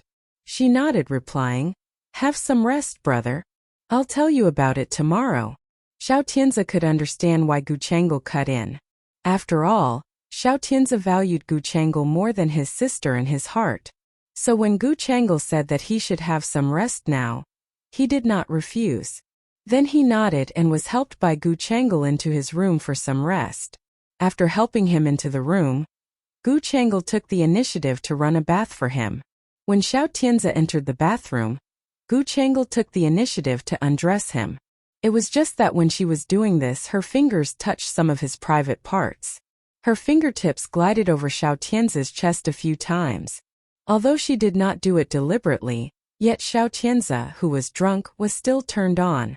Xiao Tianzi slipped his arm around her slender waist and kissed her lips without letting her completely undress herself. His breath and warmth wrapped her dominantly. The powerful embrace made Gu Changel feel excited all over, and her fingers had become more reckless. And Xiao Tianzi fancied her coquetry. Then the two people cuddled and kissed each other. Warmth and sexual desire passed between their lips and tongues. After rolling into the bathroom, they were still in high spirits. So the bath gradually lengthened. Xiao Shui had been sitting in the living room for quite a long time. The servants all fell asleep one after another. At midnight, she finally turned off the light of the living room and turned in. At that time, Xiao Tianzi and Gu Changel had just finished their sex, and Gu Changel had already fallen asleep as she was exhausted. Xiao Tianzi looked at Gu Changel's face soberly after it. Hearing the footsteps outside the door, he realized that it was Xiao Shui who went back to her room to sleep. Xiao Shui had worked in the magazine for over half a year, and she used to turn in every night on time. It was rare for her to stay up this late. But today she returned to her room this late, which was quite unusual. It made Xiao Tianzi feel there was something wrong. So when he woke up the next morning, he intended to ask what troubled Xiao Shui after getting washed. But before he left the bedroom, Gu Changel had already hugged him, mewling, "Stay a little longer." He liked her being like this, but he had gotten used to his normal routine as he took care of the Xiao enterprise. He had barely slept later because of women. He raised his hand to rub Gu Changel's hair, comforting her. "Have some more sleep if you still feel sleepy. I have to go downstairs for breakfast and then I gotta go to work. It's still early. Stay a little longer with me." Gu Changel held his waist. Feeling that she wouldn't let him go, Xiao Tianzi reached out to remove her hands from his waist. Then he coaxed her. There. Xiao Shui was in a bad mood last night. Now I'm going to have my breakfast and ask her what's bothering her by the way." The reason that Gu Changel didn't want Xiao Tianzi to leave was that she didn't want Xiao Tianzi to manage Xiao Shui's affairs. Now hearing Xiao Tianzi say it, she became much unhappier. Thus she said coldly, "What trouble can she have? She is just thinking about changing a job. She wants to jump ship?" Xiao Tianzi got serious and turned to ask Gu Changel, "Did she resign from the magazine?" Xiao Tianzi appeared a bit surprised. Gu Changel nodded with a casual air. "Yeah. I saw her resignation letter yesterday morning, and she handed it in yesterday afternoon. Besides, she got off work earlier than usual. Why did she quit this rashly?" He knew that Xiao Shui worked in Song Yunxuan's magazine. Now that Xiao Shui suddenly resigned, he naturally thought that the relationship between Xiao Shui and Song Yunxian worsened. And Gu Changel also felt this way. The fact that Song Yunxian can achieve this much today proves that she is really something. She is so good at acting. Even though Song Yunjia has been humiliated like this, she still pretends to be grieved though she is over the moon. Xiao Tianzi agreed with what Gu Changel said. Seeing that he didn't refute, Gu Changel continued, "If Song Yunjia doesn't consider Song Yunxian as the prime mover, she will suspect me. Besides, Xiao Shui is in the Xiao family, and she is your younger sister. So Song Yunxian fired her as she wanted to keep her at a distance since she is from the Xiao family that hurt her eldest sister." Xiao Tianzi appreciated Song Yunxian more on hearing the analysis on the matter. But he also began guarding against the young woman more. Song Yunxian is indeed something, but it's wrong for her to drag Xiao Shui into this. Xiao Shui has always been loving this job. So, as Xiao Shui resigned now, we'd better let her work for another magazine. I'm gonna ask her which magazine she wants to work for. Xiao Tianzi rose and was about to leave. Yet Gu Chang'e reached out and stopped him. She doesn't want to work for any magazines. She wants to work in the Xiao enterprise. It's good for her to come and work for me. Gu Chang'e wanted Xiao Tianzi to refuse when she said that. Yet out of her expectation, Xiao Tianzi readily accepted it. She pressed her lips and appeared quite unhappy. I don't think it's appropriate for Xiao Shui to work in the Xiao enterprise. She's my younger sister, so it's perfectly normal for her to work in the Xiao enterprise. It's because she's your younger sister that I think it's inappropriate. She's not your biological sister. Did you forget that her parents were? Gu Chang'e was going to spill out the next word. Yet Xiao Tianzi cast a stern glance at her, making her shut up. But the thing that Gu Chang'e mentioned was exactly what Xiao Tianzi had been worried about. Xiao Shui was the daughter of his adopted parents, and he killed her parents through some despicable tricks. No matter what, he was Xiao Shui's enemy. Now Xiao Shui was around him. Though she had never mentioned her parents' death to Xiao Tianzi, yet she would have hated his guts if he had let her know the truth. Seeing Xiao Tianzi's reaction, Gu Chang'e realized that he had been worried about it. Thus she softened her voice and said to him, Xiao Shui is just the daughter of your adopted parents. As her elder brother, you have already been nice enough since you have been taking care of her all these years. If she wants to work in the Xiao enterprise, I can't find a reason to refuse her. I am her brother. I can't just turn my back on her for no reason. Xiao Tianzi looked at Gu Chang'e while speaking. Hearing this, Gu Chang'e got annoyed. Are you really gonna let her work by your side? Xiao Tianzi pressed his lips, remaining silent. It was fine for Xiao Shui to work for him. He was quite sure that Xiao Shui would never find out that he was the person who killed her parents. But Gu Chang'e did not think it was a good move. Tianzi, you should know that you and Xiao Shui have no blood relationship. If she knows something and betrays you, it will be too late for us to regret. Gu Chang'e did her best to convince Tianzi not to make Xiao Shui work for the Xiao enterprise. Xiao Tianzi understood what she meant. After pondering for a while, he nodded. I'll let her work in a branch. Gu Chang'e did not object to Xiao Tianzi's plan this time. Anyway, it was a good decision. As an elder brother, Xiao Tianzi could not shut the door on his sister. And letting her work for a branch instead of working by his side in the head office was the best choice. Gu Chang'e nodded in agreement and did not continue fussing about it, as she believed that there would be lots of chances to drive Xiao Shui away from the Xiao enterprise in the future. Xiao Tianzi went downstairs for breakfast and noticed that Xiao Shui was about to leave as she had finished her breakfast, so he stopped her. Chang'e told me that you resigned. Hearing the question, Xiao Shui nodded in frustration. Why did you quit this suddenly? Didn't you like working in the Fanxing magazine and get on well with Song Yunxian? Why did you just quit? Xiao Shui felt a bit embarrassed. I had too much work to do recently, and I felt a bit uncomfortable at that time, so I quitted. Xiao Tianzi, who was such a smart person, certainly knew that it was not the real reason that she quitted, and he did not need to ask her the real reason why she quitted. It went without saying that Song Yunxian put pressure on Xiao Shui because she had scruples towards Xiao Shui considering what happened to Song Yunjia. Otherwise, Xiao Shui would not resign this suddenly. Xiao Tianzi sorted this out and began to treat her nicely as an elder brother. I've heard from Chang'e that you want to work in the Xiao enterprise. Xiao Shui slightly pressed her lips. She did not expect that Gu Chang'e told Xiao Tianzi about it. Hearing what Xiao Tianzi said, she thought Xiao Tianzi had probably approved of her working in the Xiao enterprise. She nodded. If it's too troublesome, I will find another job. How can it be troublesome? It's your elder brother's company. If you really want to work here, come at any time. She didn't expect that Xiao Tianzi accepted it readily. She pressed her lips, looking at Xiao Tianzi and expressing her gratitude. Thank you, brother. Xiao Tianzi smiled. No need to say thank you. It's just that. He deliberately paused, and Xiao Shui knew that he would say something loaded with meaning. So she slightly looked askance at him, waiting for Xiao Tianzi to continue. Xiao Tianzi hesitated for a moment. Then he said, It's just that you've just been recruited. It may lead to gossip if I promptly assign you to an important position in the company. So I'll assign you to work in a branch if you want. Xiao Shui knew that Xiao Tianze would not let her work in the Xiao enterprise this easily after talking it over with Gu Chang'e. Sure enough, Gu Chang'e suggested to him that he should assign her to a branch instead of assigning her to an important position. Speaking of this, the branch was too far away from the head office. If she could not have been around Xiao Tianze, it would have been impossible for her to collect much evidence.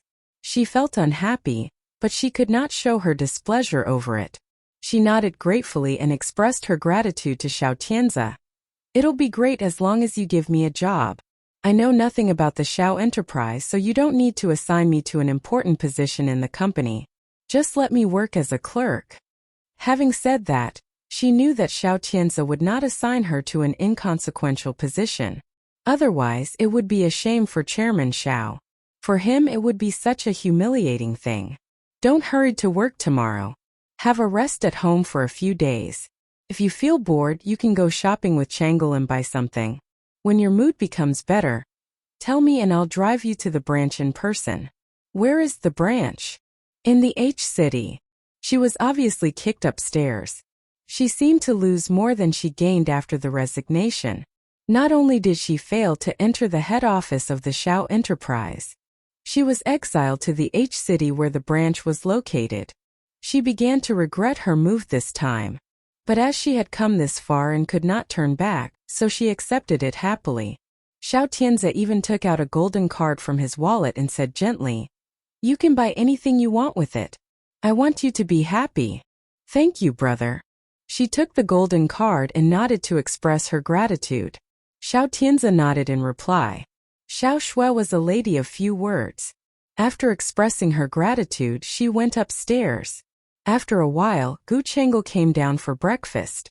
Seeing that there was nobody but Xiao Tianze sitting at the table, she asked, "Done?" "Yep." Gu Chang'e sat down to have breakfast and cared about Xiao Tianze a lot more. She took the initiative to serve Xiao Tianze some food. Seeing that she served him some food, Xiao Tianze looked up slightly, and he met Gu Chang'e's eyes. Gu Chang'e looked at him smilingly, saying, "Hurry. Don't you have to go to work?" "Yeah." Xiao Tianze began to have his meal. After pondering for a while, Gu Chang'e asked tentatively, "Tianze, is there a lot to deal with in the Xiao enterprise?" "Not too much. I've been a little busy recently, so I always return late after social intercourses." Xiao Tianze thought that Gu Chang'e wanted to ask him about the thing that he returned late, so he said that he had been busy lately. However, he didn't expect that Gu Chang'e said, "If you are busy, can I go to the Xiao enterprise to help?" Xiao Tianze paused slightly for a moment, but he immediately recalled Gu Chang'e in his mind. Gu Chang'e was a strong woman in business. She had been in the business world for many years, and seldom did she show her tenderness. Yet he only wanted his ideal wife to learn to arrange flowers and study tea ceremony. Moreover, he wanted her to give him a child and look after him. As for the social intercourses and business, he thought it was something that men should undertake. He had his own plans, so he refused Gu Chang'e's offer without reserve. "You are in poor health, so it's not suitable for you to go to work in the Xiao enterprise. Just stay at home to recuperate." Xiao Tianze refused Gu Chang'e gently. Realizing that he refused her because he was being considerate for her, Gu Chang'e felt it was not good to make a fuss on the spot. She had to nod. She suppressed her anger and decided to mention the thing that she wanted to work in the Xiao enterprise again when there was a chance. However, the news that she told Xiao Tianze she wanted to work in the Xiao enterprise came to Xiao Shui's ears. Soon after breakfast, Xiao Tianze went to the Xiao enterprise and Gu Chang'e went out to the hospital for examination. And the family servants began to gossip about Gu Chang'e. "Miss Chang'e wants to follow the example of Miss Chang'e. It's okay for her to keep Mr. Xiao in line at home. Now she even wants to supervise Mr. Xiao in the Xiao enterprise. It's quite natural as so many people want to be Mr. Xiao's wife. Considering her own experience, it's perfectly logical and reasonable for her to supervise Mr. Xiao in the Xiao enterprise." The family servants didn't notice that Xiao Shui had come out of the room. They were all busy cleaning up the living room while gossiping about Gu Chang'e. Xiao Shui gave a little cough. and it instantly attracted the attention of all these servants in the living room. The servants did not expect that Xiao Shui suddenly appeared, and they all got flustered. And one of them even explained hastily, We didn't mean to gossip about Miss Gu." Xiao Shui swept her eyes over the servant who was speaking, remaining silent. Her silence flustered the servants. Fortunately, Xiao Shui did not make a fuss about the trifle with the servants. She just walked around the living room and went upstairs without saying a word after finding the book she left here in the morning. Only after seeing her go upstairs did the servants feel relieved. Miss Gu has always been picking on Miss Xiao Shui at home. Miss Xiao Shui would not mention what happened today to Miss Gu. The servant whispered. However, all the other servants were quick-witted and stopped gossiping about Gu Chang'e anymore. After returning to her room, Xiao Shui put the book in her hand onto the desk, and then she started to play on her mobile phone. Actually, she was going to call Song Yunxian. However, in such a circumstance, she should be careful with everything. Judging from the thing that Xiao Tianze assigned her to the branch instead of the head office, there was no doubt that Xiao Tianze had been guarding against her. Maybe there were even some bugs and monitors in the room. Now she was at home, so she had better not call Song Yunxian. After making the decision, she lay down to sleep. She didn't sleep well last night, so she went back to sleep after breakfast. It was already 2 o'clock in the afternoon when she woke up again. She even skipped lunch. A servant gently knocked on the door outside. After a short pause, Xiao Shui asked, "Yes." The servant outside the door replied to her, "Miss Xiao, there is a call for you." After pondering for a while, Xiao Shui still could not think of a person who would call her at home. She raised to open the door. The servant held a wireless phone in her hand. Xiao Shui took it, and the voice instantly came from the other end. "Xiao Shui, this is Xiao Hong." "Editor Xiao?" Xiao Shui was slightly stunned. Hearing how Xiao Shui called the other end when answering the phone, the servant kept that in mind. Xiao Shui felt that she might have a lot to speak with Xiao Hong, so she signed the servant to leave. Then she went back to the room and closed the door. As soon as the servant went downstairs, Gu Chang'e asked her, "Who called Xiao Shui?" The servant replied, "Miss Xiao called her editor Xiao." As Gu Chang'e had once investigated the Fanqing magazine, she knew who called Xiao Shui. Hearing the name editor Xiao, it turns out that the call was from the chief editor Xiao Hong of the Fanqing magazine. Gu Chang'e could not care less about it and went on walking to her bedroom. Anyway, she didn't have to pay much attention to Xiao Hong's call. The communication devices at home had all been bugged. Since Xiao Hong called Xiao Shui at home, it was impossible for her to hide what they talked about. If she had wanted to know what Xiao Hong said to Xiao Shui on the phone, she could have easily got it from the monitoring device. Gu Chang'e went back to her room to rest. Meanwhile, Xiao Shui was still on the phone with Xiao Hong. Xiao Hong spoke in a gentle voice. "Everyone was so surprised as you quitted this rashly. They didn't even have the chance to say goodbye to you. Now they are all clamoring to hold a farewell party for you." Xiao Shui smiled. "I did quit, but are you saying that they want to hold a farewell party for me? You may think of it this way, but you must show up tonight." Xiao Hong told her to keep the appointment. Xiao Shui asked her hesitantly, "Will Yunxian be there?" "I didn't inform Song Yunxian about it, so she won't come. Forget about her. You be sure to come." Xiao Hong reminded her repeatedly, and Xiao Shui could not turn her down, so she nodded and agreed. Meanwhile, Gu Chang'e knew what Xiao Shui and Xiao Hong were talking about on the computer monitor. She was uninterested in it. Since Song Yunxian would not come, what's the significance of their dinner party? She couldn't care less about it. After turning off the computer, she went to bed. And she didn't wake up until 5 o'clock in the afternoon. As soon as she got up and opened the door, she heard some family servants saying to Xiao Shui, "Miss Xiao, take care. Miss Xiao, return early." The family servants treated Xiao Shui quite well. Every time she left, they would say something to her and exhort her to be careful on the way. Gu Chang'e thought back and found that the family servants seldom did this to her. Thinking of this, Gu Chang'e felt that Xiao Shui was a bit more annoying. She returned to her bedroom and called Xiao Tianze. Xiao Tianze was working in the afternoon. No sooner had he signed a contract than he saw Gu Chengle's name appeared on his mobile phone. Then he reached out to pick up the phone and answered it. But before he asked her what happened, Gu Chengle said one step ahead. Xiao Shui went out to have a dinner party with a colleague of the Fanqing magazine. Would you like to take a look? It's just a dinner party for colleagues. There's nothing to see.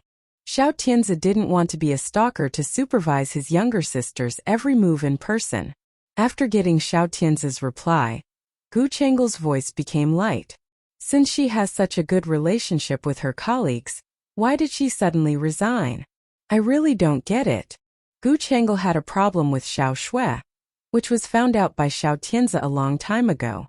It was just that he didn't tell Gu Chengle when he knew it. Now hearing Gu Chengle spoke in such a voice dripping with sarcasm, Xiao Tianzi had to advise her. Don't overthink it. I'm not overthinking it. You must guard against her. She can't set the cat among the pigeons. Xiao Tianzi barely guarded against Xiao Shui.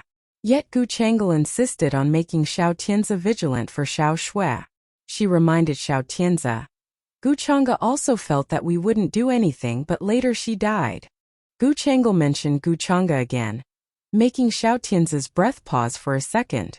Gu Chengle realized that she said something inappropriate in haste, but she was not going to apologize.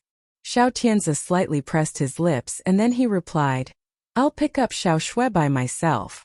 Gu Chengle didn't expect Xiao Tianzi to pick up Xiao Shui by himself. She frowned. Let the chauffeur pick her up and… Gu Chengle paused subtly, and it successfully drew Xiao Tianzi's attention. Xiao Tianzi puckered up his brows. And what? Gu Chengle continued with a smile. It's said that in wine there is truth. Don't you want to know what your younger sister thinks of you? Xiao Tianzi appeared a bit unhappy. Xiao Shui cannot hold her liquor. Don't trap her. How is this a trap? I just want you to know what she is thinking. No matter what she thinks, there is no need to sound out her feelings for me. You don't want to do it because she is your younger sister, but I am different. I don't consider her my younger sister, so it's okay for me to do it. Gu Chengle insisted on doing it in this way. After this, she hung up the phone. Then she called someone else. After the phone went through, she said, Make sure she is drunk when she returns. Do you want us to make her drunk, Miss Gu? Gu Chengle was satisfied, replying, Yes, that's what I mean. I'll do what you told me as much as I can. Hearing such a reply, Gu Chengle got displeased. As much as you can? I mean, it must be done. Her words were full of impatience. The other end had accepted her reward, and he naturally had to be obedient. After all, the reason that he was being subservient was that he had accepted a buttload of reward. Otherwise, he would never succumb to Gu Chengle or do anything she told him to do. After giving her his word, the other end hung up the phone after Gu Chengle. As soon as the phone was hung up, a colleague came out from one of the bathroom stalls, washed his hands and told him, Come back after washing your hands. Xiao Shui will leave Yunqing tomorrow. Let's toast her as much as we can. The man nodded. Sure.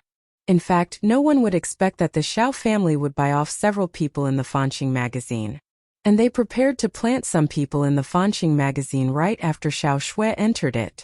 It was just that the Fanqing magazine had never had large-scale recruitment. Recently there was recruitment which finally allowed them to plant some people there. These people paid much attention to what Song Yunxian did every day. And their second target was Xiao Shui. They thought that these two people might communicate quite frequently. Yet after entering the magazine, they didn't feel their relationship was good. And these people all began to get bored in the Fanqing magazine. Besides, Song Yunxian recently transferred a large part of the newly recruited employees to the branch offices. And the only male employee left in the head office was the one who spoke with Gu Chengle on the phone. No one could stop a man from toasting a woman. Once a person heckled and another echoed, things would be out of control.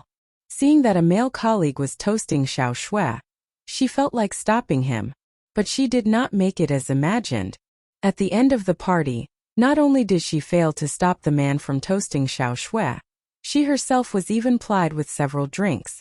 Xiao Hong was coughing while the people who toasted got more and more excited. Later, Xiao Hong saw that Xiao Shui could barely hold her balance. She rushed over angrily. That's enough. Cut it out. Xiao Shui has to go home tonight and you are making such a mess. The male employee who heckled refuted. If we don't toast Xiao Shui now, we will have no chance to toast her after she resigns from the magazine. With that, he lifted the goblet and tried to toast Xiao Shui again. And Xiao Shui flushed as she had drunk a lot. She waved repeatedly, showing that she didn't want to drink anymore. However, the male colleague took no notice of her words and lifted the goblet to Xiao Shui's mouth. Xiao Hong could not bear it anymore and reached out to push the goblet away. And the liquor instantly spilled from the goblet. That's enough. If you want to drink, drink by yourself. Xiao Shui has drunk quite a lot. That's all for today. I'll take her back. Xiao Hong flared up. And the atmosphere immediately became quite awkward. Those who heckled and urged Xiao Shui to drink all froze. Xiao Hong helped Xiao Shui out. As Xiao Hong drove here, it was convenient for her to take Xiao Shui back. Several colleagues came to say that they wanted to take Xiao Shui back, but she declined all their offers. Xiao Hong helped Xiao Shui to the back seat of the car. Worrying that she might vomit as she was drunk, she slipped a paper bag into Xiao Shui's hand and told her, "If you want to vomit, vomit into this bag." Xiao Shui nodded painfully. Seemed that Xiao Hong's words had registered in her brain. Seeing how Xiao Shui looked right now, Xiao Hong knew that the dinner party today was unsatisfactory. She just wanted to let Xiao Shui come to say goodbye to her colleagues in the magazine. However, who would expect that there were 2 or 3 colleagues constantly urged her to drink? Besides, they poured her a drink and got her drunk. If Yunxian had known about it, she would have never allowed her to invite Xiao Shui to join the party. While Xiao Hong was driving, she looked back at Xiao Shui to see how she was doing once in a while. Seeing that she didn't vomit though she felt uncomfortable, Xiao Hong felt a bit relieved. If she had drunk too much, she would have surely vomited all over her car at this time. But she didn't vomit, which was quite surprising. Xiao Hong pressed the accelerator hard, hoping to take Xiao Shui back as soon as possible. Seeing the villa of the Xiao family, Xiao Hong finally let out a sigh of relief. Before her car reached the gate of the villa, someone had already opened the gate. The servant walked forward when seeing that it was a strange car. Xiao Hong stopped the car and got off, explaining, "I'm Xiao Shui's colleague. Xiao Shui drank too much during the dinner party and I brought her back." "Oh, Xiao Shui's colleague?" Hearing a servant saying there was a strange car driving in, Gu Chang'e walked out from the villa. When she got out, she saw Xiao Hong got out of the car and thanked her with a smile. "Thank you for bringing Xiao Shui back. She said that she would attend a dinner party, but I didn't expect that she would get drunk." She sighed a few times. After that, she told the 2 servants around her, "Help Xiao Shui out now, or she may vomit in her colleague's car. Hurry." Hearing this, the servants walked forward to help Xiao Shui out. Xiao Shui felt quite uncomfortable as she was drunk. After being helped out of the car, she retched twice as if she was about to vomit. The servants were taken aback and both prepared to retreat. But anyhow, she was one of the masters of the family, so they could not back down. Thinking of this, they both moved forward to help Xiao Shui up. Gu Chang'e had already dispatched someone to get Xiao Shui drunk. Before Xiao Shui came back, she had been worried about whether he could succeed. Now she felt relieved when seeing Xiao Shui came back drunkenly. Gu Chang'e went over to see how Xiao Shui was doing and called her. "Xiao Shui, why did you drink this much?" Hearing Gu Chang'e's words, Xiao Shui looked up at Gu Chang'e faintly and then said to her drunkenly, "I'm not drunk. I can drink more. I can drink more." Hearing Xiao Shui's words, Xiao Hong felt somewhat ashamed. "Sorry, I didn't take good care of her and let her drink too much." Gu Chang'e said kindly, "It doesn't matter. It's Xiao Shui's fault, not yours. Maybe it was because she was too happy or too upset. Nevertheless, I can't blame others for this." Seeing that the servants helped Xiao Shui into the villa, Xiao Hong felt like taking care of her more. Yet Gu Chang'e swiftly stepped forward to block her when Xiao Hong was about to follow the servants, asking, "Editor Xiao, would you like a cup of tea?" Gu Chang'e wore a smile, and it seemed that she wanted to invite her for a cup of tea. However, Her gesture suggested that she didn't welcome Xiao Hong. Not only did she not welcome her, but she also seemed to want to drive Xiao Hong away immediately. Xiao Hong was also good at gauging people's minds. Seeing Gu Changle's gesture, Xiao Hong hesitated for a moment, but she still chose to leave, saying, "It's too late, and I have to go home now. Please take good care of Xiao Shui, Miss Gu." Okay. Since you said it was late, I won't urge you to stay. Drive safely, Editor Xiao. Gu Changle hurried to see Xiao Hong out. Xiao Hong felt a bit strange, yet she still got on her car after nodding to Gu Changle. Gu Changle watched Xiao Hong drive off. And then she entered the villa to see Xiao Shui. The family servants were just about to help Xiao Shui upstairs. Seeing this, Gu Changle immediately stopped them for helping Xiao Shui upstairs. She hasn't sobered up. Why do you help her upstairs? What if she vomits halfway? A servant whispered. Someone has gone to the kitchen to make some sober-up tea. Let her rest in the living room for a while. Leave her here. Though Gu Changle's order was not reasonable, the family servants did not dare to question her. They immediately helped Xiao Shui on the sofa in the living room. After sitting on the sofa, Xiao Shui could not sit straight and promptly lay on the armrest of the sofa. Seeing her like this, Gu Changle was sure that she was extraordinarily drunk. Gu Changle walked over to Xiao Shui and gently pushed her shoulder. "Xiao Shui, why did you drunk this much?" she asked gently. Xiao Shui opened her eyes and looked at her faintly, saying, "Ha, happy." Hearing her answer, Gu Changle knew that she could continue asking her more questions. So she continued, "No matter how happy you are, you can't drink this much. Is there anything troubling you?" Xiao Shui waved her hand. "No." No. How could I have trouble? Give me more. I can drink." Xiao Shui reached out her hand to ask for some liquor. The servants around them all waited to see how Gu Changle would deal with her. Seeing Xiao Shui reached out her hand, Gu Changle turned to tell the servants, "Go pour a glass for her." One of the servants immediately poured Xiao Shui a glass of water, and was going to present it to Xiao Shui. Yet before she put it into Xiao Shui's hand, Gu Changle cast a stern glance at her, reproaching, "I meant liquor." What information could she have got if Xiao Shui had sobered up after drinking the water? She wanted Xiao Shui to continue drinking. The more she drank, the drunker she would get. And the drunker she got, the truer the things she spilled out would be. The servant didn't expect that Gu Changle wanted her to pour Xiao Shui some alcohol, and she went blank for a moment. But she soon took it in and quickly poured Xiao Shui a glass of liquor. Gu Changle handed the liquor to Xiao Shui. Xiao Shui snatched the cup and gulped the liquor. But she had drunk too much, so more than half of the liquor flowed down the corner of her mouth to her neck while she was drinking. Gu Changle looked at her indifferently, and she turned to the servant and said, "Give her more." Though the servant felt that she should not give any more liquor to Xiao Shui in her heart, she dared not disobey Gu Changle's order. She had to pour Xiao Shui another glass of liquor. Xiao Shui raised her hand, and Gu Changle promptly put the glass into Xiao Shui's hand. Gu Changle just looked at Xiao Shui drinking like this without persuading her to stop at all.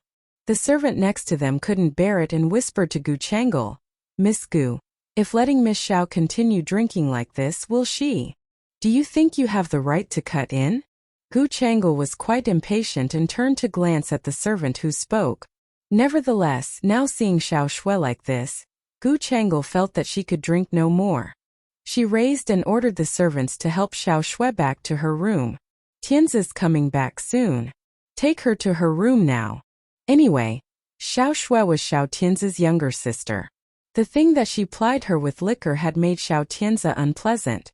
If Xiao Tianzi had seen her continue urging Xiao Shui to drink, she would have been in real trouble. She impatiently told the servants to help Xiao Shui back to her room, planning to continue asking her after she returned to her room. However, no sooner had Xiao Shui been helped up by the servants than she vomited on the floor, as if she could not bear the churning stomach. Xiao Shui had been lying on the sofa in the living and drank some more liquor after returning home, so she vomited as she felt uncomfortable in the stomach when being helped up by the servants. And the servants failed to stop her as it happened too quickly. All of them watched her spit out all the liquor and food on the sofa. The pungent smell of the vomit rose to the air instantly, and Gu Changle's face immediately clouded. Get her back to her room now. The servant did not dare to slack off, and they immediately helped Xiao Shui upstairs. But Xiao Shui didn't stop vomiting. While she was helped upstairs, she was retching. Seemed that she might vomit at any time. Gu Changle puckered up her brows and took a look at the vomit on the ground with disgust. Clean it up now. The servants hurried to get the tools to clean the floor. Just at the moment, Xiao Tianzi's voice came from the door of the living room. Anything wrong? You said you would pick up Xiao Shui, but she returned one step ahead and was drunk like this. Look at the filth she vomited on the sofa. Gu Changle pointed to the filth Xiao Shui vomited on the sofa, feeling that she might have thrown up too if she had taken one more look. Yet Xiao Tianzi didn't care whether Gu Changle was going to throw up or not. Instead, his eyes fell upon the 2 glasses on the table of the living room. He walked over, frowning. Meanwhile, the pungent smell of the vomit continually wafted into his nose. He raised his hand to cover his mouth and nose. Then he picked up one of the glasses and asked Gu Changle, "Did you let her drink more after she returned?" Gu Changle was caught, and she hastily put the blame on the servants. Xiao Shui is also one of the madams in this family. When she said she wanted to drink more, the servants also heard it. Can't believe these stupid servants poured her so much wine. Gu Changle put all the blame on the servants. Though the servants were wronged, none of them dared to refute. Xiao Tianzi just took a meaningful look at her without holding her responsible for this. Instead, he walked straight to the 2nd floor. I'm going to check on Xiao Shui. Xiao Tianzi expressed that he was going to the 2nd floor to check on Xiao Shui. Gu Changle didn't hesitate. She followed Xiao Tianzi upstairs. In her opinion, Xiao Tianzi still cared about Xiao Shui. However, he was still on the lookout for Xiao Shui. Otherwise, she should have received his opposition and dissatisfaction after being lukewarm to Xiao Shui for so long. Xiao Tianzi went to Xiao Shui's room. Xiao Shui drank too much. A servant helped her to the bathroom and she threw up as soon as she entered.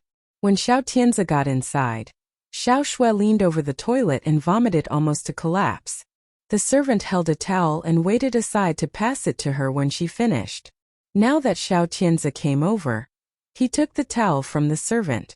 Seeing Xiao Shui was almost done, Xiao Tianzi squatted down, patted her back lightly and said blankly, "As a girl you shouldn't drink too much like this." Xiao Shui was dizzy. Hearing Xiao Tianzi's voice, she turned her head and glanced at Xiao Tianzi. Xiao Tianzi handed her the towel. "Here, wipe your mouth." Xiao Shui didn't take the towel. She looked at Xiao Tianzi with a blurred look and muttered to herself, "Brother, you're back." Gu Changle heard this. She began to be sarcastic as usual. "She's truly your sister. Drunk as she is, she still remembers that you are her brother." Xiao Shui heard Gu Changle, but she ignored it and still looked at Xiao Tianzi drunkenly. Seeing that she was not going to pick up the towel, Xiao Tianzi wiped her mouth for her. He thought that he should ask the servant to give Xiao Shui a bath before sleep. However, what he was doing with Xiao Shui had caused serious dissatisfaction with Gu Changle. Gu Changle stared at Xiao Shui viciously. Xiao Shui didn't notice her vicious stare. She just looked at Xiao Tianzi and let him wipe her mouth. Gu Changle felt uncomfortable while Xiao Shui was staring at Xiao Tianzi like that. So she took a step forward and grabbed the towel from Xiao Tianzi's hand. Then she squatted down and wiped the corners of Xiao Shui's mouth. But no matter how she wiped Xiao Shui's mouth, Xiao Shui's sight was firmly attached to Xiao Tianzi. Gu Changle's heart lost a beat when she saw Xiao Shui's attachment to Xiao Tianzi from her drunken eyes. She turned around and ordered the servant aside. "Give her a bath and let her sleep." After that, she tucked the towel into Xiao Shui's hand and got up to pull Xiao Tianzi away. She took Xiao Tianzi's hand, but before she could pull him out of the bathroom, Xiao Shui also stretched out her hand to take hold of Xiao Tianzi and uttered shabbily, "Brother, brother, I feel so bad." Gu Changle remembered that when Xiao Shui had just entered the Xiao family, she got drunk once. At that time, Xiao Tianzi took care of her for a long time. From Xiao Shui's attachment to Xiao Tianzi and her steady gaze after being drunk, Gu Changel felt that Xiao Shue's feelings for her brother were beyond what a sister should have. Now she saw Xiao Shue sticking to Xiao Tianze while drunk once again. She got furious, but she couldn't show this strong jealousy. Reluctantly, she could only take Xiao Tianze outside. She drank too much. Let the servant give her a bath and get some sleep. Xiao Hong sent her back before I went to pick her. Xiao Tianze didn't move. This made Gu Changel feel that Xiao Tianze didn't want to leave. Xiao Tianze did not leave, and Gu Changel would not allow him to stay. She pulled Xiao Tianze's hand gently and said, "Are you not leaving? Didn't you say alcohol will loosen people up?" Xiao Tianze looked at Gu Changel. Gu Changel pursed her lips slightly, but now she didn't want to ask Xiao Shue anything. Facing Xiao Tianze, Xiao Shue was currently as much clingy as a puppy. Considering she was drunk like that, who knew if she would say something ridiculous or not? Gu Changel frowned. "We can ask her later. You made her drink so much today. Isn't it a pity for you not to get the answer you want?" Xiao Tianze's words made Gu Changel pursed his lips slightly. Then she walked towards Xiao Shue. She bent over and looked at Xiao Shue. Xiao Shue originally looked up at Xiao Tianze. Gu Changel suddenly blocked her sight. Therefore, Xiao Shue intended to wave Gu Changel away from her sight. However, Gu Changel knew that Xiao Shue would do that, so she grabbed her hand in time. "Xiao Shue, I'm here to ask." "Get out of my way." Xiao Shue frowned, looking disgusted with her. "Where is my brother?" "Where? I miss him." Xiao Shue was incoherent, but all she said was to find her brother. Gu Changel became very impatient in her heart. However, in front of Xiao Tianze, she couldn't get angry with Xiao Shue, so she flashed away and got away from her sight. When Xiao Shue saw Xiao Tianze, she was about to pester him again. The moment she was about to pounce on Xiao Tianze, Gu Changel pushed her hard at once. Xiao Shue could barely stand up originally. Pushed by Gu Changel, she lost her balance and hit the toilet. Her whole back was in pain. She twisted her eyebrows, crying like a child in front of Gu Changel and Xiao Tianze. "It hurts. You are bad. I want my brother." When Gu Changel saw Xiao Shue burst into tears, she felt even more impatient. Seeing that Xiao Shue still wanted to harry Xiao Tianze, she stood up to stop her immediately and asked the servant aside to help her at the same time. "Do something. Take her for a bath." There was anger in her tone. The servants started to move. Two servants walked over, and one of them took Xiao Shue's arm and dragged her into the bathroom behind the glass door. While being dragged away, Xiao Shue cried at Xiao Tianze, "Brother! Brother, help me! Brother, don't leave me!" She was slurred, but what she said was still recognizable. Xiao Tianze watched. She was pulled into the bathroom by the servants. Gu Changel dragged him towards outside. "Well, it's not a good time. She is going to take a bath now. You're her brother. You should go out with me." Xiao Tianze knew he shouldn't stay inside any longer as his sister was taking a shower, so he did not resist and let Gu Changel pull himself out.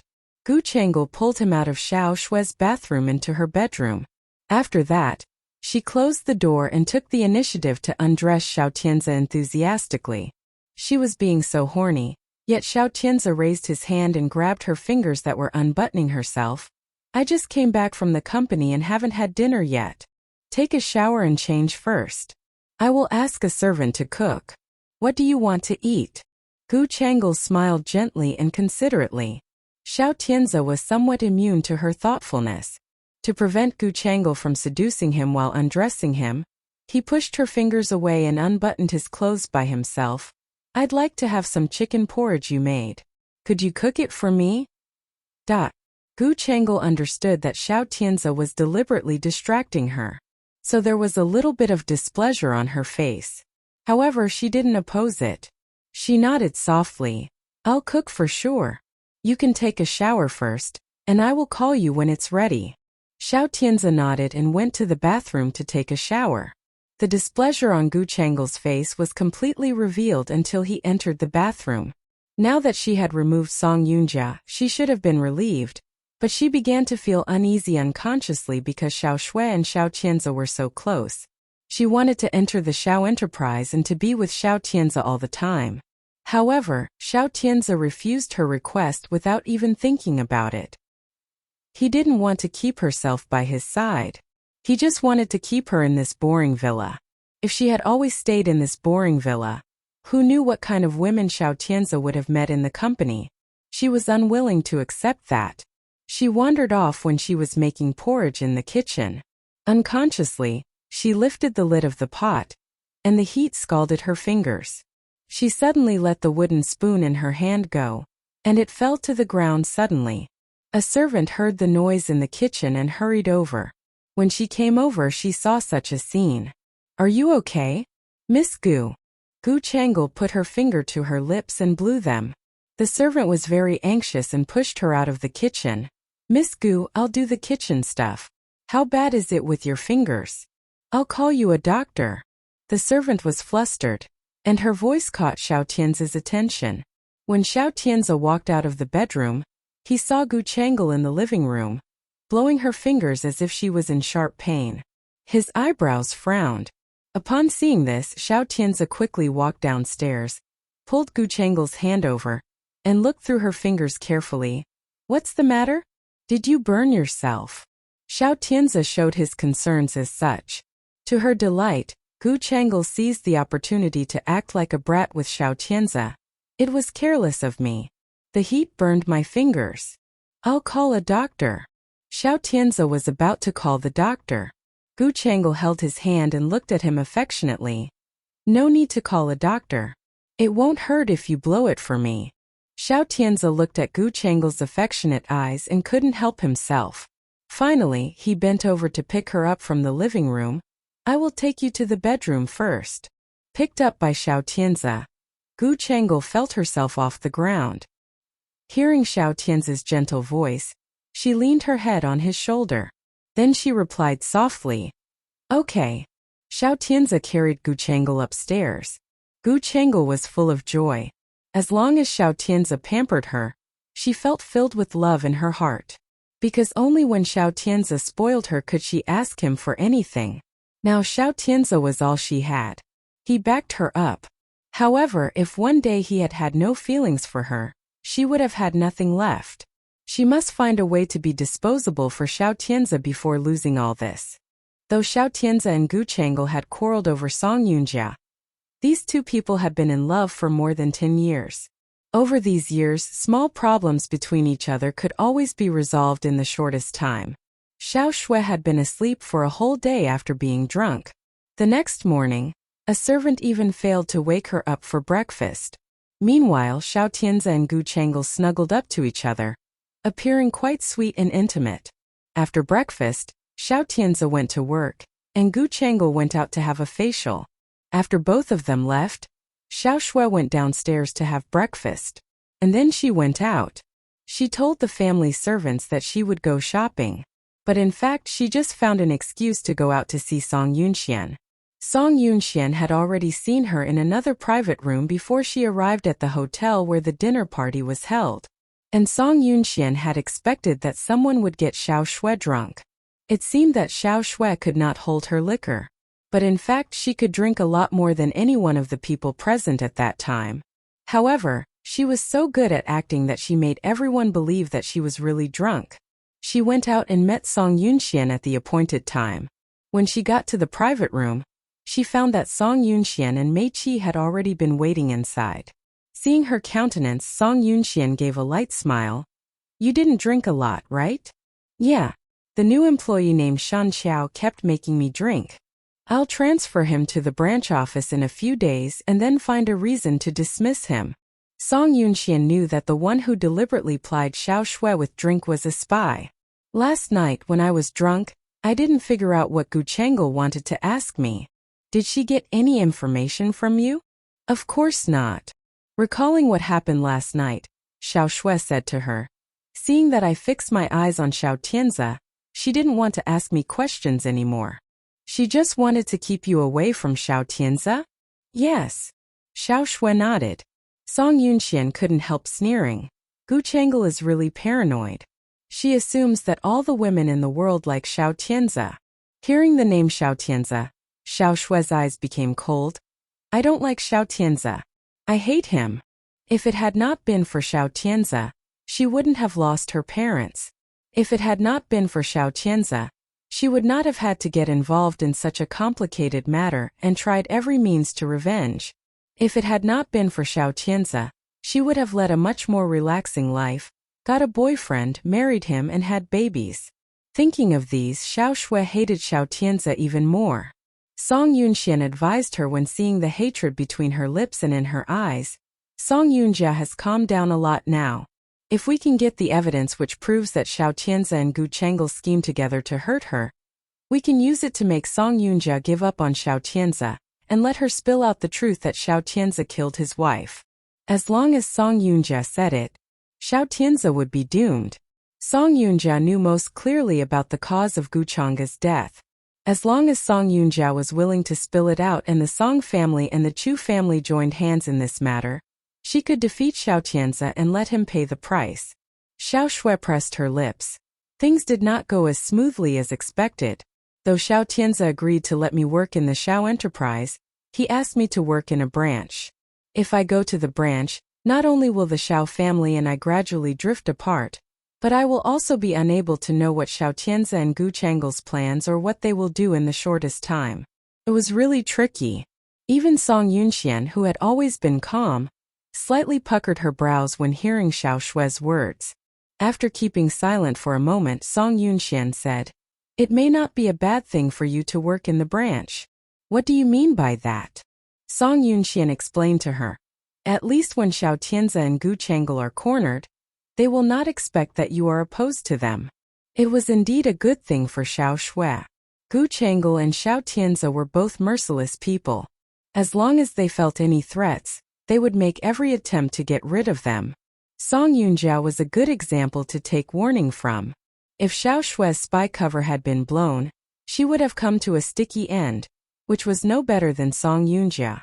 However, if Xiao Shui had been out of Yunqing when something happened to the Xiao family, Xiao Shui would have easily cleared herself of suspicion. Being exiled to such a remote place offered her protection. "Xiao Shui, you only need to get the video of Song Yunjia's being raped before leaving Yunqing." Xiao Shui frowned, replying, "That's not a problem. But we can't prosecute or convict Xiao Tianze and Gu Chengel only with the video. Leave the rest to me. Things have always been changeable. Xiao Tianze and Gu Chengel have been suspecting you since you were plied with drinks on purpose." Hearing this, Xiao Shui pressed her lips, showing that she acquiesced in it. If she had not been suspected, Gu Chengel would not have made the family servants continue pouring her liquor. "When you get the video, make a copy of it and send it to me. They won't know anything about it." It was easy for Xiao Shui to do such a thing in the Xiao family. If we can't find the 3 people who shot the video will not be of great use even if you get it. "Don't worry. I'll find the people who shot the video." Song Yunxian looked at Xiao Shui, and the determination in her eyes reassured Xiao Shui. For all these years, Song Yunxian had always been right about what was going to happen. This let Xiao Shui have a strange feeling that she would make it as long as she did as Song Yunxian said. She nodded. "I'll try to make a copy of the video when I return. Hope you can make it." The place where Song Yunxian and Xiao Shui met was concealed. Only after Xiao Shui had been away for an hour did Song Yunxian and Mei Qi leave from the back door. Then they drove directly to Song Yunjia's ward. After being treated by doctors for 2 days, Song Yunjia's mood had improved and did not try to commit suicide again. But she had been bad-tempered as always. Every time Song Yunxian came over, the nurse's aide who had been taking care of Song Yunjia would make some complaints to her. Song Yunxian came just when Song Yunjia was flinging her breakfast onto the ground in anger. The dishes, chopsticks, and spoons were all flung onto the ground. The soybean milk and food were scattered all over the floor. The nurse's aide had not cleaned it up. Song Yunxian appeared at the door and looked at Song Yunjia, who was sitting on the bed in anger, saying, "Only a few days' hospitalization has made you emaciated. None of your business." After being raped by turns, Song Yunjia seemed to be anorexic. She always smashed up things when it was time to eat. As she had been skipping meals for 2 days, the doctors had to inject her glucose. Song Yunxian didn't take pity on her at all. If she hadn't been embroiled with Xiao Tianze, she would not have got into such a plight. Song Yunxian took a glass on the table, poured some water into it and walked over to Song Yunjia. Then she put it down and advised her unhurriedly, "The police are still investigating your case. If you keep skipping meals, how can you survive until the criminals are caught?" Hearing this, Song Yunjia's eyes almost became bloodshot because of anger. She hated those 3 hoodlums who ruined her life. The only one she was willing to give herself to was Xiao Tianzi. She only wanted to cuddle and kiss Xiao Tianzi. But those hoodlums defiled her. She itched to skin those hoodlums alive. Or nothing could satisfy her. Song Yunxian could guess what was in her mind more or less. After all, such a daughter of an honorable family like Song Yunjia had never been humiliated like this. However, now she lost her aura and became the laughingstock of Yunqing. Song Yunxian felt that she had made herself clear, so she turned to walk outside, leaving one last piece of advice. "You'd better chew over my advice. Even if you want to lose your temper, you have to recuperate first. Or how can you get revenge?" Song Yunjia narrowed her eyes, looking at Song Yunxian quite unfriendly. However, Song Yunxian didn't take it to heart. Her eyes crinkled and she reminded Song Yunjia on purpose, "Sister, if you really find your life is too tough, try thinking of Guchanga." Guchanga's name was suddenly mentioned. It even made Song Yunjia slightly stunned. And Song Yunxian didn't feel like shutting up, continuing, "Look at yourself. Compared with Guchanga, you are much luckier than her as she lost her 2 legs while she was alive. At least you are still in one piece. However, she didn't try to commit suicide even when she was disabled." Speaking of Guchanga, Song Yunxian could clearly remember her painful memory when she was Guchanga. She was amputated and lost her legs. Her resentment almost made her bite her teeth to pieces, but her pride didn't allow her to grow any idea of committing suicide. She still had the 2 kids and the Gu family she managed hard. And the Gus left by her father that she had worked hard to hold.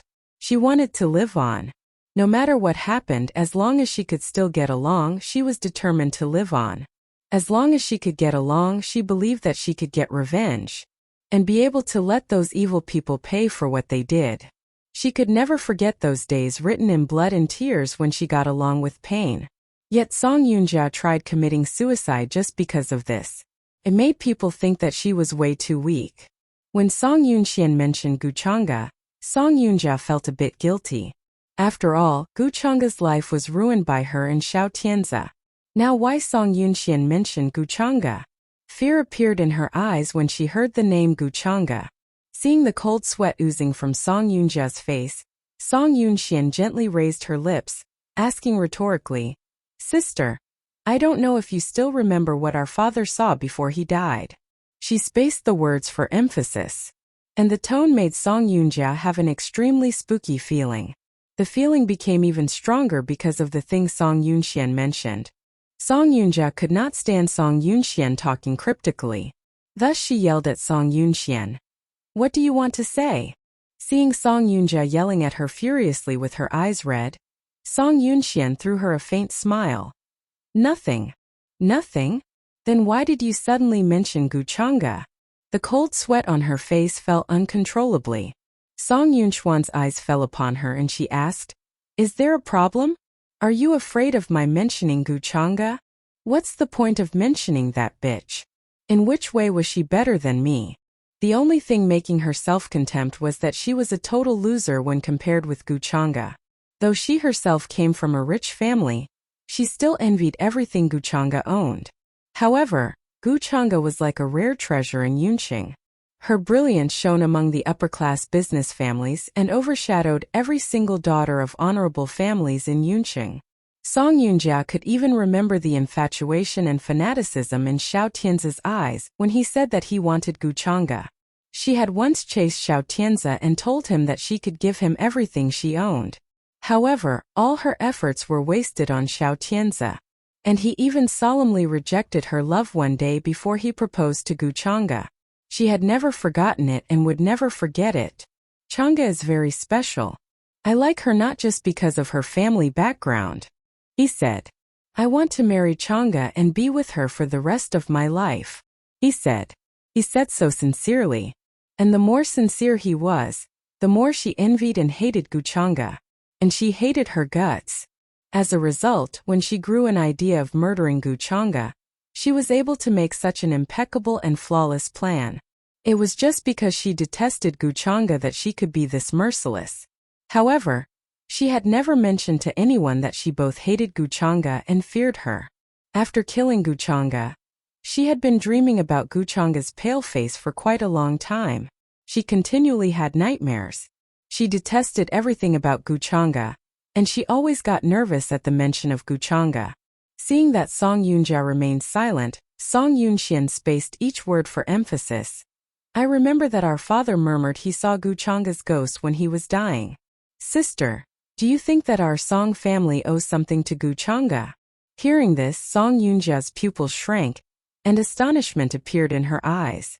Their family did owe something to Guchanga. They owed a life to Guchanga. Song Yunjia knew well about why Guchanga died. Recalling that her father saw Guchanga's ghost before he died, her blood froze. Eldest sister, do you think that Guchanga will come after you? After all, you are the one who killed her. Don't you sling mud at me. Eldest sister, you have admitted it yourself. How am I slinging mud at you? Being reminded by Song Yunxian like this, Song Yunjia felt that the spooky feeling constantly rose from the bottom of her heart. She pressed her mouth hard and then said, refusing to say uncle. There's nothing left when someone dies. Our family owes her nothing. Our family owes Guchanga a life.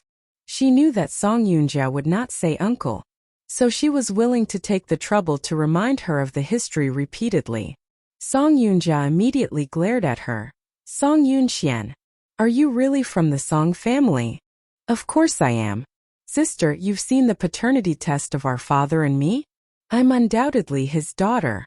Otherwise, how can I be in charge of the whole Song family's industry now, right? Song Yunjia was mad at every word Song Yunxian said. And Song Yunjia's face reddened with rage. She pressed her lips hard and glared at Song Yunxian murderously. Seeing that her eldest sister glared at her murderously and it almost made her eyes pop out of her head, Song Yunxian couldn't help giving a pleased smile, saying, What's the need to be this furious, eldest sister? The thing that you murdered Guchanga was not spilled out by some other people. You said it yourself. Now I say our Song family owes Guchanga a life. Isn't that true? It was because it was true that Song Yunjia was scared. If she had not been the person who killed Guchanga, she would not have been scared now. Song Yunjia looked a little flustered. But Song Yunxian felt quite amused on seeing how scared Song Yunjia was. Eldest sister, you should take good care of yourself. I have to leave now. Be sure to eat regularly and have enough sleep. None of your business. Song Yunjia's shout made Song Yunxian even happier. She looked at Song Yunjia smilingly, saying darkly, Eldest sister, I've heard that people will see the ghosts of the dead when they are seriously sick. So, do you think you will be haunted by Guchanga's ghost if you get sicker? Hearing this, Song Yunjia shuddered slightly. She was a doctor, and she shouldn't have believed in such unnatural things. However, his father did cry that he saw Guchanga's ghost before he died. Besides, Guchanga's ghost was around Song Yunxuan's body. Song Yunxian, Guchanga. She fixed her eyes on Song Yunxian. It seemed that she wanted to chisel a hole in Song Yunxuan's body with her all-like sight.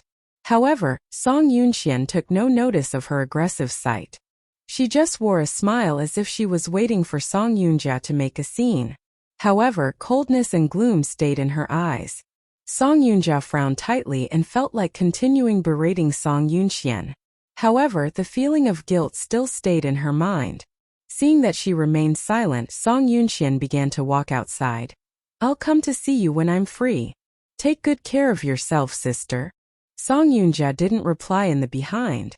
When Song Yunxian had walked into the hospital corridor, Song Yunjia suddenly seemed to think of something, flung things outside with great anger, and broke out into curses. Get lost. You get lost.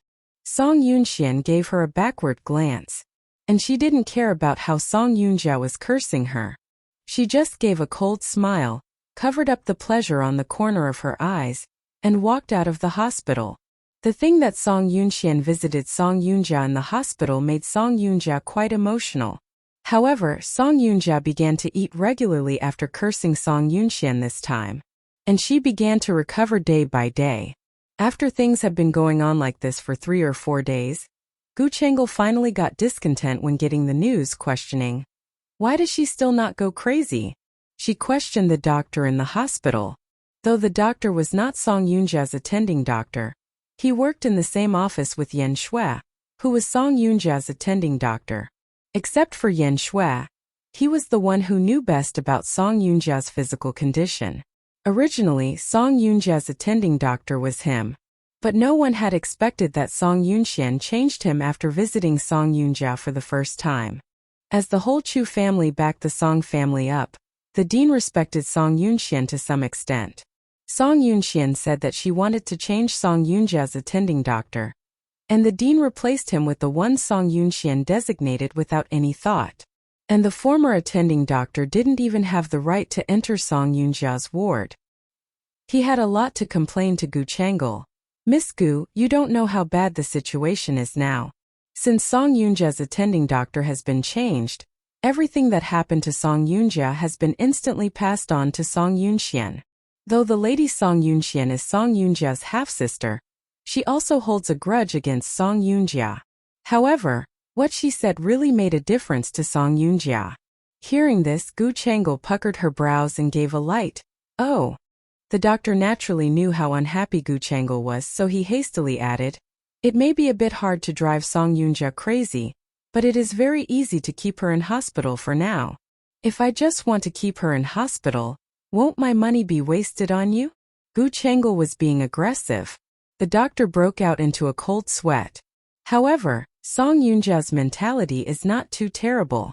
Even though she has been raped by turns, she does not grow the idea of committing suicide except for the first day when she tried to jump off a building. In such a circumstance, I can't make her crazy as a doctor. You are a doctor. Are you saying you can't do it? Gu Chengel obviously wanted the doctor to play a key role in helping her drive Song Yunjia crazy. But not only was the doctor incapable, but he also didn't dare to run the errand. The doctor Song Yunxian changed was Yan Shui. Gu Chengel was not interested in this strange name at all, asking, "What's the point of mentioning Yan Shui to me? Miss Gu, Yan Shui is such a stubborn doctor. If I want to do something under her nose, the whole Yunqing will know what I do once I'm busted." "You mean she is such a blabbermouth?" The doctor nodded, saying, "She even does not take bribes for surgery. Such a stubborn woman could always make things tricky." Even Gu Chengel got upset because of the Dr. Yan Shui. Money talks. Ask her how much reward she wants. Gu Chengel was so rich that she felt that no doctors in this hospital could not be bought off. Thus she instantly wanted Yan Shui to name a price. As long as the reward Yan Shui asked for was not too much, she would definitely make Song Yunjia crazy and send her to the mental hospital. And the negotiator who could help to buy off Yan Shui was the one who was speaking with her on the phone. Hearing Gu Chengel's words, the doctor on the other end couldn't help gasping. "Miss Gu, isn't it inappropriate? What if?" "What?" Gu Chengel had full confidence in herself, saying, "I don't believe there are people who can't be bought off. But Yan Shui, she..." The doctor felt scared. Gu Chengel frowned, saying, "Ask her out for me. I'll meet her in person when I'm available." Sensing that Gu Chengel was determined, the doctor on the other end had to agree. Then he went to ask Yan Shui out. The people Gu Chengel bought with money were always obedient. It was because the power of money was strong enough to drive others to take risks. The doctor was not famous in people's hospital but was in the same room as Yan Shui. Yan Shui regarded him as a senior. She respectively called him Mr. Chan. After being called by Yan Shui, the person coughed and said with embarrassment, "Yan Shui, a patient wants to see you." "See me?" Yan Shui pointed at herself and laughed. "My patient?" Yan Shui had been in the hospital for some years. She, who was fundamentally different from other doctors, obeyed medical ethics and never took bribes for surgery. However, she was not conservative or stupid. For example, when Dr. Chun wanted her to meet a patient now, She first asked which doctor was responsible for this patient. If it had not been her patient, she would have refused on the spot and ignored the patient. Who knew why this patient who was not within her medical responsibility approached her? She understood it clearly. Dr. Chun also knew a little bit about her thoughts. He coughed gently, approached her and said, "Yen Shui, it's not an ordinary patient but a VIP in our hospital." The more Yen Shui heard Dr. Chen's words, the more she felt strange. She pursed her lips and asked Dr. Chun, "Mr. Chun, please do not keep me guessing. Who is this patient?" Dr. Chun knew that Yen Shui wouldn't be willing to meet Gu Chengel if he didn't say it. Therefore, he plucked up the courage to tell her. "It is Miss Gu Chengel of the Gu family." Yen Shui had smiled before. However, when she heard the name of Gu Chengel, the smile on her face disappeared. She said with a sneer, "Isn't she a VIP patient under the charge of Dr. Tanny?" "Yeah. However, Miss Gu wants to see you." Yen Shui shook her head, took a casebook and walked outside. "She is Dr. Tan's patient. It's no use meeting me. You should ask her to see Dr. Tan." It was unpleasing that Yen Shui said in her ways as usual. Dr. Chun failed to make an appointment with Yen Shui for Gu Chengel after trying for such a long time. He could only call Gu Chengel to tell her that things had failed. In fact, he had hoped that Gu Chengel would not be angry with him on the phone. However, it was obviously an extravagant hope. As soon as Gu Chengel heard that Dr. Chun failed to make an appointment with Yen Shui, she sneered with sarcasm. "Why? Is it so difficult to meet her? Miss Gu, I have told you that she is not easy to make an appointment with. Anyway, I need to see her. You have to help me and arrange it." Dr. Chun was embarrassed and speechless. Feeling that Gu Chengel was going to hang up, he hurriedly said, "Miss Gu, you are creating difficulties for me. It is too difficult to make an appointment with Yen Shui. You may be able to see her if you come here in person." Hearing Dr. Chen's words, Gu Chengel was very unhappy. However, Gu Chengel remembered that she had to rely on Yen Shui to drive Song Yunjia crazy. Therefore, she planned to condescend to go to the hospital and talk with Yen Shui in person. Dr. Chun was pleased to hear that Gu Chong was willing to come to the hospital in person. He said eagerly, "Miss Gu, as long as you get into the hospital, I promise you can see Yen Shui." Gu Chengel disapprovingly said, "Can she fly away after she knows that I'm coming?" Dr. Chun rapidly said, "No. No. No way could she fly away." However, half an hour later, when Gu Chengel arrived at the hospital, Yen Shui disappeared from the hospital as if she had flown away. Dr. Chun was sweating with anxiety. He searched upstairs and downstairs several times but failed to find Yen Shui as he wished. Gu Chengel kept a poker face and waited in Dr. Chun and Yen Shui's office room. However, after Gu Chengel waited for 2 hours, Dr. Chun still did not find Yen Shui. Seeing the upset Dr. Chun, Gu Chengel couldn't help but sneer.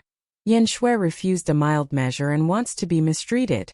It was natural that she couldn't hurt Song Yunjia without meeting Yen Shui. However, Gu Chengel hadn't thought of it before she came to the hospital. After arriving, she immediately remembered that one person in the hospital could help her. It was Tan Yi, who willingly asked to be Gu Chengel's family doctor a few days ago. Tan Yi enjoyed a high status in the hospital. The dean admired him very much, let alone his colleagues. As long as Tan Yi was willing to help, Song Yunjia would not escape the fate of going crazy. Gu Chengel couldn't find Yen Shui, and didn't feel like keeping waiting in Dr. Chen's office. She left to look for Tan Yi directly. Tan Yi entered his office after an operation. Before he could sip hot tea, he saw Gu Chengel push the door in, even without knocking. The doctor who followed Tan Yi in after the operation was slightly stunned when seeing Gu Chengel come in. After all, among the patients he had seen so many, few were so aggressive. After seeing Gu Chengel, Tan Yi knew that she would have driven the other doctor away for him if he hadn't asked him to leave right now. So, Tan Yi turned to say to his colleague, "My patient has something to ask me. Could you please go out first?" The doctor looked at Gu Chengel and Tan Yi with strange before he left the office. Although he had a lot of questions he knew he shouldn't ask. After driving the colleague away, Tanny locked the door, pointed to the chair in the office and said to Gu Changel, "Miss Gu, you must have something vital to tell me. Now you could sit down and talk slowly. How do you know that I have something very important to tell you?" Gu Changel sat on the chair that Tanny pointed to. Then she smoothed her hair, inadvertently revealing her coquetry. That made Tanny enchanted for a moment when he was watching her. And Gu Changel successfully captured that moment. Her smile became bigger, gentler and smoother. Her voice was soft as if it was mixed with honey. "Actually, in addition to an examination, I have something important to ask you for help this time." Tanny pretended to be curious and asked her, "Miss Gu, what do you want me to help? You say whether you will help me first." Gu Changel's eyes turned on the charm and stuck to Tanny. Tanny was silent for a while before speaking carefully. "Miss Gu, you should make it clear first. If it is about Miss Gu's health condition, I will surely help. If it's something else, I might just..."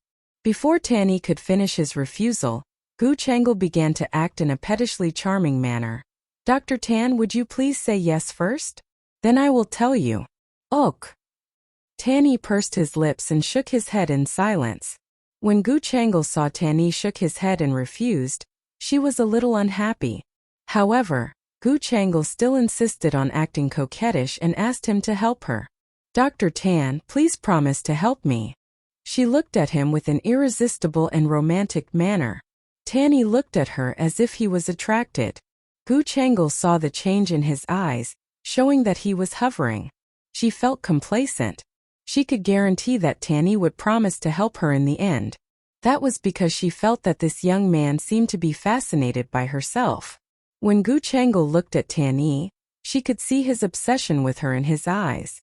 Gu Changel believed that as long as she softened her attitude and kept begging, Tanny would surely agree to her request. "Dr. Tan, are you really unwilling to help me?" As Tanny saw Gu Changel's eyes fixed on him, he hesitated more and more. Gu Changel stretched out her hand and gently grasped Tanny's white uniform.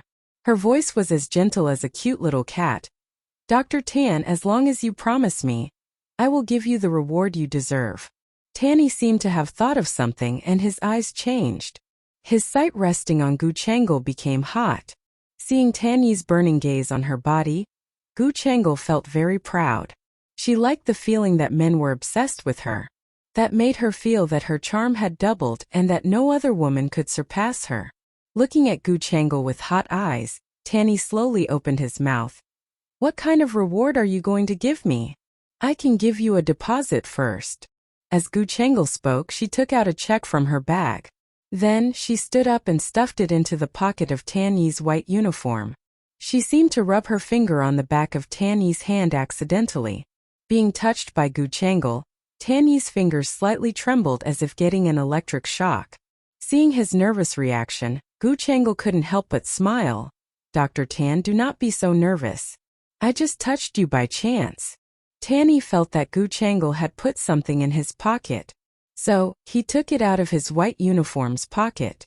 Tanny didn't find that it was a check for 1 million yuan until he put it before his eyes. 1 million? Is the deposit very generous? Gu Changel smiled and looked at him tenderly. Tanny stared at Gu Changel's face with meaningful eyes. "Miss Gu, what do you want me to do with such a generous deposit?" "It's simple. I just want you to help me take care of my good sister." Tanny asked, "Do you mean Song Yunjia?" Gu Changel nodded. Tanny returned the check to Gu Changel. "Doctors are responsible for taking care of patients. Even if you don't say anything, I will take good care of Miss Song." Seeing Tanny misunderstood her meaning, Gu Changel couldn't help but laugh and corrected him. "The care I'm talking about is not the kind of care you think." Tanny was slightly surprised. "What kind of care are you talking about?" After Gu Changel was asked, the viciousness in her eyes couldn't be hidden anymore. Gu Changel said to Tanny, "I want you to give her medicine to make her deranged and become a lunatic." Hearing such a request, Tanny didn't pale with shock.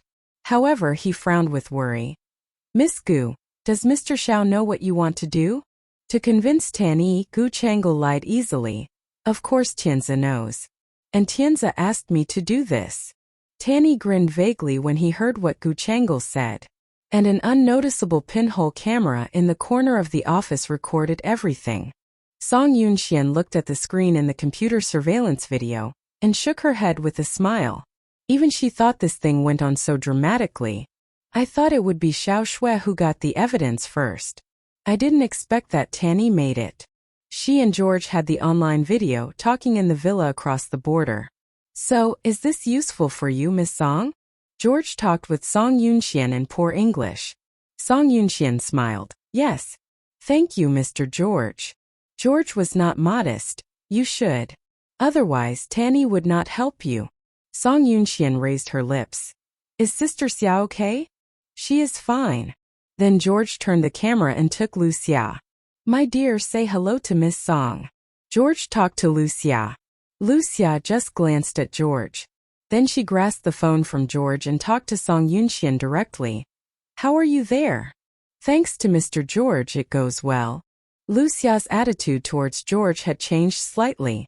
Although she was still not friendly to George, she didn't show tiredness or hatred towards him.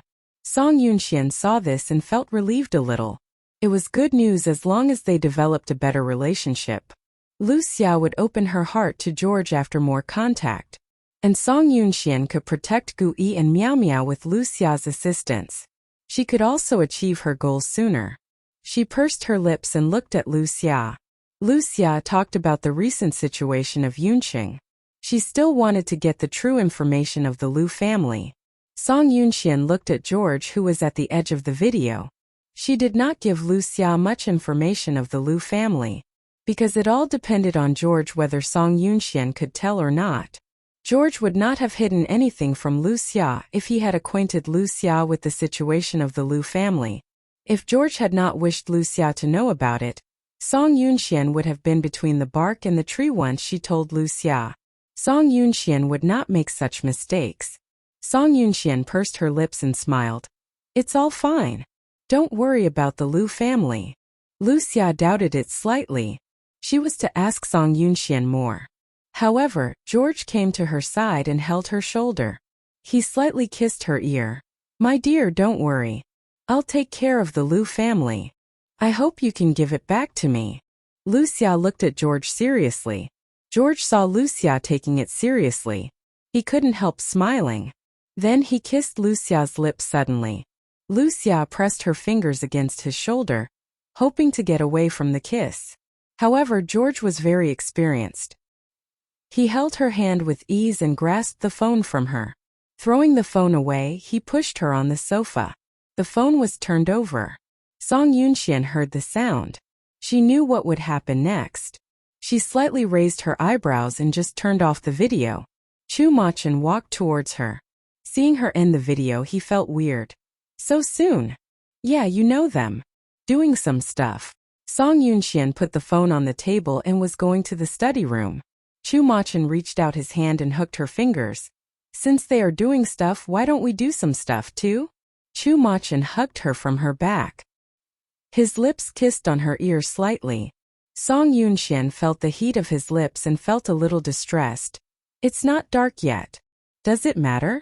I want you now. My body is not available. There is something else we can do. He breathed heavily. Song Yunxian was to run away from his arms. However, Chu Machin kissed her neck slightly and then carried her in his arms. Chu Mo-chen. She wanted to refuse him. While she called his name, she saw enthusiasm and hot in his eyes. Song Yunxian fell into a dilemma. Being put on the bed, Song Yunxian wanted to turn over. Chu Machin had already covered her. He kissed her ear slightly and whispered, When is the baby born? I can't wait anymore. Another 4 months. Your belly. His finger touched her belly. Song Yunxian grasped his wrist immediately. Don't touch it. I feel uncomfortable. Your belly is so flat. It seems that the child has not grown. Chu Machin looked at her. Song Yunxian felt anxious. If they had seen each other naked later, Chu Machin would have seen her flat belly. He must have felt that he had been fooled. It was normal for Chu Machin to be angry with Song Yunxian then. Probably, the baby doesn't want to grow up. Chu Machin did not respond to her but obsessively kissed her on the shoulder and enjoyed the pleasure of the kiss. Are you really pregnant? Chu Machin asked her. Song Yunxian nodded. Yes. You don't pretend to be pregnant to avoid me, do you? Of course not. Then I will be gentle today. Is that okay? Song Yunxuan's fingers were led by Chu Machin. Her face flushed. She felt indescribably shy. She wanted to withdraw her hand. However, Chu Machin caught her more tightly. Song Yunxian could not pull her hand back, and she had to turn her gaze away. However, her cheeks became as red as blood because of shyness. Although Song Yunxian had married in her last life, she had never been keen on sex, let alone with different positions. Now, Chu Machin flirted with her so obviously that she was totally turned on and felt awkward. Your face is so red. Chu Machin's tongue gently kissed the corner of her lips. Song Yunxian curled her head. She frowned and said unhappily, Don't do that. Let go of me. Now you have dealt with the trouble. Shouldn't we have a relax? But you... She was still shy. Well, it doesn't matter. He slightly kissed Song Yunxian on her lips, making her fall into silence immediately. Song Yunxian slightly pursed her lips without struggling. As Chu Machin kissed her more and more deeply, Song Yunxian became dizzy. She looked at Chu Machin with blurred eyes. Chu Machin raised his lips slightly. His handsome appearance made Song Yunxian focus on him. She looked at Chu Machin as if all messy things in her head had faded away. She didn't think anything. Unconsciously, she just hid her secret of no pregnancy. It was a long night. Chu Machin had left when Song Yunxian woke up. Song Yunxian turned over. Thinking of the last night, those romantic pictures crossed her mind. She pursed her lips slightly. The phone on the bedside table rang suddenly. She reached out to take the phone, seeing a stranger number. Song Yunxian hesitated for a while before she answered the phone. Xiao Shue's voice came from the phone. I'll go to the H-City today. So soon. Song Yunxian felt a little upset. But Xiao Shui was happy. I have found the contact of those 3 men. Xiao Shui mentioned 3 men. What crossed Song Yunxuan's mind first were those who had ruined Song Yunjia. Where are they? I have sent you an email attached with their information. I found it from Gu Changle's computer. To prevent them from betraying her, Gu Changle gave them passports to go abroad, which seems to be today's flight. Xiao Shue's news caught Song Yunxian more attention than anything else. Do you know which country they are going to? I have no idea. Xiao Shui pursed her lips. Song Yunxian felt it enough to know that. She whispered to Xiao Shui, You needn't worry about anything next. Just do your own things. I'll find someone to stop them. Song Yunxian had got Tan Yi's assistance from George. With the video in Tan Yi's office and the witness, Song Yunxian could almost kill 2 birds with 1 stone. It would let Song Yunjia give up shielding Xiao Tianzi and expose the truth that Xiao Tianzi killed Gu Chang'e to the whole Yunqing. Song Yunxian had the whole plan in her mind. But now her priority was to find those 3 people who hurt Song Yunjia. Song Yunxian called Mei Qi immediately. Mei Qi answered the phone, and he knew there was something. He asked Song Yunxian, Manager Song, what happened? I need you to stop 3 men at the airport. Song Yunxian spoke to Mei Qi on the phone and sent Xiao Shue's information to Mei Qi. Mei Qi received the information. He answered her at once, I'll go right now. If those 3 people had been stopped, at least Xiao Tianzi would have been hit heavily. Then Song Yunjia's testimony would follow. Song Yunjia, who had once rushed into danger and killed Gu Chang'e with Xiao Tianzi, now could bring him into hell. Song Yunxian pursed her lips in thought. After Mei Qi hung up, she washed quickly and got dressed. Then she went out. Not only did Mei Qi need to stop those 3 people, but also she needed to see them. Song Yunxian drove there personally. On her way to Yunqing International Airport, Song Yunxian had been considering what to do next. It had almost been a year since Gu Chang'e passed away. Song Yunxian had been seeking for Xiao Tianzi's flaws during this time. And now it was only 1 step away from overthrowing Xiao Tianzi. She was very excited. However, she just arrived at the airport. She saw a police car flashing warning lights and swiftly speeding toward the airport. Following the police car were ambulances and fire engines. Song Yunxian saw those cars passing by. She slightly stopped. Then the phone in the car rang. Song Yunxian stared at the scene in front of her. She caught the phone. A bad feeling rose from her heart. As she guessed, she answered the phone, and the news Mei Qi told her made her feel tricky. Those 3 men had a car accident. Are they alive? The car suddenly spontaneously ignited. We can't tell whether they are alive now. The fire has not yet been extinguished. Xiao Tianze.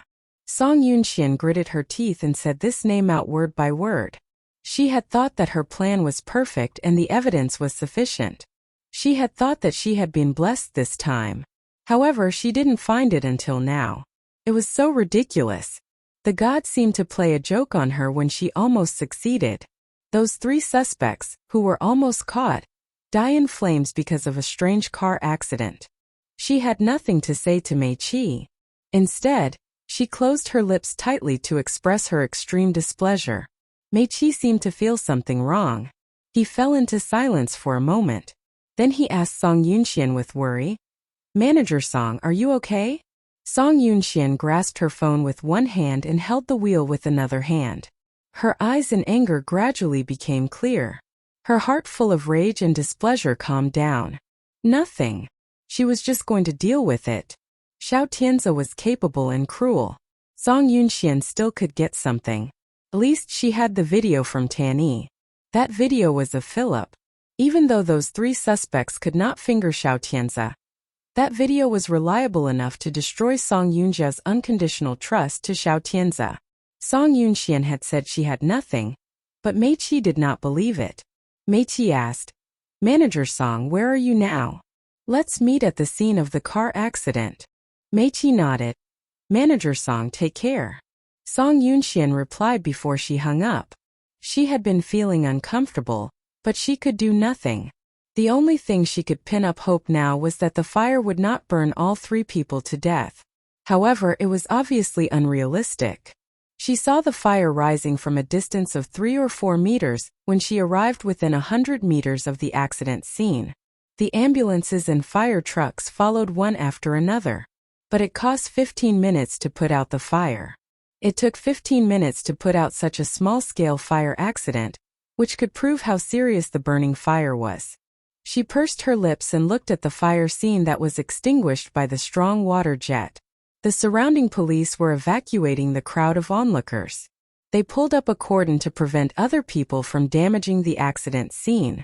Song Yunxian watched it in the distance. Mei Qi walked towards her quickly after finding her. "Manager Song?" Mei Qi was still worried about her. Song Yunxuan's eyes were fixed on the fire scene. After a while, she saw the firefighters pulled 3 bodies from the fire without any expression. "I was too optimistic," she said to herself.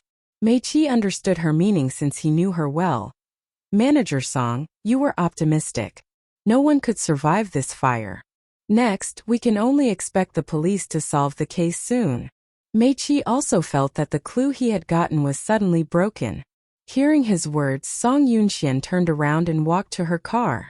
Since Xiao Tianze can do it clean, how will he leave any clues? Mei Qi fell into silence. Song Yunxian sneered. "I just feel sad for those 3 idiots. They even believe Xiao Tianze would let them go." Xiao Tianze was suspicious. He dealt with trouble with efficiency. Especially, he had talented acting skills. Even though they had been a couple, Gu Chang'e had been cheated for more than 10 years, let alone those he had just met for a few days. Those idiots had been jerked around before their death. Song Yunxian got in her car, but she saw Mei Qi standing out of the car. Song Yunxian lowered the window. She looked at Mei Qi. "That's it here. You go back to the Song Enterprise first." Mei Qi nodded. Song Yunxian drove the car and left. However, on her way home, Song Yunxian found Mei Qi following her from the rearview mirror. Song Yunxian raised her eyebrow. She was a little confused. She soon understood why Mei Qi followed her. As she expected, Mei Qi left as soon as she arrived home. After she arrived home, She changed her shoes in the hallway and saw a tall figure in the living room. Just one glance of this figure, Song Yunxian could recognize him. You got up so early. I thought you went to the company. Why did you come back so soon? Song Yunxian changed the slippers. She asked him and got water in the kitchen. The servant got the car key from Song Yunxian and put it away. Song Yunxian did not notice Chu Machen's eyes when she went to the kitchen. Therefore, she neglected Chu Machen's sight on her belly. Chu Machen started to think that Song Yunxian didn't get pregnant. Song Yunxian got the water and took a sip. The man behind her got close to her with power and warmth. Song Yunxian felt his arms on her waist. She put down the glass and stopped him from touching her belly with one hand. Chu Machen knew her actions. He said nothing but put his chin onto her neck. Then he blew slightly to her skin. Song Yunxian frowned slightly. She had felt irresistible ambiguous from his movements. She turned around and looked at Chu Machen's eyes. What happened to you? I want you. Chu Machen said it directly. Song Yunxian did not want him. She sighed with tiredness. Then she turned away from his arms. Today I have important things. What's more important than me?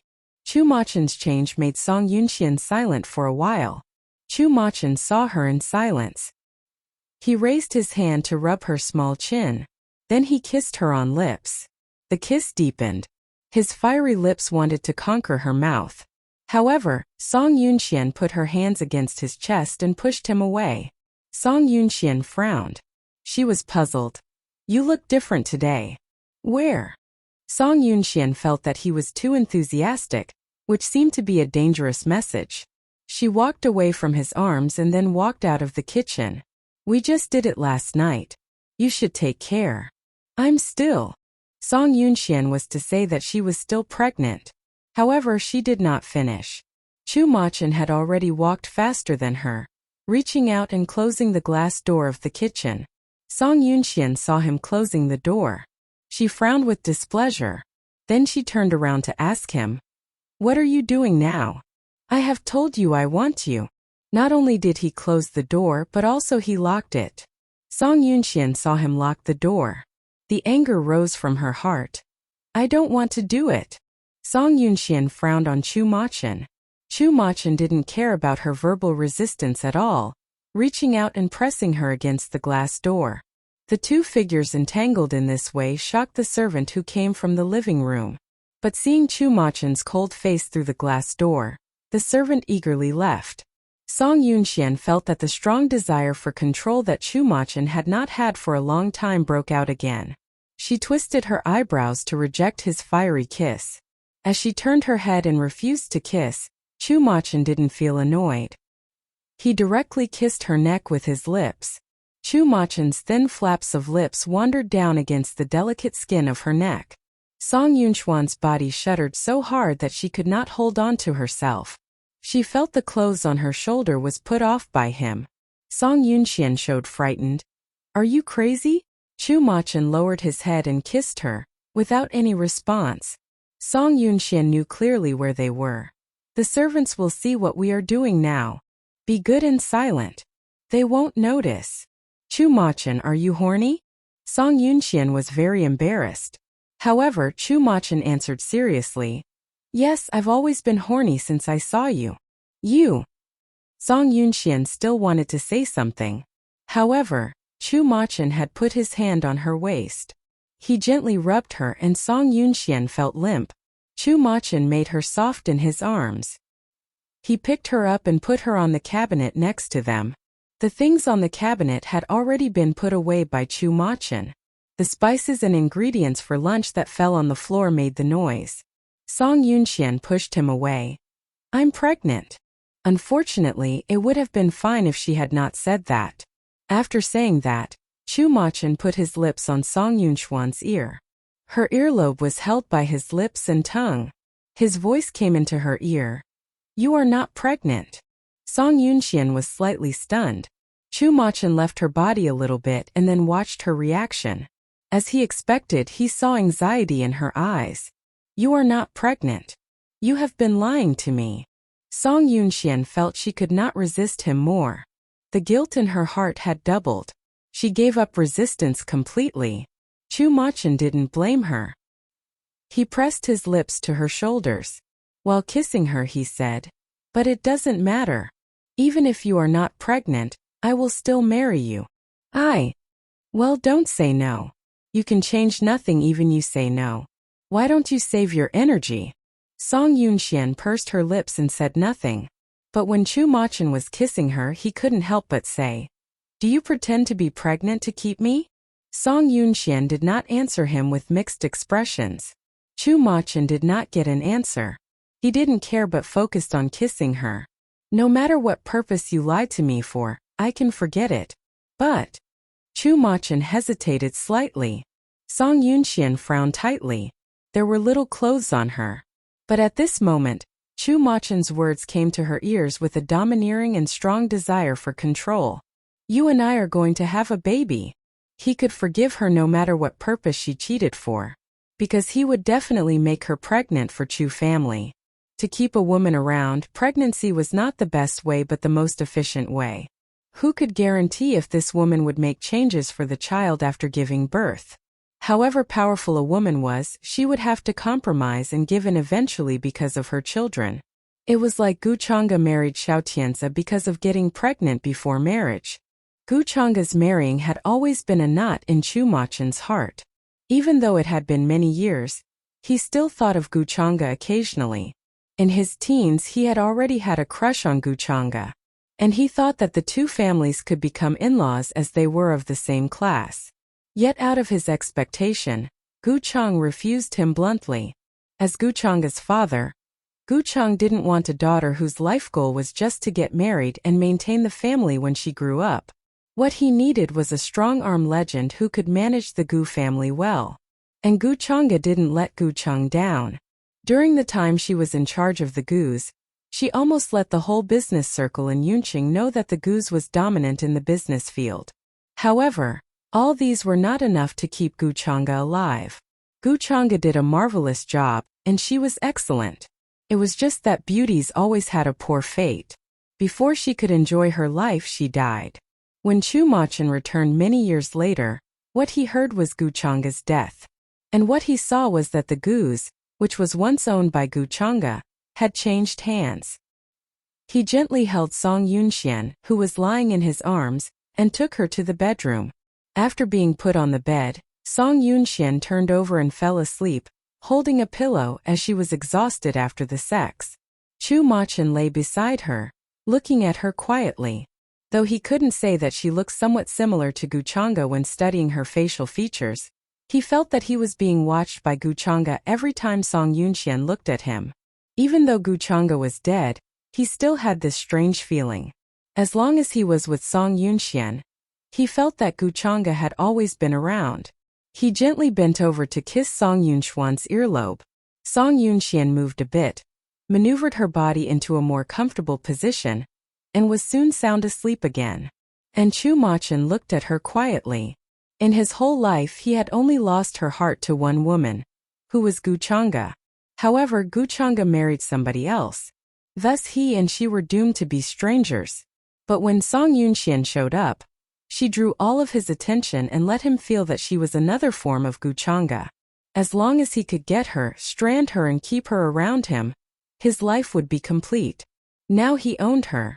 But he had no idea when she would suddenly part from him. So he felt he must stop at nothing to keep her.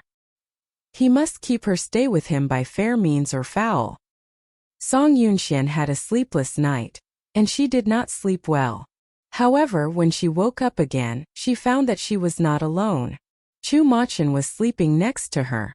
Seeing that she woke up, Chu Machin moved closer to her and gently kissed her lips. A thin and soft kiss could always make people lose themselves quickly. However, considering Chu Machin's abnormal behaviors in these 2 days, Song Yunxian pushed him away when he was kissing her gently. She was really afraid that Chu Machin would have sex with her after kissing her gently, because sex now was too much for her. She still had a lot of things to do. She had just woken up, and there was even a thin layer of mist in her eyes. While being watched by Chu Machin like this, she blinked, saying, "I still have something important to deal with." You are going to find the suspects for Song Yoonja?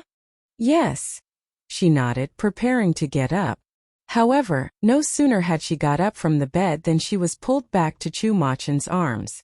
A car burst into flames near the airport today, and 3 people were incinerated, one of which was a nasty man. He knew about it quite well.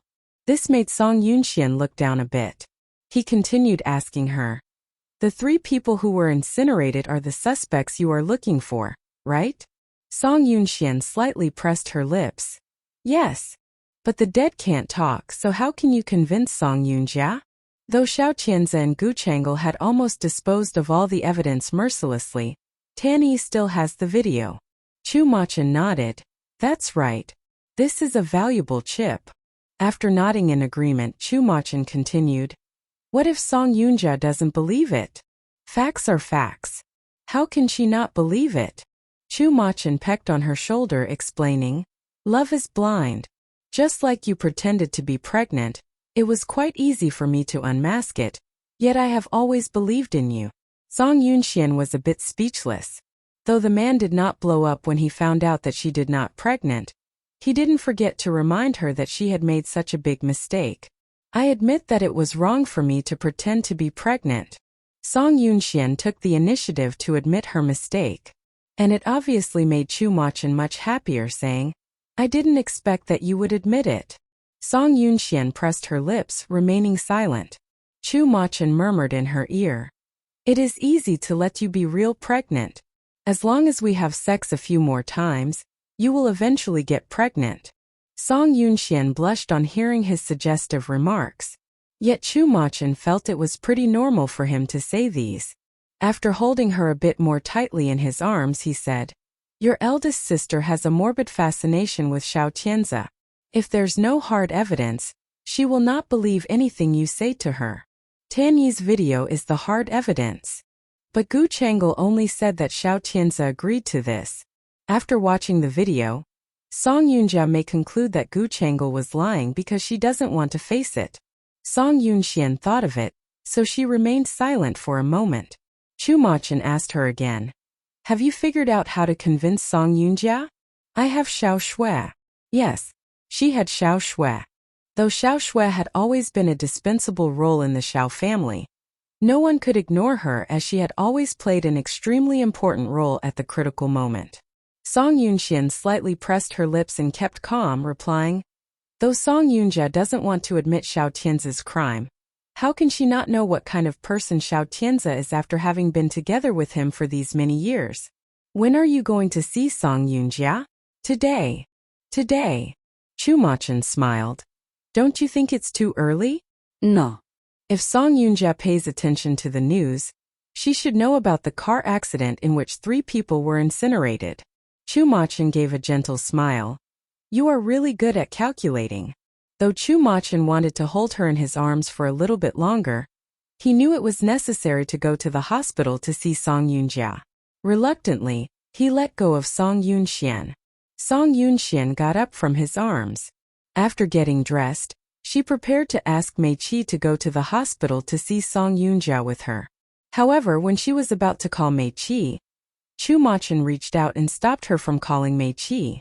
He even felt a bit aggrieved. "Why do you bring Mei Qi everywhere you go?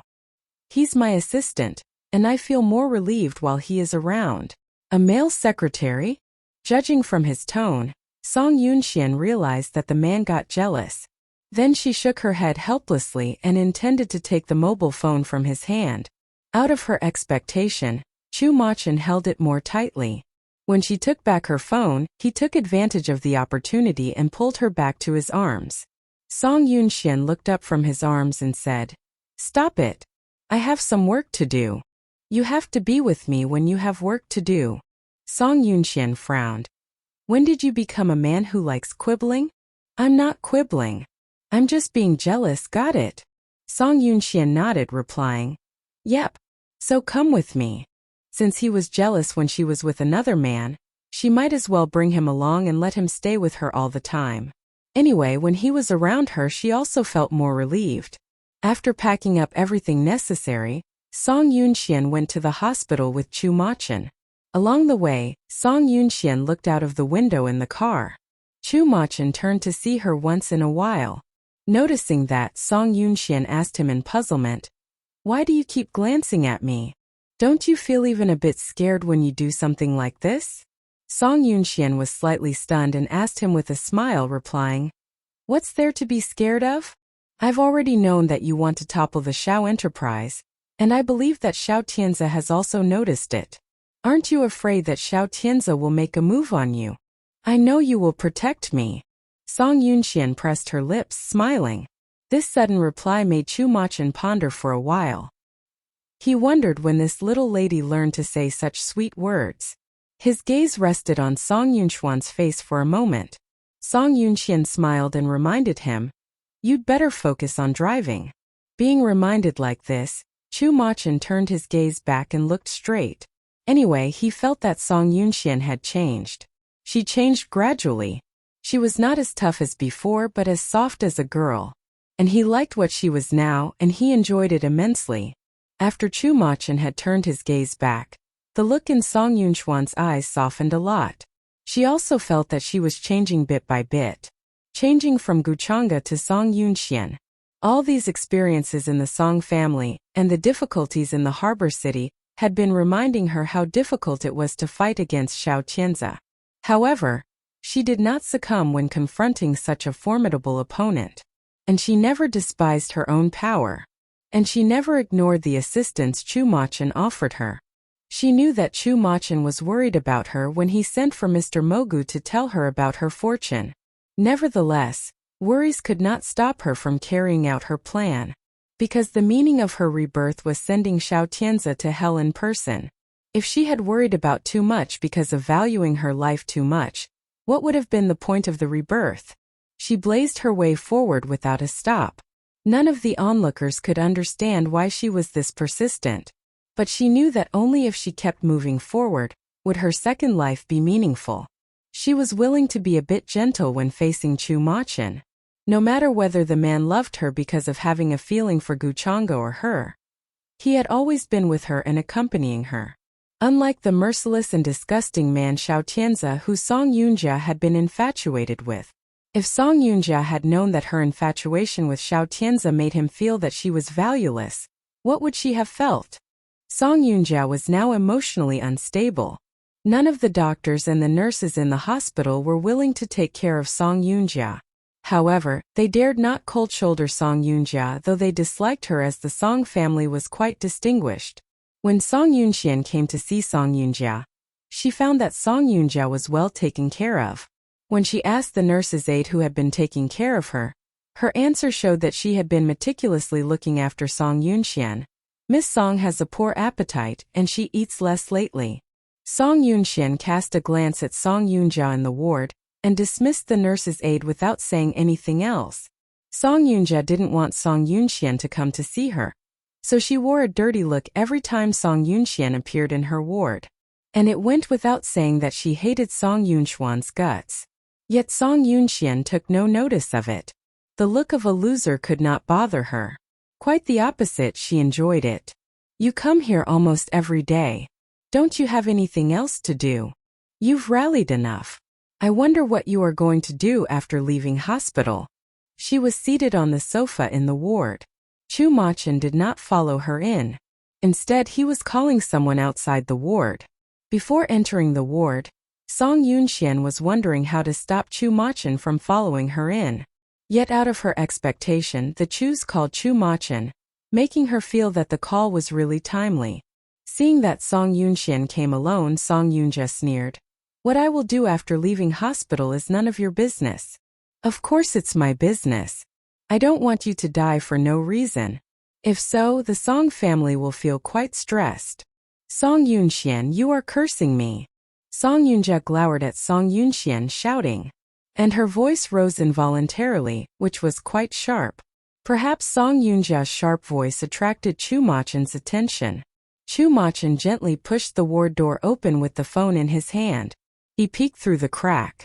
Seeing Chu Machin at the door, Song Yunjia suddenly went blank. She could scold Song Yunxian recklessly. However, when facing Chu Machin, His look could send chills up her back. Song Yunxian also noticed that Song Yunjia looked to the door. She followed Song Yunjia's gaze, and then she saw Chu Machin, who appeared at the door. Chu Machin took his eyes off Song Yunjia to look at Song Yunxian, during which the coldness in his eyes changed into tenderness. "I'll be outside." He took the initiative to speak to her. He meant to cow Song Yunjia into submission through his words. She nodded. "Okay. I'll call you if I need to." After that, Chu Machin walked away from the ward door. However, the crack of the door still remained. Song Yunjia wanted to explode with rage, but she dared not do it considering Chu Machin was right outside the ward. Thus she could only gnash her teeth and ask Song Yunxian, "What on earth do you want from me? I want you to spill out something useful." She wanted to know the whole process of Guchanga's being murdered from Song Yunjia. Yet Song Yunjia was immovable, unwilling to tell her anything about it. "Eldest sister, what's the use of protecting Xiao Tianzi like this?" Recalling that she had once admitted Guchanga's death had something to do with her, Song Yunjia simply said this time, "I'm the one who killed Guchanga. If you want to bring the murderer who killed Guchanga to justice, just call the police and let them arrest me. You're not the only suspect." Song Yunxian knew that what they would be talking about next should be secret, so she went to close the ward door gently. Seeing that Song Yunxian closed the door, Song Yunjia became flustered. Somehow she felt that Song Yunxian was like a haunting ghost. Just on the night before yesterday, she dreamed about Song Yunxian. In her dream, Song Yunxian appeared in front of her bed at night. Then, just like a molting monster, she stripped Song Yunxuan's skin off her body and turned into Guchanga. After the dream, her heart was beating wildly, and she instantly jumped up from the bed screaming. The scream shocked half of the hospital, making the patients in the inpatient department wake up. The security guards of the hospital thought it was a homicide and rushed to batter at her door. After successfully opening the door, they found that she was safe and sound, and the reason she screamed was that she had a nightmare. They all complained of her screaming in the middle of the night. She didn't do it on purpose. She just felt it was horrible. That dream was so real that it made her blood freeze. When she saw Song Yunxian close the door, she immediately recalled the nightmare she had that night. Then her hands began to sweat. "What? What are you going to do?" Hearing this, Song Yunxian slightly turned her head and looked at Song Yunjia, murmuring, "What do you think I'm going to do, eldest sister?" Song Yunjia stared at her warily. Seeing the vigilance and panic in Song Yunjia's eyes, Song Yunxian pondered for a moment and asked, "I heard from the dean that you screamed yesterday night, and it made everyone in the building unable to sleep. Sister, what nightmare did you have on earth?" Undoubtedly, Song Yunjia didn't want to tell her anything about it. Song Yunxian did not press her. Instead, she went to sit on the sofa in the ward and began to guess. "You did not dream of Guchanga, did you?" Song Yunjia's heart skipped a beat, and she stared at Song Yunxian. Feeling that her gaze was sharper than before, Song Yunxian gave a smile, saying, "You were really dreaming of Guchanga." "Nonsense." Song Yunjia couldn't help scolding Song Yunxian. Yet Song Yunxian disregarded it. "Sister, since you have dreamt about her, you might as well admit it. What's the big deal?" With this she added, "Anyway, you are not the only suspect.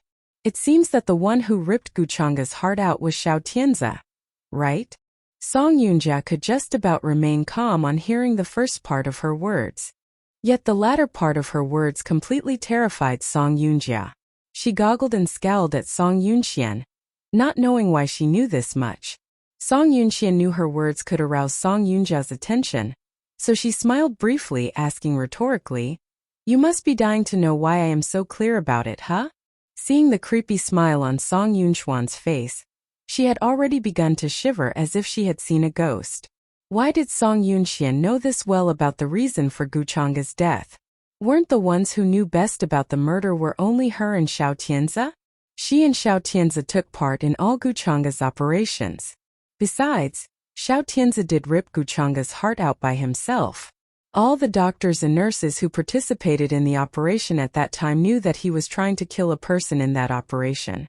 After the operation, they all agreed to keep silent about Guchanga's operation. So, how did Song Yunxian know about that? More importantly, she knew the whole story. She felt that it was so creepy at the thought of it. Why? Why do you know so clearly about it? Song Yunxian gave a smile. Because someone told me about it. No. Because she was Gu Chang'e. Even if she had forgotten everything, she would still have remembered the operation that ended her life. Now that she came back for revenge, so wouldn't it be a piece of cake for her to say the details of Gu Chang'e's murder? The only difficulty was to let Song Yunjia say it herself and be a useful witness in court. Song Yunjia felt that Song Yunchuan's words were a bit gloomy. After the confusion, she tried hard to calm herself down. But no matter how hard she tried, she felt that she couldn't face Song Yunxian. What do you want me to say? You want me to slander Xiao Tianzi? Song Yunjia sneered. You should know that one will be sentenced for defamation, especially if the other party's conviction for murder is voided. Slander? Song Yunxian asked in reply. No one knows better than you that this is true. No, Tianzi has nothing to do with Gu Chang'e's death. But you performed Gu Chang'e's operations together with him, including the operation in which Gu Chang'e died.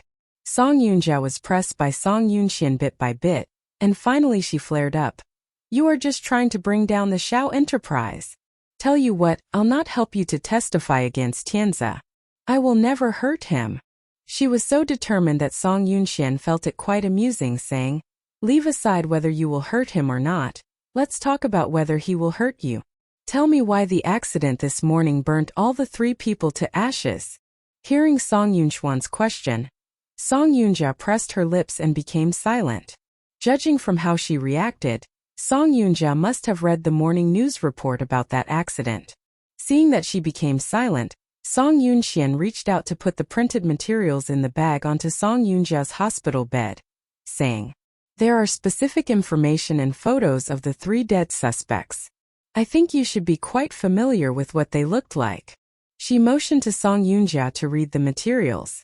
Song Yunjia took her eyes off Song Yunxian to look at the materials on her hospital bed. Her fingers trembled slightly.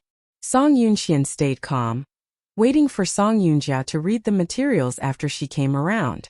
Song Yunjia stared at the material bag. After such a while, she raised her hand and unfolded it. Then she drew the materials from it.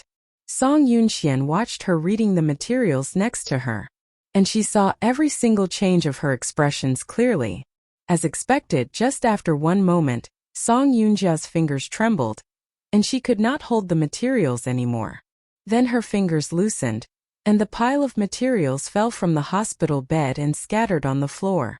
On the materials were photos of the 3 dead suspects, photos from all angles. At first sight of the materials, Song Yunjia concluded that the 3 people who were burnt to death in the car accident this morning were the 3 suspects who raped her. She didn't feel like going on reading other parts of the materials except for the photos, because she was beginning to feel horrible in her heart. The 3 men, who had already booked tickets to go abroad, were involved in such a traffic accident and died as wreckage blazed on their way to the airport. Everything happened too dramatically. It was so dramatic that it could arouse people's suspicion, and it could chill the people who were familiar with Xiao Tianzi to the bone. She was so familiar with Xiao Tianzi that she knew that he would show no mercy to anyone who had something on him and might spill it out. Song Yunjia turned as pale as death. Yet Song Yunxian was delighted to witness her shock and fear.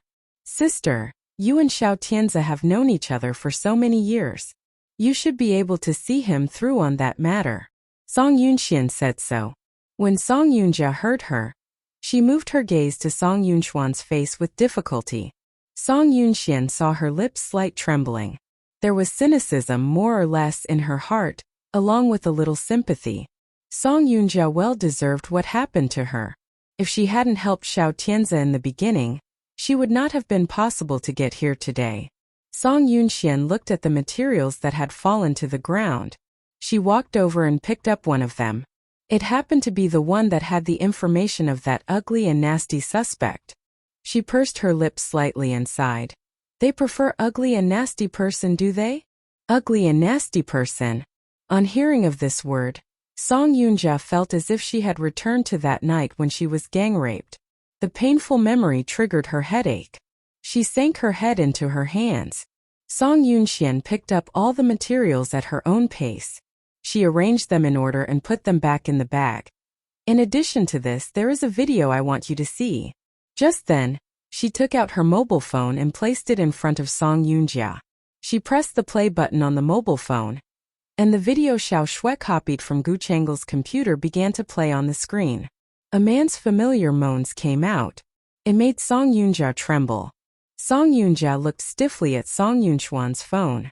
The video playing on the phone was exactly what she wanted to escape most in her life, but she failed to.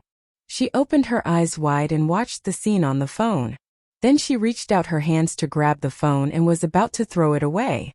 However, at the very moment when she got the phone and was about to throw it underground, Song Yunxian raised her hand and grasped Song Yunjia's wrist.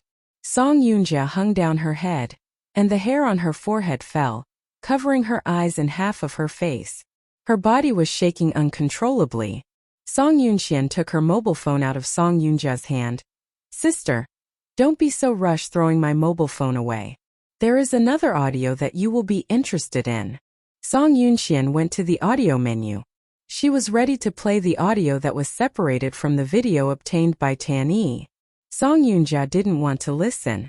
She covered her ears with her hands tightly.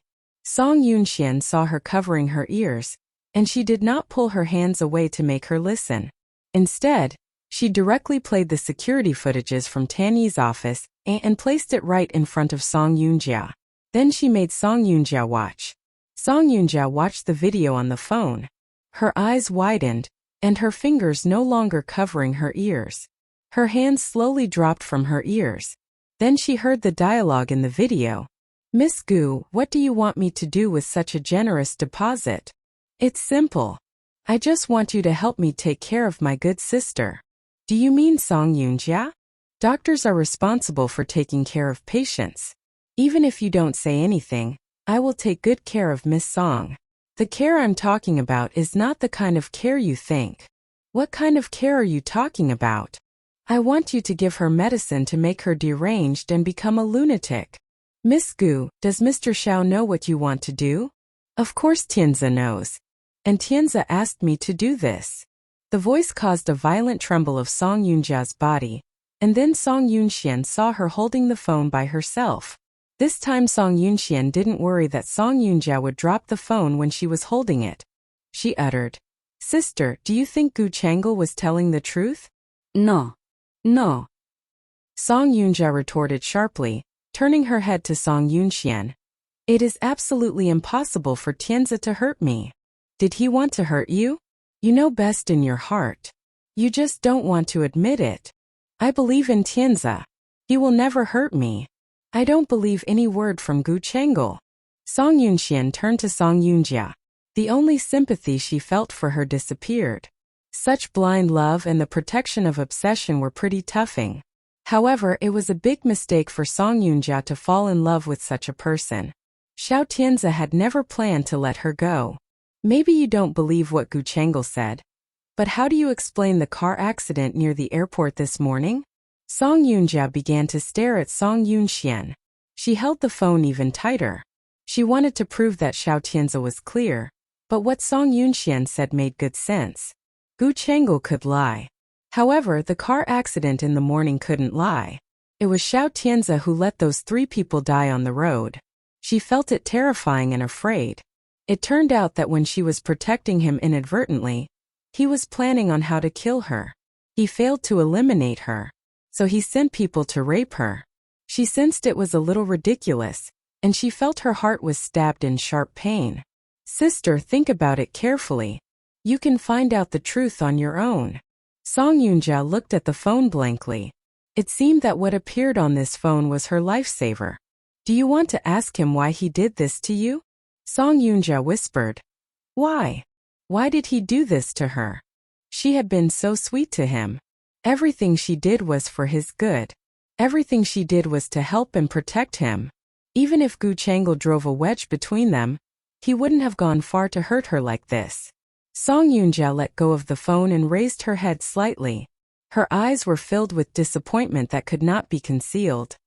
Why did you do this to me? I did so much for you.